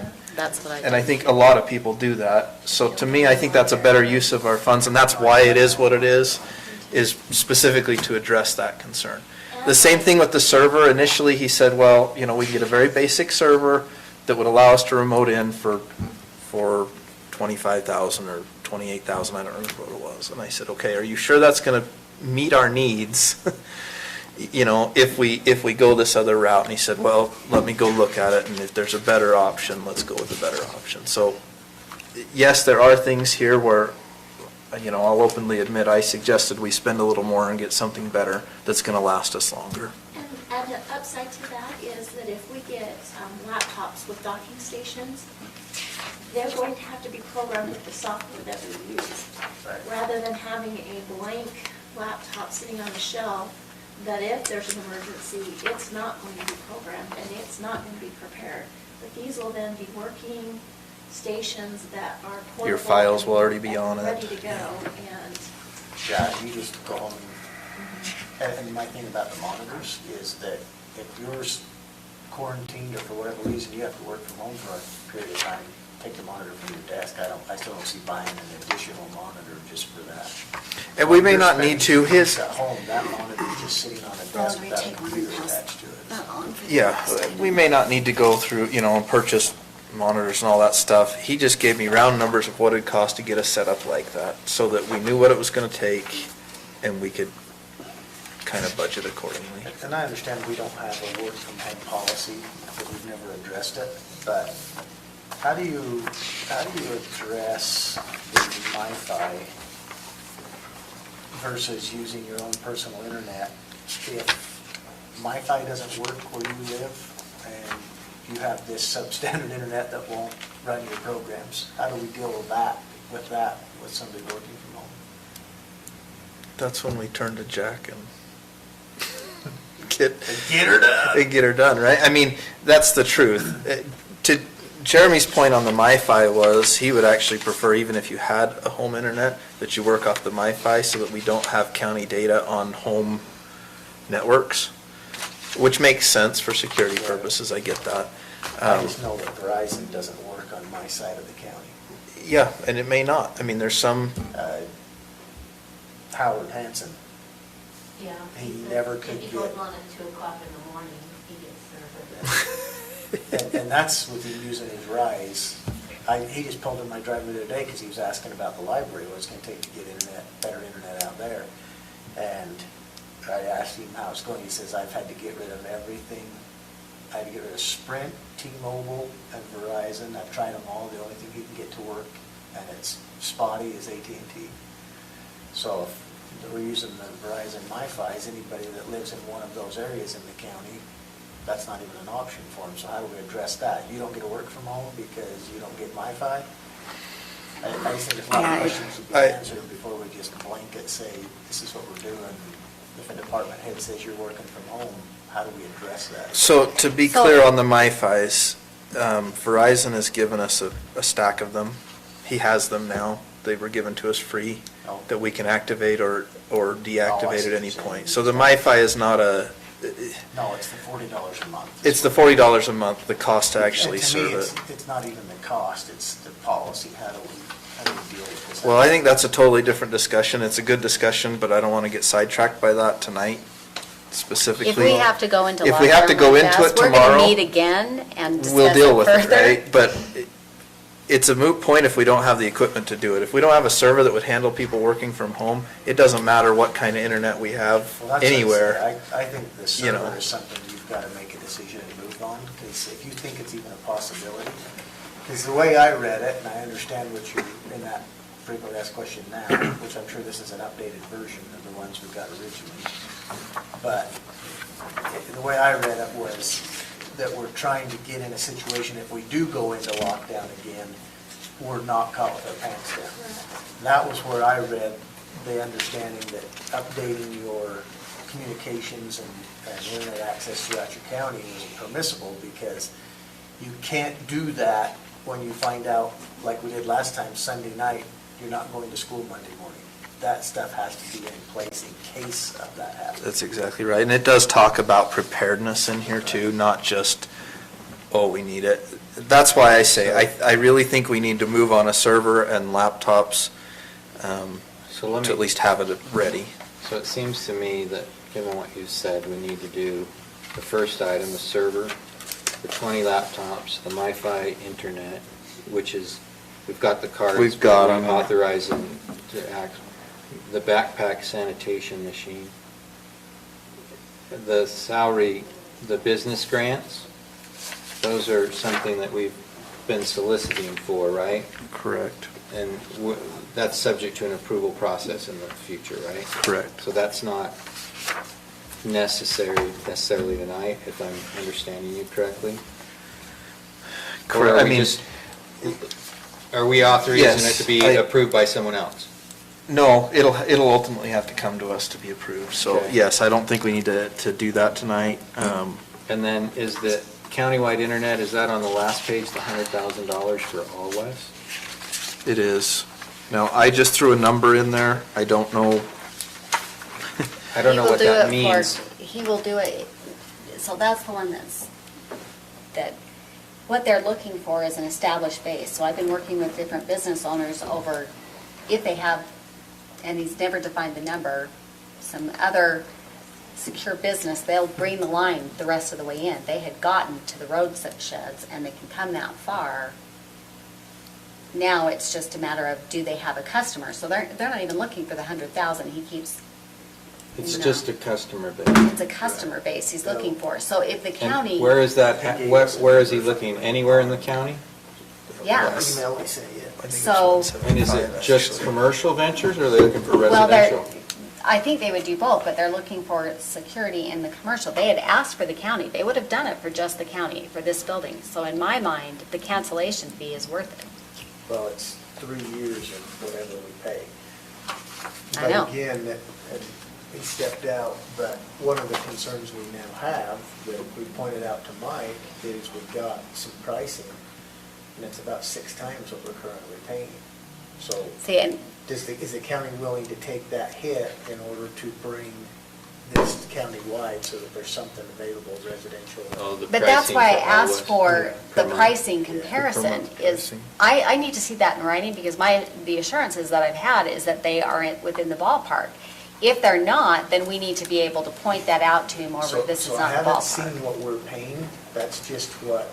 Yeah. Jeremy indicated. That's the rumor. I've seen- I've just no, gotta that's- see it. That's what Jeremy is saying when when All West sent Jeremy the pricing, his response to Mike and I was, that's 6 times what we're currently paying. Yeah, and I've asked for the pricing from All West, and I've asked for the pricing from Jeremy.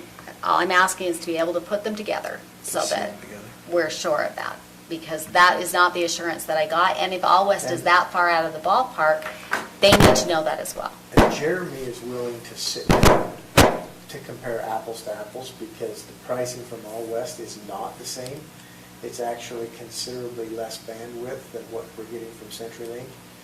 But he's willing to sit down and look at what does that really mean. You know, is CenturyLink's bandwidth not as good as what you're going to get from All West? So he's willing to continue that discussion. And I don't think Jeremy cares which one we go with, as long as it works good, as long as the council's willing to foot the bill. And that's really the point for the whole community, and that's, I think you're absolutely right. We want equivalent service at a minimum. But I would like better. that would help the county building, but is that saying if we did that, then they extended everywhere in the county? What they're looking And for, what what she's time talking frame are about we is talking about? they're basically looking for this anchor business that they've got a 3-year contract with that makes it worth them putting out. They had already, And they will risk picking up the residential customers and the small home businesses and that kind of stuff after they know they've got some bigger fish on the line and willing to go with it. And I wish he would have stepped out, because now's when we need him to speak Yeah. for himself. Other expenditures that you would need tonight? Boyd, from your list, what is urgent? So, the HVAC system in the station is urgent, and here's why. These are your frontline people. These are the people that you ask to volunteer and go out and deal with these kind of patients. So when we're coming back to a facility that doesn't have good HVAC system and a good HEPA filter system, and as you know, we don't know what this virus does. I'm with the health department once a week, and they're telling me that they're not sure what this virus is even going to do yet. That includes traveling in the air. yeah, I'm with you on the HVAC. Although I am hearing that it is actually, as people, it's warmer and people are going indoors and it's circulating indoors. Maybe we'd all be better to move our desks to the parking lot. It's a little warm. Lighting for the pod, if you want to wait on that, that's fine. Training room, so we've always had the training room downstairs, and it's not real big, it gets super crowded, so we actually went upstairs, cleaned it all out, and moved everything upstairs for the training room. It just needs a few things to make it more usable, so I think that's very important. We should be able to keep 6 feet apart. We're going to go from 500 square feet to almost 1,200 square feet when we move that upstairs. So I think that's, and it. You can't do that without air conditioning, right? There's no way you could go upstairs without the air conditioning. No, absolutely not. You die there. Yeah. How does that address the egress? The egress is something that could definitely fit into that too. They also talk about taking an existing facility that you have and upgrading it. Yeah, and so that's listed in fits both into of these that. documents as eligible expenses. I don't think we'll have any issue with justification on that, especially it's both our EMS facility and will be our point of distribution facility when the time comes. We just would need to pull off completion by November or December? December 30th. Right, that's why we need Correct. to move on this. So we got to move on It's gonna take those a bit. projects quickly. You would replace the whole facility? No. It's like, Just this is to going to be. upgrade the HVAC and. Would you put a ladder out the second floor for, is that what you're talking about, egress? It's like one Set of of the stairs. One of the, Yeah. Yeah, a set of They're gonna exterior follow the stairs. firefighters. so fire stairs out, one of your windows up. Was that included in that cost already here, that No, 12,000? that is not included. Okay. So I can find out how much that would be. I don't think it'd be that expensive. So the LifePak defibrillators. So next year they will be obsolete, so we're gonna have to buy them anyway. But the good news with that is I put in for an EMS grant this year, and I just got news that we got it. It's $60,000, and that will pay for our LifePaks. Okay. The one that I was having a hard time with was the defibrillators, because Right. that's not So necessarily. do we want to remove those from We can this? Take that off. I couldn't quite get my mind around that one. Yeah. So the Lucas machine is a manual, mechanical chest compressor. So what this does is it keeps our EMTs farther away from the patient because of aerosols. If a patient is, if we're doing a cardiac arrest, our protocols now is we can only work on them for 15 minutes. After that, we have to walk away, where before we work on them a lot longer. But with the Lucas, we can actually do it longer, do it safer, and that's how they want us to do it now. All the hospitals are saying, if you have mechanical, that's preferred. Another thing is, like I wrote in here, we did have a patient that was 34 years old, he's right in the city. We used a Lucas from Roy Rescue, and they placed it on him, and then we read the report later, and the Lucas actually did 3,400 compressions for 45 minutes. So that's pretty typical for us, because we don't have a hospital here. There's such long transports for us. And you can't do CPR that long that it's going to be sufficient enough to sustain life. And I've looked at these Lucases for a long time. It totally fits in the description that they say we can use this for. So it would just benefit the community just substantially. So I think that's something we could move on like right away. So how do you, I don't mean to be a negative, but how do you justify that as far as one of these expenses? Because they're telling you, so before COVID, Okay. we could do CPR without even masks. Now with COVID, they don't want us doing much CPR at all because we're too close, because they're aerosoling, and there's really no good way. Can you tell them what aerosoling means? Yeah, so aerosoling is when the volume of air comes out of your lungs and it picks up saliva and spreads. So every time you press on their chest, Right, it's a constant. It's not just us breathing in and out, it's pushing that saliva out. So it's just everywhere. So where COVID is, any cardiac arrest is considered COVID, then that's what we have to do.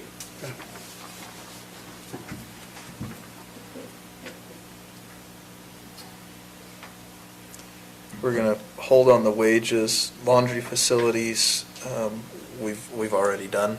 We reimbursed. We'll reimburse ourselves on that. So I used the money that we had budgeted for to fix the water tender, or to update the water tender that we have. So we wasn't able to update the water tender, so COVID, this relief money will reimburse us for that, and now we can actually get the water tender done this year.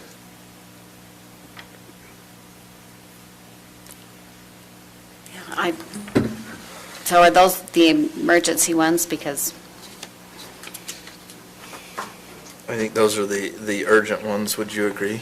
Yeah, Okay. like the lighting that would be good for the pod, the marquee, the LED. you guys are a marquee. lot more optimistic than I am over getting a immunization for this in the next. I honestly think that's the only way we're going to stop this. I do too, but I don't think we're going to get it between now and December. Probably not, but we need to be proactive and be prepared for what happens, so we can look like. Okay, Boyd, you get me one article that says they're going to have immunizations by the end of the year, and you can have your pod. Yeah? For my vote, I didn't I'm hear not the speaking for the rest of you, I but didn't hear the I've end of the been year, but I did watching. hear the late winter and into the first part of the year today, and next year.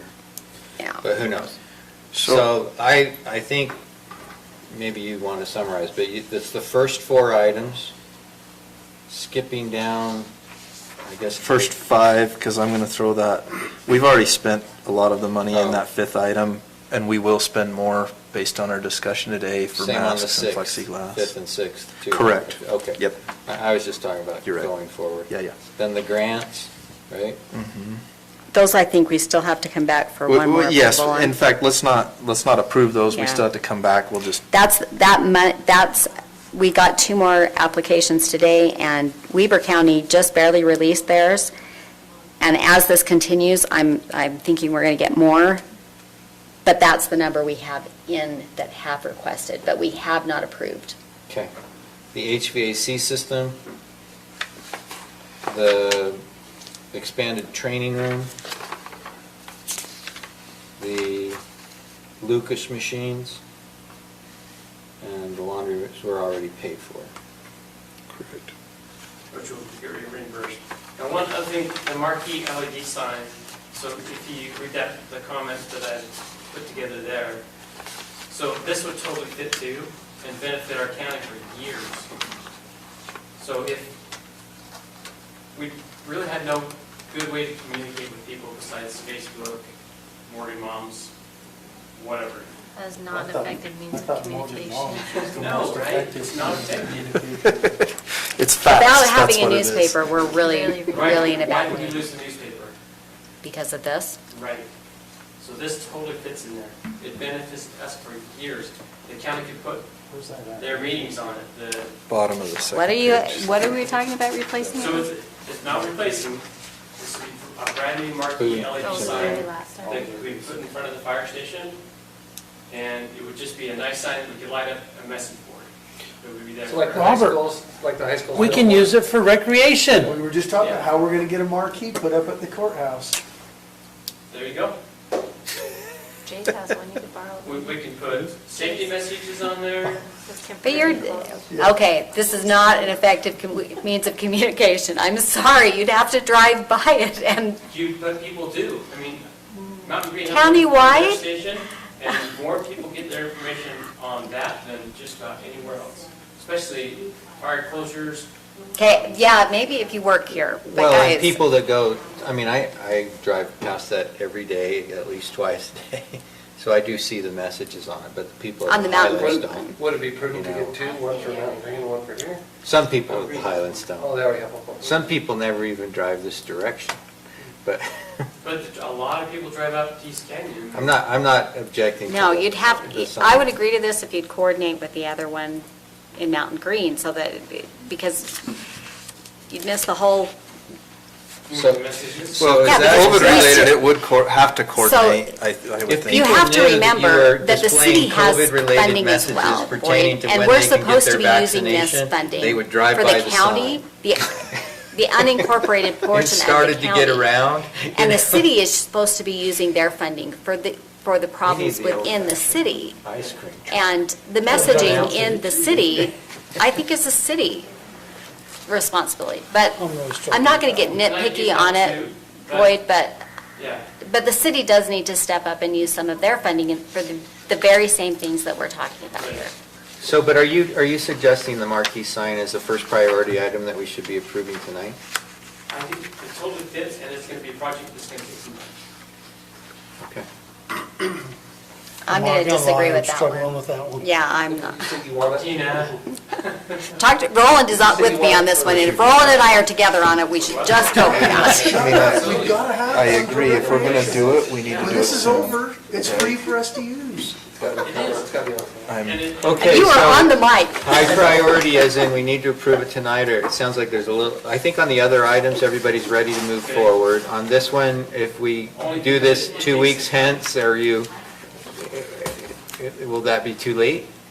From my 2 weeks is perspective? fine, Okay. as long as we keep moving forward. No, and say- well, So we ought to keep I'll moving request forward this with all as these, another frankly. agenda item, probably for the next several meetings, Mm-hmm. just so we can go through this again, but I also want to point out, so we added everything from our wish list, including almost $500,000 in salary, and our total was 1.4 million. So we still have cushion, even if we did every single thing on here, there's still cushion. That doesn't Correct. mean I am advocating spending every single dime, I'm just pointing that out so that we're not thinking, And that would be a great approach if they had just given us the money and said, don't worry about telling us. correct, exactly. And that's- And again, I'm not, Yeah, and that's, Boyd, one storage system I can get behind and justify. I can't do two. You guys have got to decide which one you want. Which one's what? Which one of the storage systems do you want? Do you want the trailer Oh, or do you yeah. want, We had- the container? But I can't do both. I think the container would be excellent. Okay. I'm fine with that. Do you have the direction that you need for this matter? I think we just need to take a vote on these items. Is that okay? Yeah, so did you guys hear the list of items that I went through? I did. Well, yeah, but I didn't hear a storage container anywhere in there. The Well, we're not storage doing it container yet. wasn't tonight. It's just Oh. on the list. Oh, okay, got it. My I advice just was went through the just ones that we choose went one, through. because there's two on there. So for tonight, Yes. there's the server upgrade, there's the laptops, there's the MiFi internet, there's the one COVID buster, there's the COVID mitigation in items 5 and 6. There is the HVAC and UV lighting system. There is the expanded training room expenditure. There is the purchase of the 2 Lucas machines. And then, I guess, using funds to reimburse for the laundry Yeah. thing. And the training room, right? Okay, The but training room was in it, Yes. the thing you need to add on the training room is our egress. Yes. inclusive of stairs. I'm gonna note Egress that from the here. second floor. On behalf of the building itself, are you worried, is it something you would want to start going on HVAC here for this building and get that ordered or get going, or should that wait 2 weeks? I'm guessing. For this building or for Yeah. that? That one we're doing today, but are you thinking of doing it in this building? And if so, would you get started on it or wait 2 weeks? I'm just, That's a great question, Were they- and maybe Did we they need to request have it for that. this building? Do we have a bid? We don't have a HVAC? request for that, and maybe we need to discuss with Brett and see what his thoughts are. What are, you're over this facility. We have a new heating system that we put in just a few years ago, but it's all hot water boiler system, so it's not circulating air. What about the air conditioning system? They're all individual in each office, so they're not circulating air. So there's probably not anything we could really do on those. I don't know how you would put it in this building. That's one of the reasons that they had talked about doing a new building, is to upgrade those type of things. It's so Yeah, that's, difficult. you know how I Now, feel about the that. other area that we've talked about HVAC, and it's on this list, is for an emergency operations center at the search and rescue building.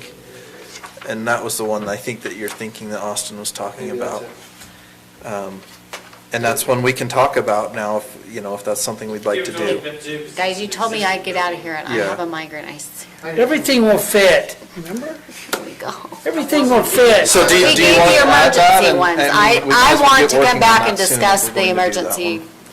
Fine with everything. that one. Okay. Let's go with those, and let's go. All right, so I'm going to make a motion here that we approve the following expense items to be paid for from CARES Act funding. And as part of this, I'm also going to request that we include these documents with those receipts and such. My question is, how do we get this in our packet? It is. It is.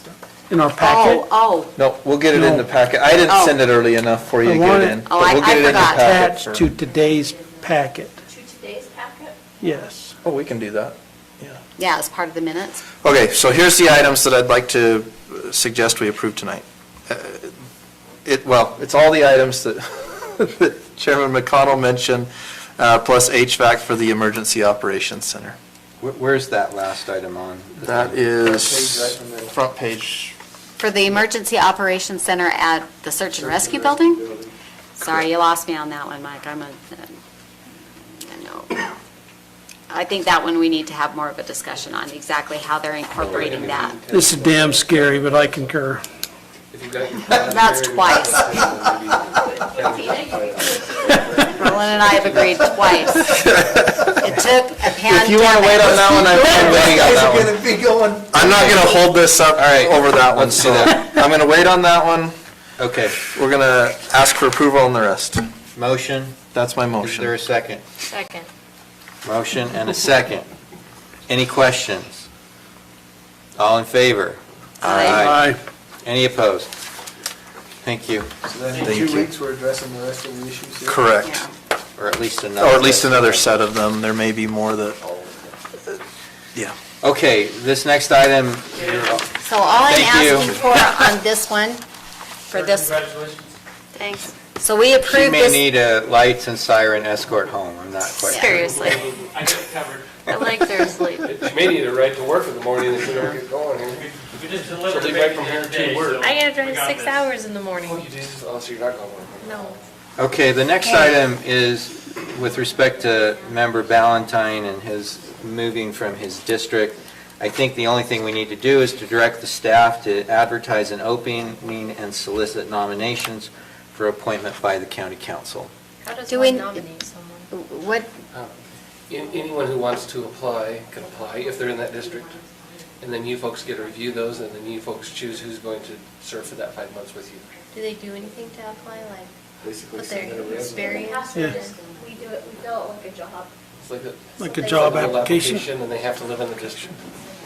Stacy, do you need anything further to follow up on that directive? He's done it. Thank you. That one's done. Member Cannon. okay, so we approved this list of who serves on the County Economic Development Advisory Board in our last meeting.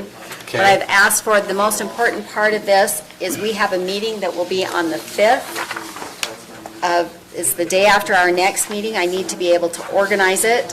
So the third page are those appointments for specific names.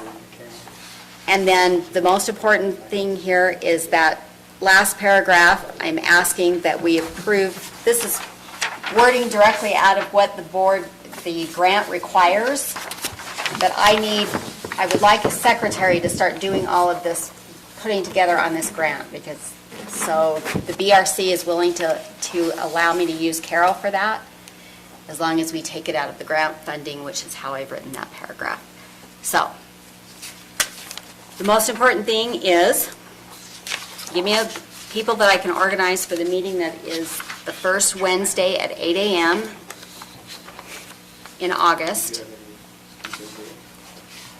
And a So- secretary to help me bring it to finish the grant request. So are these individuals, are you saying we approved all of these specific individuals? No, Or that's what you want us to approve? Yes, tonight I need the individuals. We approved the list of 9. So 5 of them are required by the grant, and the 4 that we added, based on the wording in the grant, you can add. Okay. So is the only question here, well, I guess anybody can ask questions about the people who are on this list if they'd like to. And then the first one is either Tina or Mike, is that what you're saying? One of us can vote, but I'm not letting Mike off of economic development because it's too much freaking work.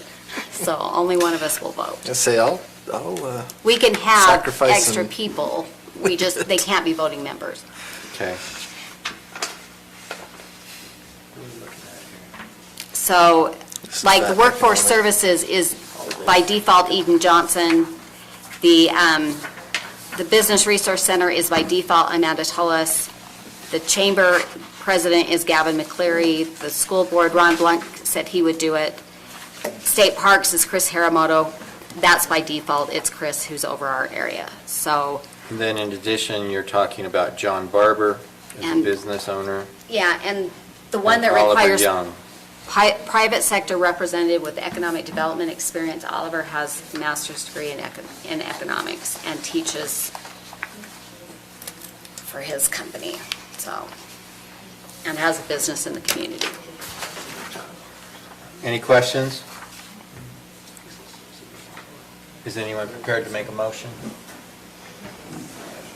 Chair, I would make a motion that we approve the names for the Morgan Community Economic Development Advisory Board. Is there a second? I'll second it. Any questions on the motion? All in favor? Aye. Any opposed? Nay, I can't be going off that one. Sorry. I would have been surprised, Roland, so that's good. Okay. Mr. Chair, I move that we adjourn. Wait, I think we need one more motion here. Oh, I'm sorry. So can I You use? need the motion with respect to your secretary Yeah. and utilizing. Yeah, and using the BRC for my secretary. I'll move that we utilize the Business Resource Center secretary to be paid from the grant funding, for economic development grant funding. Second. Any questions on the motion? All in favor? Aye. Any opposed? Oh, nay. Okay. And Member Kilmer, your item is being moved to the next agenda. Okay. All right. I'll move we adjourn. Please. Okay. Let it be written. So let it be done. Thank you. Ooh, thank you. Oh, goodness. Is that what that's called? My goodness. Can't stay for that long. My legs start to cramp up. Earned your money tonight, huh?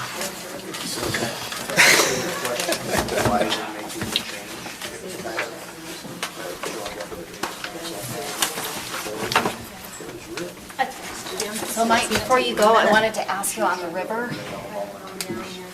She said it's gonna take him a minute. You talking about that email from Ken Singleton?